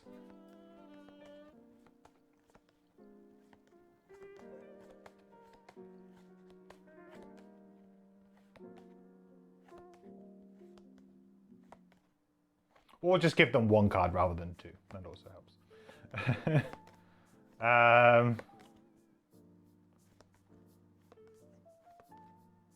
Because I can get in there.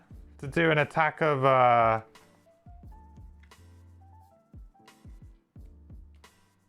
this point in time, I could move like for 3, right?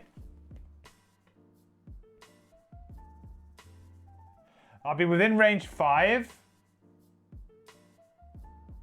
Oh, hang on, that's fine then. I can get him with this range, right? I guess I help.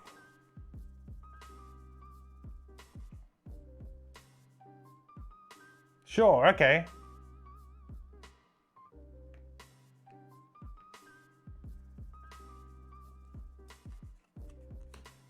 Oh no, but he has massive shield right now. He has massive shield right now. Kind of forgot about that.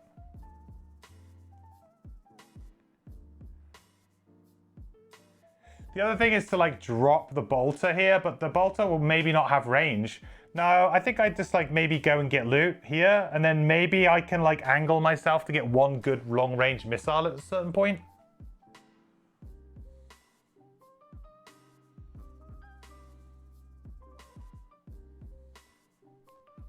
Lumber, not what we're looking for really. I have my hat. Yeah, I have my fancy hat. The tricorn hat is going to be good, but unfortunately, PS1 against, well, it's just shield 5 right now, right? It says 3 there, but then there's 2 on the card. I don't know if that was a shield 1. It's adding it up. Anyway, it's going to have to long rest now. I wonder if it said if I can discard the mode or not.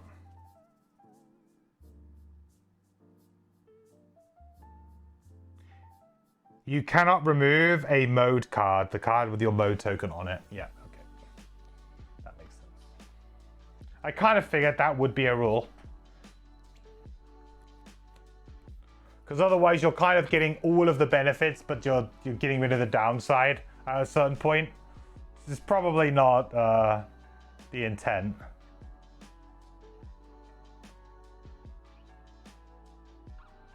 Was I long resting that round, or did I just change my initiative? I think I did by accident.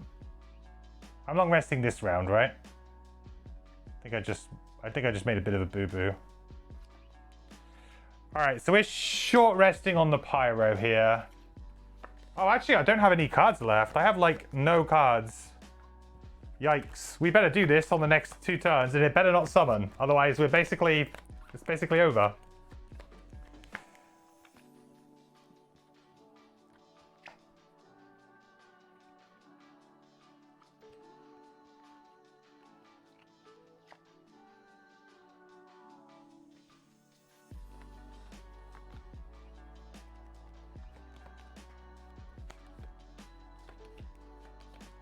Being added to only 3 shield. Yeah, that would make sense.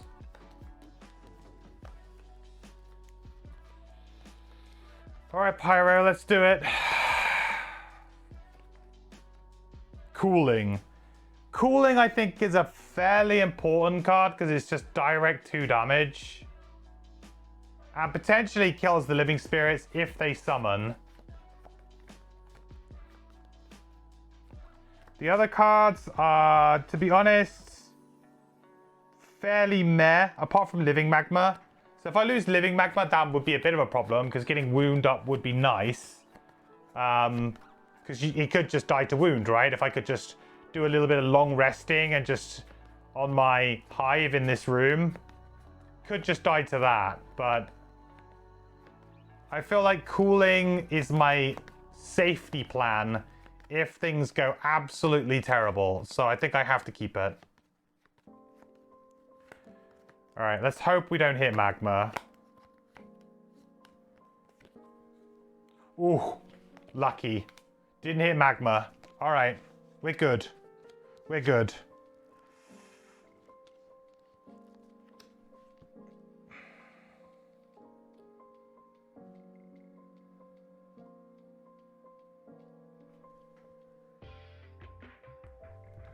Bane?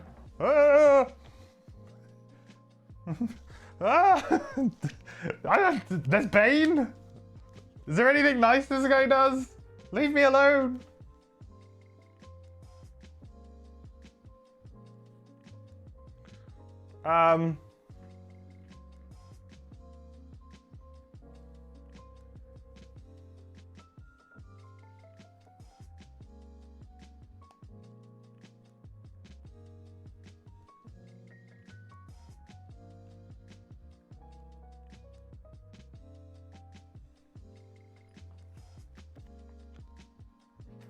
Okay, living magma to move that underneath me. Then we do deep fury. All right. Crude. I don't need crude spear. Spyglass. We're going to be attacking for 4 with advantage. 4 with advantage. Come on.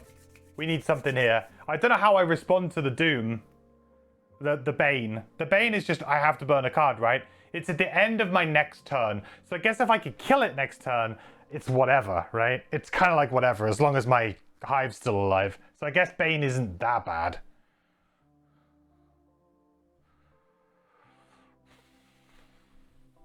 Come on. Ooh, that's 6. That's 6 damage.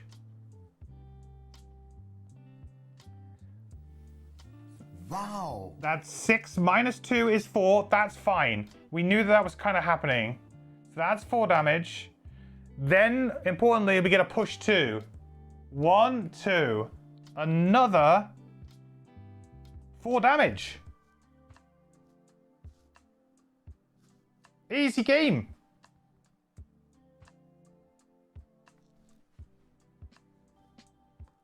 Easy game. Not even close. Get out of here. Get out of here. Boom, 1 XP. Give me heal. What do I care about your Bane?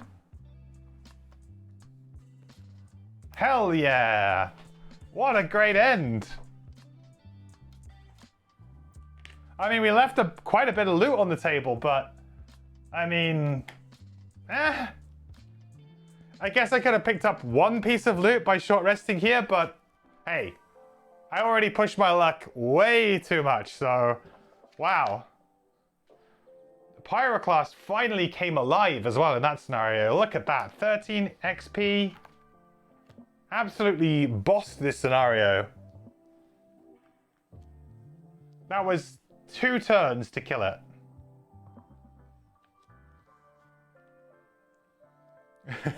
Well, you got a phone call, came back, and you've already won. We got a +2 draw. So we attack for 6 with the shield 4, and then we had push 2, so an additional 4 points of hazardous terrain damage. So 8 damage to him in a single turn. Not bad. Not bad at all. All right, well, we got to read it then. We did it. 188.3. How about that? Nice. Very nice. Hey, enthusiasts. You've been brushing up on some scoundrel research lately. Currently at level 5. Ooh. Scoundrel. Success! The shade vanishes, and suddenly the music changes to a wistful aria. You have honored me with your presence. The ball has been magnificent, and that is everything I wish for. Please take what's left of my wealth. I only ask one thing. When you trade stories of your grandest celebrations, remember this Scala, and tell your fellows of Ventillion. Now I raise my glass to you, a toast in your honor, and to the royal court of Ventillion's empire. May you live well, and never cease dancing. With that, all animation has gone out of the chamber. The lamps flicker, and you feel a biting cold wind swirling down from the outside. This place, once magnificent, has moved on, and so must you. Whatever strange sorcery this emperor engaged himself in, you're just glad this ended in your favor.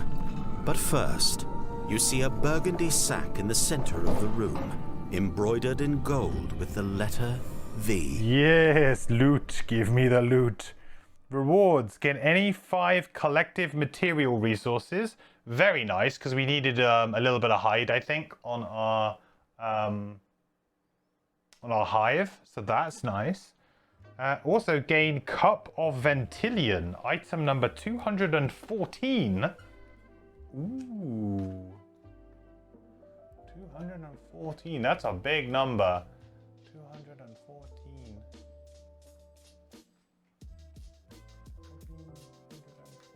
Only one of them? There's only one of them. Huh? Ooh.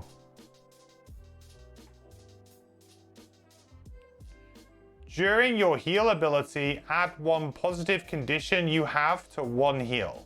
Huh? Wow. During your heal ability, add 1 positive condition you have to 1 heal.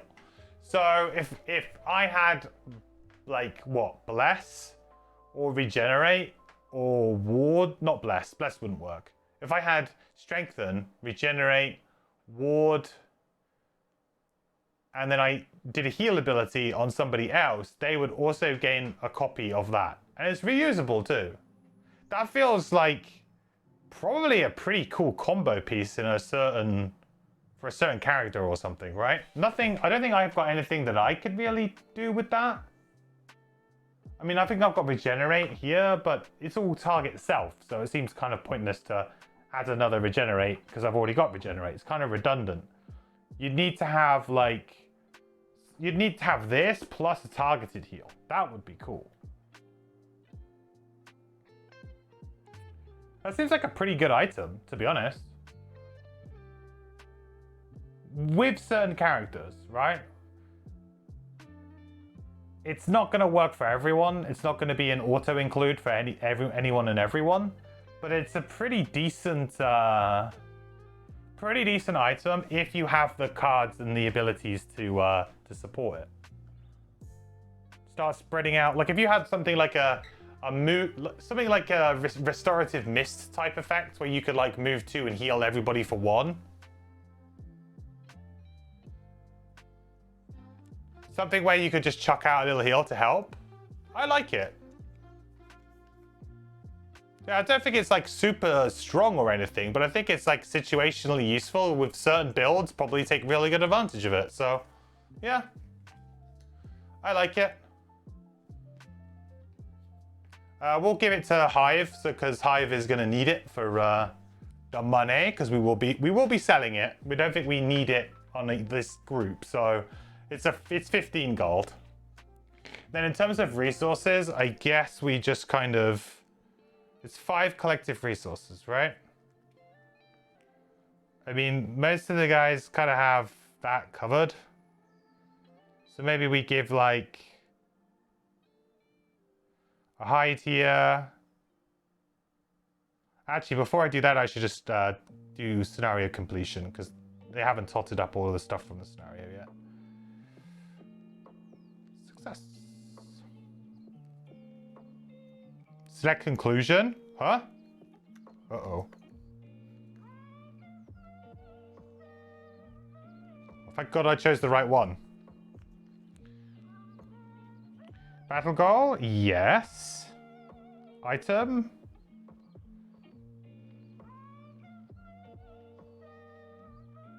To inspiration as well. No challenge this time. I'm glad we didn't take on that challenge. That challenge would have made this really difficult. We would have been attacked a bunch more. There was no way with the challenge we were completing that scenario.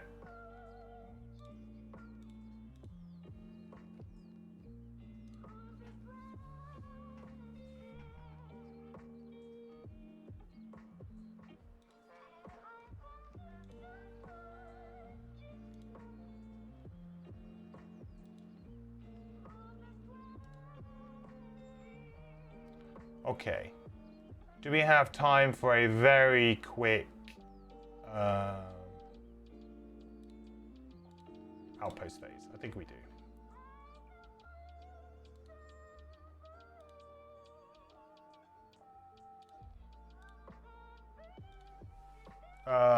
Right, so let's give out those resources quickly. So I think we want at least one there. At least one there. No, we need 3 more.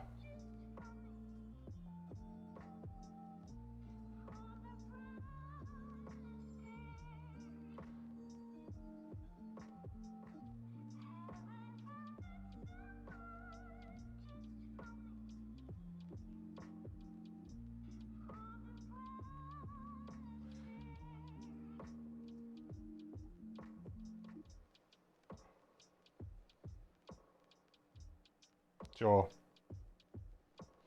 That's 5. 4 hide and 1 wood. Split across them. I think it's fair. Now they've just... I mean, I've got loads of hide. The thing is, I've got loads of hide in Frosthaven supply. But it's more about having it in the personal supply to give them some option choices.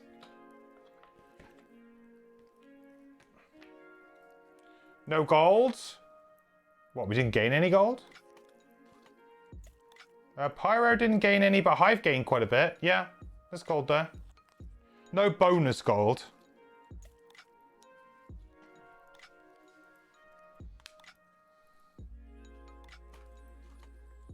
We gained a bunch of herbs actually. So I need to add a flame fruit. A vine and an axe nut too. Flame fruit, arrow vine, and 2 axe nuts.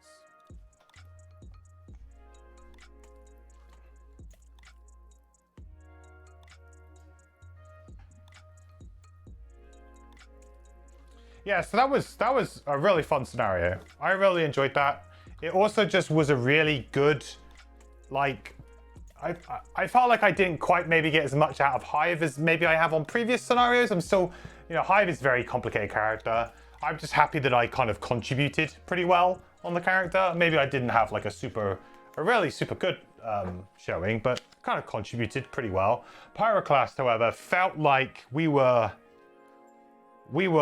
ticking along. It's funny how good that living magma really is. It's funny that when you're kind of playing a character and you can't quite get it together, and one card suddenly makes everything kind of click, and everything kind of just suddenly gets much easier, right? And that's that magma. Is it living magma? That card is, yeah, living magma, level 3. Oh, just struggling with my positioning, couldn't quite get things lined up exactly how I wanted to. And then suddenly, one card, yeah, you can start moving the terrain, the hazardous terrain around a little bit. It's like, ooh, the dream come true. Suddenly everything just became so much easier. I'm going to sell that for 15 while I remember here.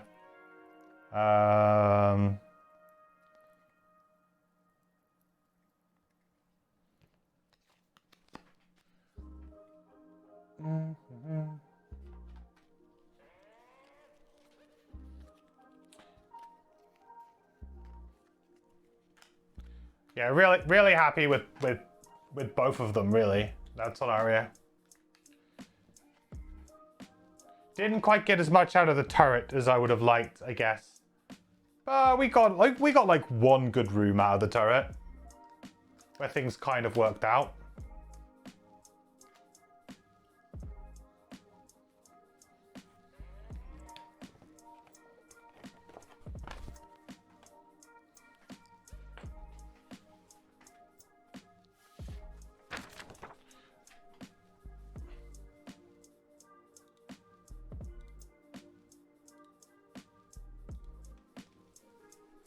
Okay, crossy.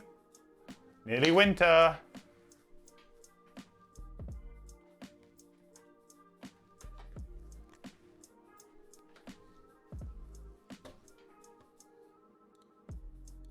Summer Outpost number 35. Ooh, hello, something fun, looks like.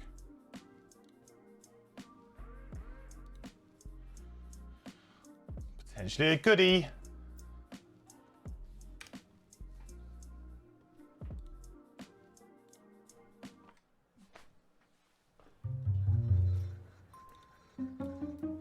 As you enter the barracks, you find Captain Olmsted staring down Eros, the local Savas playwright. Eros taunts the captain with a smirk, gathering the pot into a pocket in its scarf after a game of cards. Don't worry, Captain. This money will be put towards building unfettered costumes for my latest work, The Fettered Life, a musical. I'll be sure to list these barracks, and especially you, as a sponsor. Eros scoops up the last of the winnings and makes an exit. Captain Olmsted looks to be on the verge of steam pouring out of his ears. He grabs a chair, snapping it in half with his bare hands. That was supposed to be for upgrading the barracks! Ah! He picks up the table, struggling to tear it apart.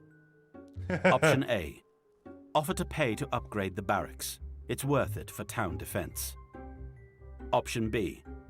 This seems like the perfect time to be somewhere else. Okay, poll is up. Do we, option A, offer to pay to upgrade the barracks is worth it for the town's defense? Option B, this seems like the perfect time to be somewhere else. Place your votes, the poll is up. I don't know if there are any other ways to upgrade the barracks, or maybe this is one of the only ways. But, barracks like level 2 right now, I believe. Could be interesting to get level 3.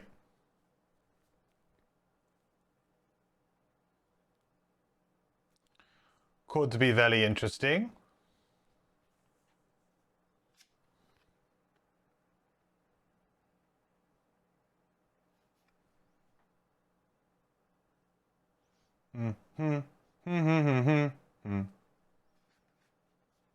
All right, poll is closing.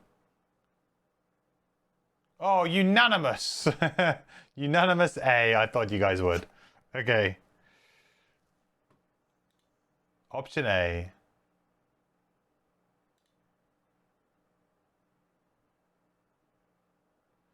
Okay, lose 10 collective gold. I think we can do that. A.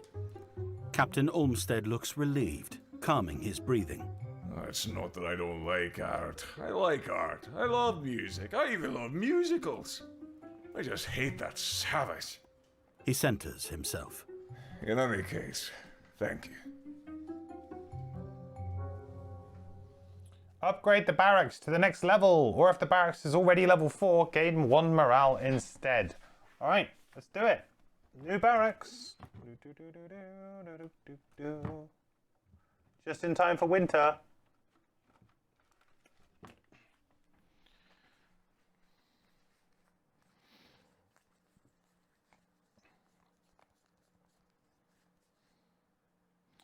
Barracks level 3.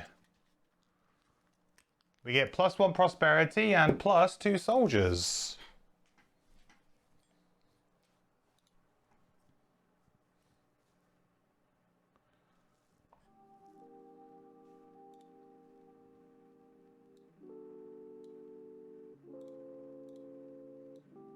+1 prosperity, +2 soldiers.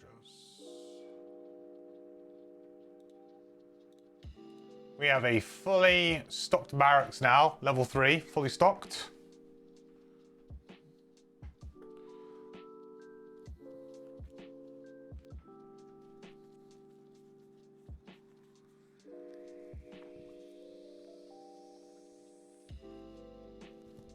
So we need to put a sticker in.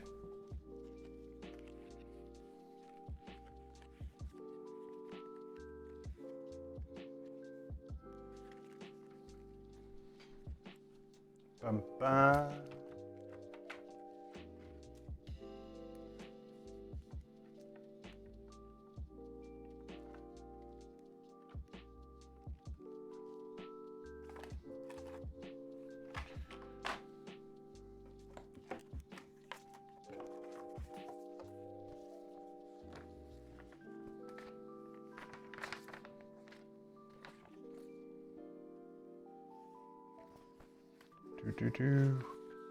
Where are my stickers?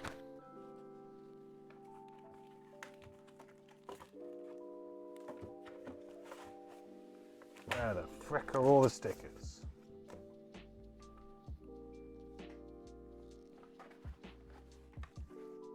Aha!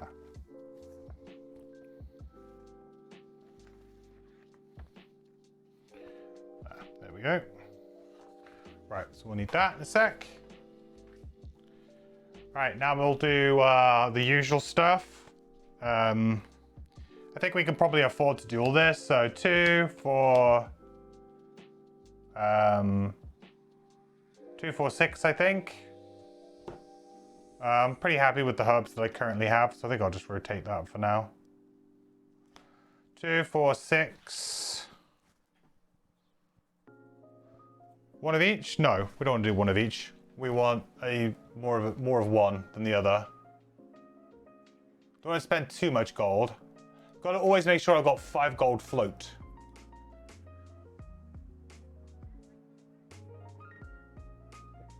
I need lumber. I need a lot of lumber.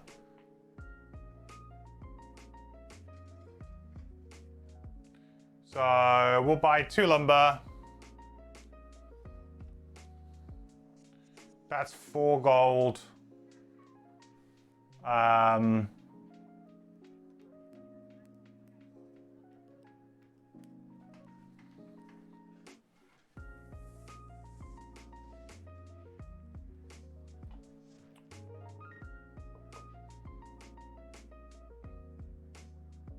I guess I can just buy the hide and metal as well. I mean, why not?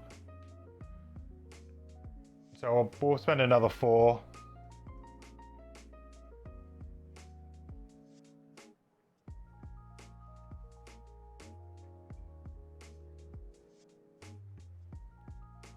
And we'll just buy 2 lots of metal.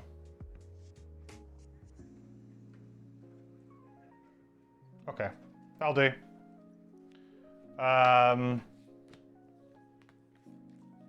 We've done that. We need to pay 5 here. Even though that doesn't seem to do anything, I'll just do it for the sake of it.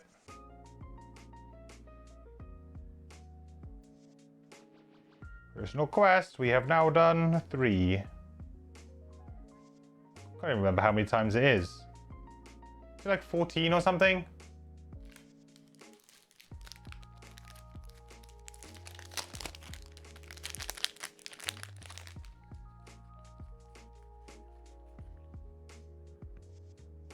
Oh, it's just 70 gold total.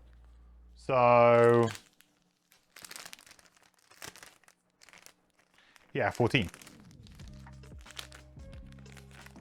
Ba, ba, da.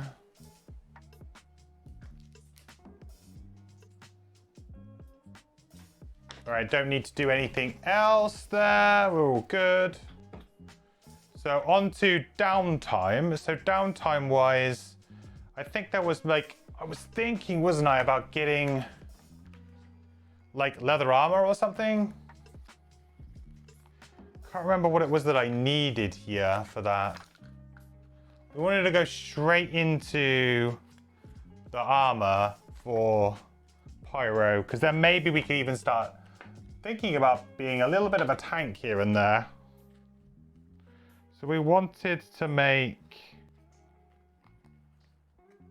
cured leather armor, in which case we need crude hide armor, which we absolutely do now have. So that buys us this. And then in order to use this, we need to get an unhealthy mixture. And to do an unhealthy mixture, we need to just mix 2 of any of the same herbs. We've got, 3 arrow vines right now. 3 axe nuts. I think I actually have axe nuts in the garden. If I remember rightly.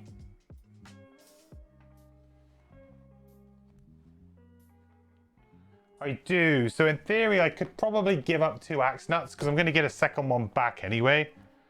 And to be honest, I've actually done quite a few of the axe nut combinations anyway.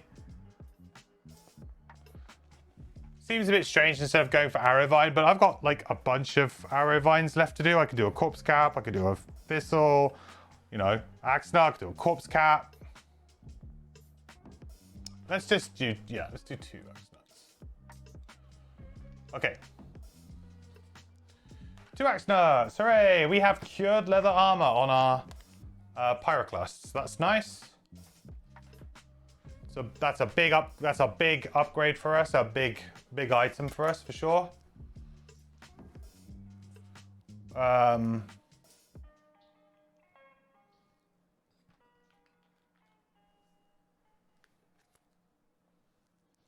Hive also needs something like that. I was going to go for a hand item, wasn't I? I was going to use the hides to maybe make me some kind of a better bow or something, wasn't it? I think we were looking for a better bow.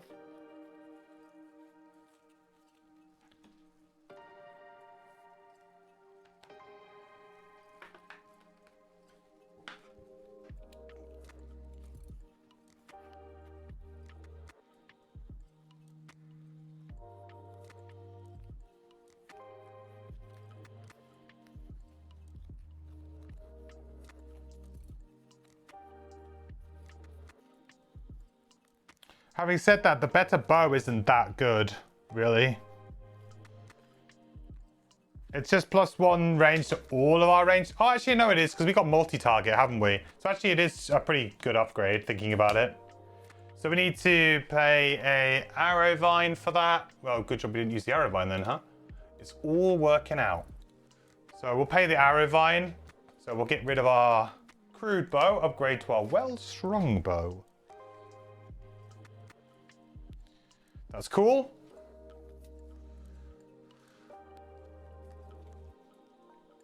Gives us a little bit more reach.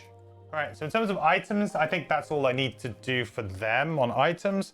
We could get a potion here, I suppose, if we wanted to. We got many a potion that we can try out. Let's go for something new. Something that uses arrow vine.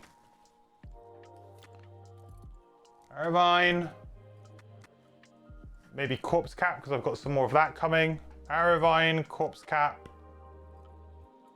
Flame fruit, that works.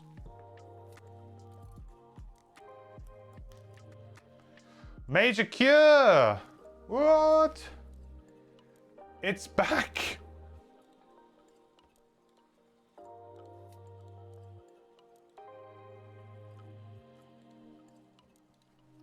It's back.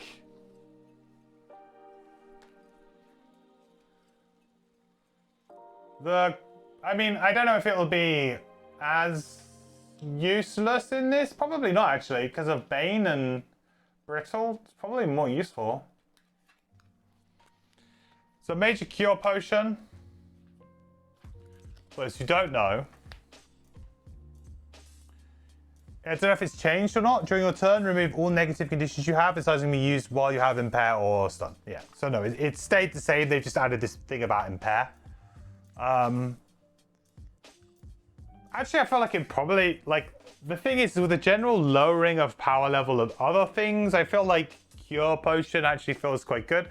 Not to mention the fact that actually my Pyroclast has a self-wounding effect. So this would be a way for me to just kind of like get that for free without worrying about it, which is kind of neat. I feel like it's so far from what I've seen in Frosthaven, Major Cure Potion or Cure Potion in general will probably be way more useful than it was. Outside of a couple of key characters in Gloomhaven that used it like really well, like Saw, I felt like Major Cure Potion was not really worth the slot. But in Frosthaven, it feels like there's a bit more potential to have like some little utility items, and a lot of the enemies are very nasty and apply a lot of really bad effects. Like Bane is awful. So getting, potentially removing Bane with a Major Cure Potion is a big deal.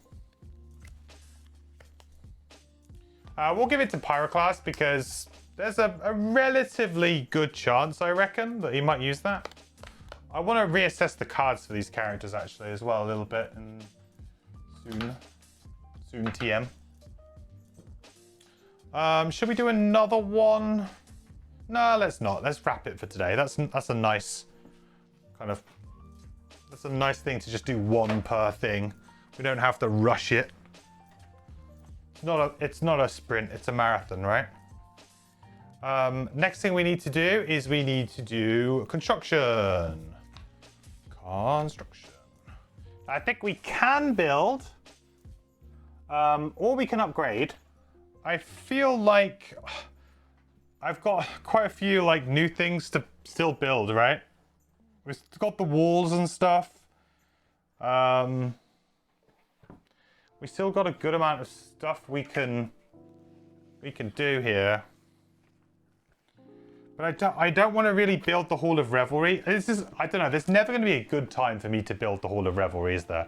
Because I don't want to build it because I don't want to open up an envelope that has like a bunch of rules in it when I really just want to go to bed. But there's never going to be a good time to open it. Maybe now should be the time to open it. It's either that or I do something boring like I build a wall. Yay, wall. Actually, Hall of Revelry needs a bunch of resources. Let's do the Hall of Revelry. Screw it. It is 6, 6, 6, 6.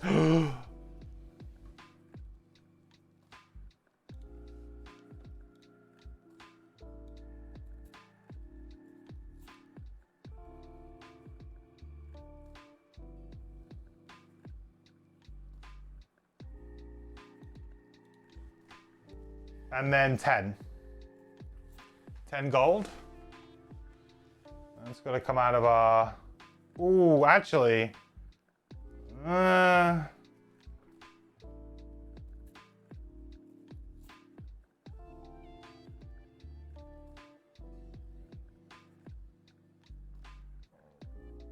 That's fine. We want to make progress in the game. If we miss one, we miss one. Hopefully not, but we'll just have to run around, grab loot, and be really, really selfish. It shouldn't be hard to hopefully find 3 gold in a scenario. Right, let's get the card out. The card and the sticker. The card and the sticker.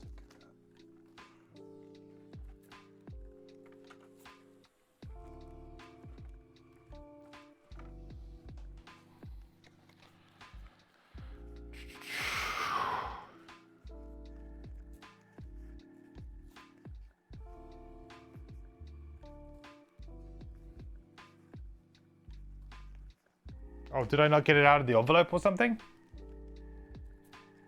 I don't think I did.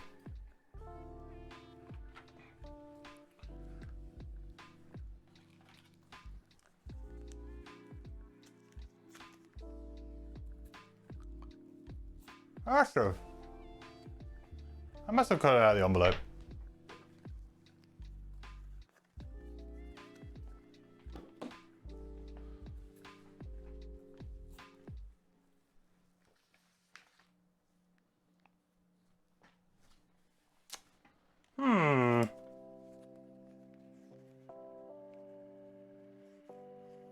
There's the sticker. Where is the card? What did I do with that then? Oh, did I like put it somewhere out of reach? No, I wouldn't have done that. I'm probably just being dumb. It's probably in here somewhere and I'm not looking. Hall of Revelry. Oh, no.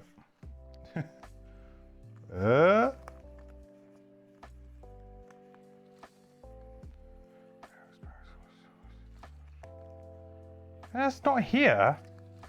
Did I move it somewhere? Presumably it has a card, right? It doesn't not have a card.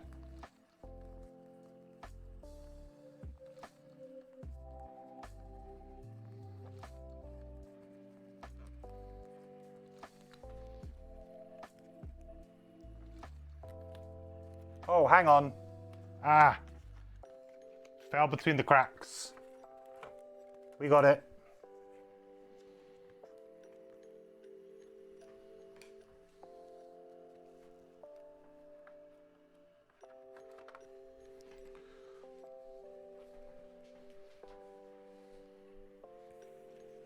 I got some more stickers to do actually, because I forgot to do these stickers for the because we were doing so many scenarios that were just connected together. I didn't actually do these stickers down in the bottom corner here.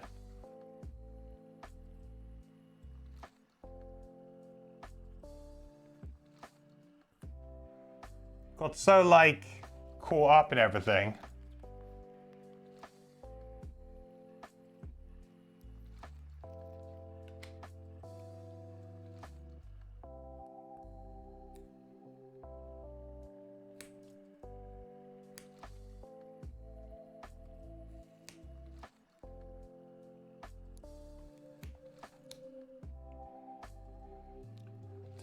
Oh no! Defeated again by the Frosthaven stickers. Do. Oh, come on, come on, come on, come on. Yeah. No! Why is it so difficult? It shouldn't be this difficult.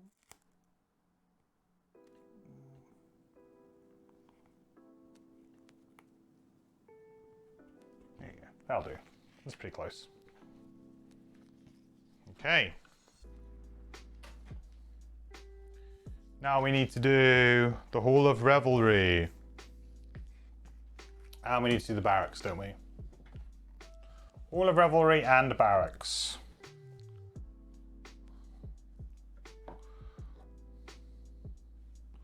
Hall of Revelry is pretty huge.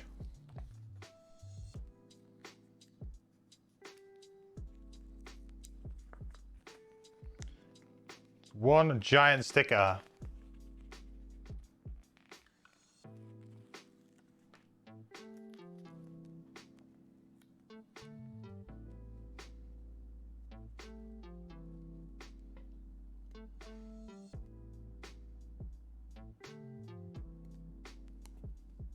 Oh, that's quite a nice, satisfying one to put down. Oh yeah.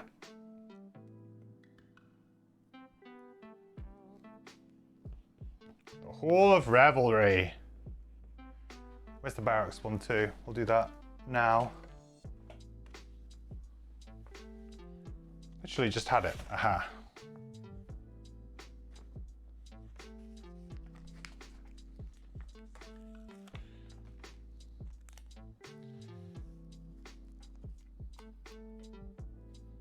Ooh. Kind of like... Oh, it's kind of built out a little bit more. Kind of like that. Fits almost very perfectly over the first sticker, but then it kind of overlaps on that side of the sticker. It's kind of neat.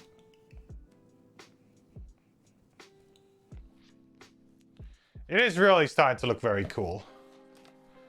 See, looks great.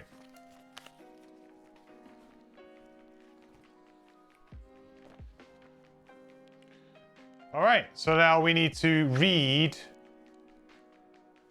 We need to get +1 prosperity, and we need to read a bit of the Hall of Revelry.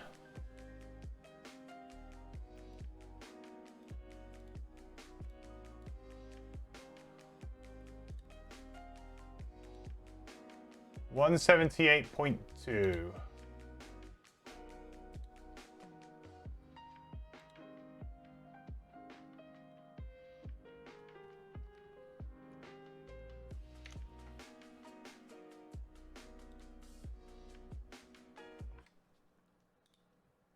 The Hall of Revelry proudly rises 2 stories from the bedrock of Frosthaven. Its construction was completed nearly overnight, and the craftsmanship is superb. Blue-cloaked Valraths stream in and out at all hours, and shipments of supplies arrive like clockwork to support the inhabitants. A thick, sweet-smelling fog rolls out the doorway as you approach. Welcome, friends. Have you come to learn of the divinity of the Aesthers? The Valrath standing before you looks well-fed and eager to make your acquaintance. You inquire about your recently retired party member. Oh, yes.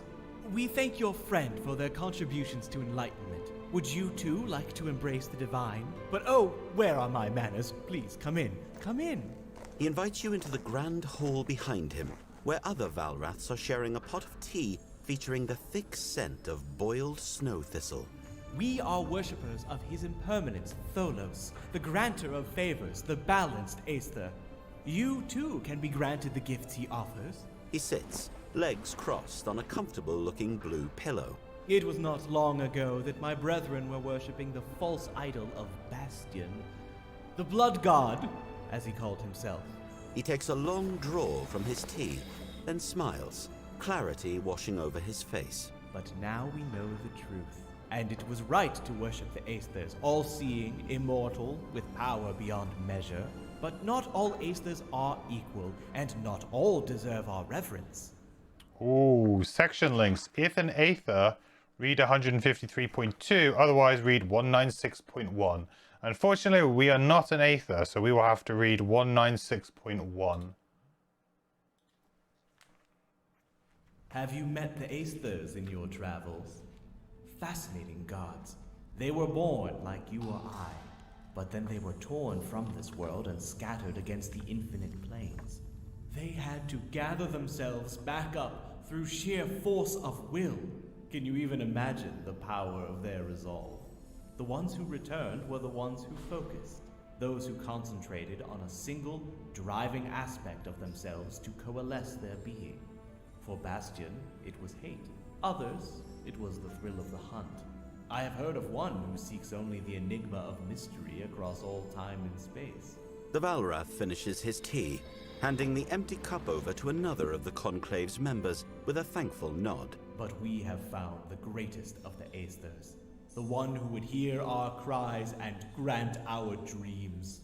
Tholos, the granter of favors, for he can see your desires, and he is generous to those who prove their worth through his trials. He smiles, rising from his seat. That is why you are here, to complete his trials and receive his impossible gifts. The Valrath leads you to a small stone bowl on a raised platform at the far end of the hall.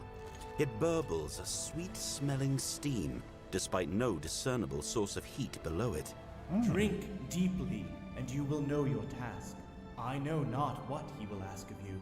They are unique for each of us, and their mystery is beyond the bounds of our prediction. You look at him with a level of concern, and he smiles warmly. All I can say is that should you complete them all, your reward will be worthwhile. Good luck.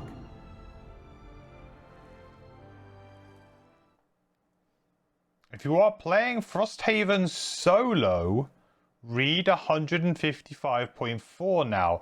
Otherwise, read 145.2. How strange. Well, I am definitely playing Frosthaven solo. Bit kind of like meta breaking, a little bit breaking immersion a little bit here, but okay, I'll see what the reason for this is. You peer into the depths of the stone bowl at the far end of the hall. Steam wafts off the surface of the liquid, obscuring the contents. You're nearly ready to give up when it cracks through your mind like an electric jolt. You can see the interconnectedness of all things. It has made this life more difficult for you. Fulfilling, yes, but you've had to work so much harder just to achieve the same goals. The knowledge is a blanket draped over your shoulders. It is heavy, weighing you down, but it is warm and makes you feel safe too. Perhaps there is a better path in life, one that you should follow. Perhaps those rewards outweigh the destiny you always thought you had. Hey, this is kind of cool. So our rewards are unlock personal quest 23, which is I think the one that came in the envelope, yeah, that I've got here. Any character may abandon all progress on their current personal quest to take it now. Otherwise, add it to the personal quest deck. Add event Winter Road 40 to the Winter Road deck. So this is the chosen one. Their sacrifice demonstrates just how capable you are, even in the face of your allies' defeat. You take to the battlefield as many, but only one remains, and Tholos will see it. As your friends fall in combat, it confirms your own importance. They bend the knee to progress your quest towards earning his favor. Experience 10 allies exhaust during scenarios you otherwise complete. I don't know about that one. In multiplayer, you use the trial deck, rules in the other section, while in solo, you use personal quest 23. So what was the other number? I'm going to go back. What was the other one that it gave me? I kind of want to know what the trial deck is. Well, that sounds like a little bit not good. What? If you're playing the game solo, you don't get to have fun with a new mechanic? Instead, you just have to do, like, the same personal quest that we had back in Gloomhaven? Another reason to not play this game solo? Question mark? What was the other one? 145.2, thank you.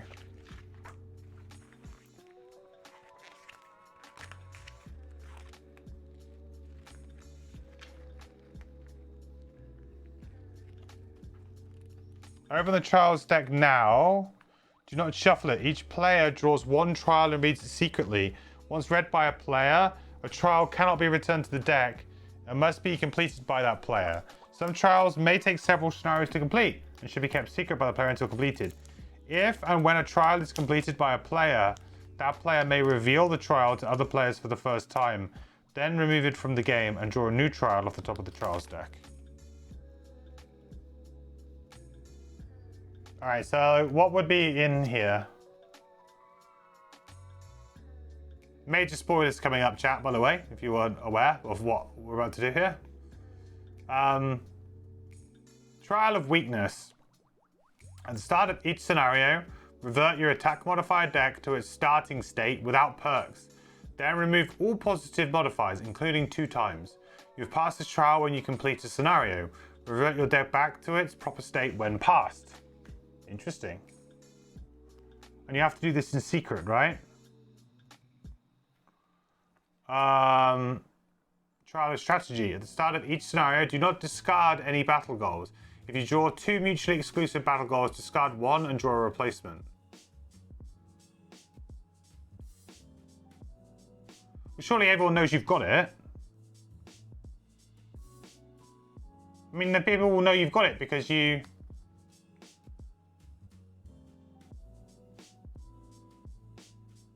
Well, that one, everyone's going to know you've got. And the Trial of Weakness, not necessarily. If you did it in secret, which would be kind of funny. Manipulation. Convince the party to make event card choices according to the following agenda. A, B, B, A. ABBA. Is this a meme? When a party makes a choice that matches the leftmost unchecked box, check the box.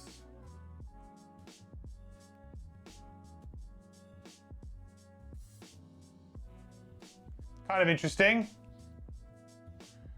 Trial of Poverty. During each scenario, whenever an ally loots a loot token, suffer level divided by 3 rounded up damage. What? Well, again, like that's one... You can't really keep that secret. They'll be like, why are you on like no health? Why are you dead? Well, because you keep looting things. During each scenario, you may not say the words attack, take, or damage. Whenever you do, suffer level divided by 2 rounded up. You'll pass this trial when you complete a scenario. That's kind of funny. Trial of Order. During each scenario, all of your attack abilities must target the lowest numbered standee on the map. You pass this trial when you complete the scenario.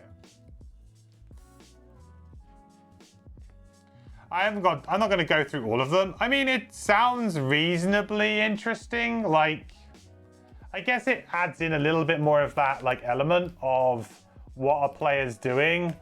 You know, like when you have like your battle goal, which is secret, you have your personal quest that's secret, or you can choose to share it, I guess. But I guess it adds in another little element of that, which is kind of fun. And yeah, it wouldn't work in solo because you just know exactly what you needed to do to fulfill it every time. It would be kind of pointless. So I get that. But also this particular... you know, this particular personal quest is not very interesting and also not one that you're probably going to do particularly easily either. It doesn't feel like it's tailored to 2-player. It's like any group could do this. Like it's just seems like a little bit like this is cool And this was like, oh yeah, what do we do about 2 players? Oh, I guess we just chuck them in a personal quest or something. Yeah, whatever. You know what I mean? This feels like an afterthought. This seems pretty cool, but it seems like an afterthought to me. Like, oh yeah, some people play the game solo. What do we do? Yeah, it feels bad that there's like a component in the game that as a solo player, you will not use.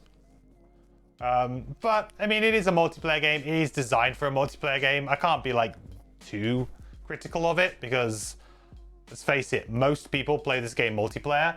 But it's an interesting idea. Some of them, like the censorship one and stuff like that, I'm not so keen on. I mean, they'll be a little bit funny, but for a game that, for the most part, is pretty, you know, serious in tone and in strategy of trying to win, I don't know really if you need to throw in like party game style rules into it, which like that censorship one feels a little bit like that. Like, hey, it's don't say the naughty word or you're gonna have to take a drink, or in this case, take damage or whatever. Like, you know, like, it feels kind of a bit meh.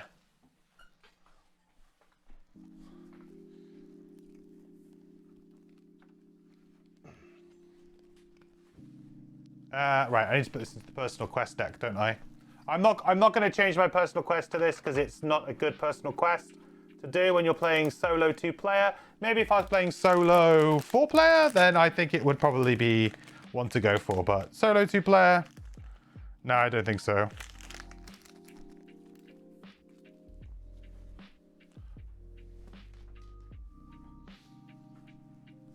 You play Frosthaven only with 3 or 4. Yeah, exactly. Like, most people will be playing the game multiplayer, so that's fine. It's content for those people, not for me.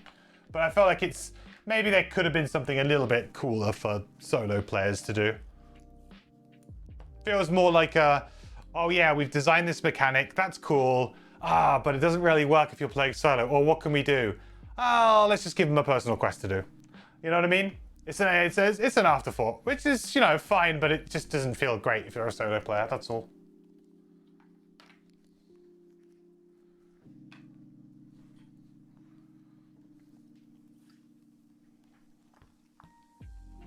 I feel like it's going to be one of those types of things that some groups will probably really enjoy. Other groups will probably not enjoy quite as much. But the fact that you're playing multiplayer, you know, you can... you only need to focus on your character, on what you're doing for the most part. So you can give that extra time to your character. So stuff like that works quite well because you can just gives you another layer of things to think about while you're playing your character and you're doing what you're doing. Also kind of adds, you know, some interesting kind of meta-gamey type stuff that's actually outside of the scenarios themselves. Like the one where it was like trying to get people to do the different decisions. That's kind of cool because you're trying to, you know, essentially, you know, it's something that's happening outside of the game, but it gives you something fun to do in secret in your game, which is kind of cool. But I don't really know, you know, I don't know if every group would be into it or not. I don't know. It's hard to tell. I'd be interested to know because obviously I'm never going to play with it, so I have no clue. I needed to put Winter Outpost 40 in, didn't I? But I'd be interested to know what other people's experiences of playing with it have been.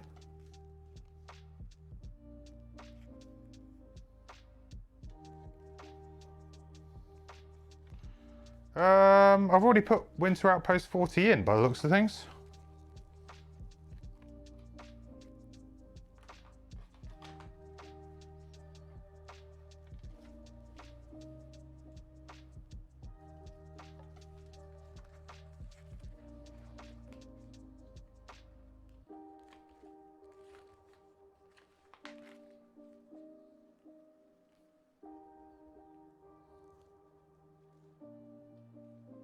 Oh, Winter Road, that's why.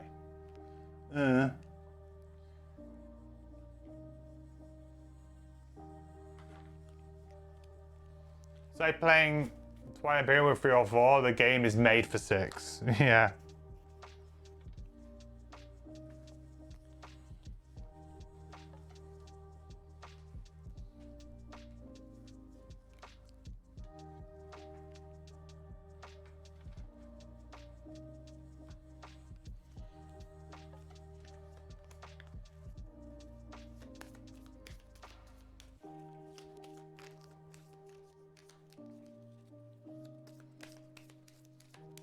It's kind of interesting with Frosthaven how like how many more ideas have kind of gone into the game, you know? Like, I think it would have been fairly simple for them to have just gone, okay, here's like a relatively, you know, here's basically Gloomhaven with a few extra bells and whistles and not too much more. It's kind of quite interesting that they've done as much as they actually have done. You know, adding all of these different systems in, there is a lot more going on, and you've got like multiple systems now, because if you have the trials, that means that in your game, and you've got challenges, in your game you're going to have battle goal, trial, which may or may not imply inside the scenario, but you have it. Then you have challenge, and the scenarios themselves being harder, the characters themselves being harder to play and more convoluted, or more strategic or whatever. Like, there's a lot more to them too. The items in the crafting system being more, the base building element of it with the Outpost. As a player, there is a lot of stuff to take on board, right? Huge amount of stuff.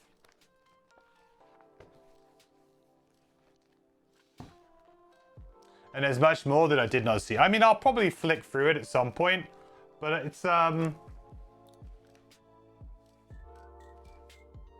yeah, I mean, like, I don't mind it. I think it seems kind of okay.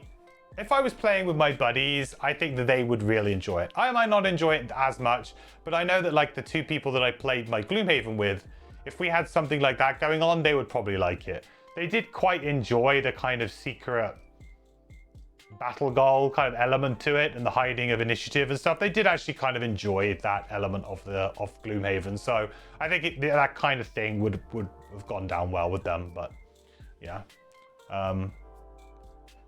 Maybe one day if I play Frosthaven again with an actual group, that would, yeah, maybe that would land a bit better, but it's just a little bit disappointing as a solo player. It's like, yeah, here's something, you can't really play with it.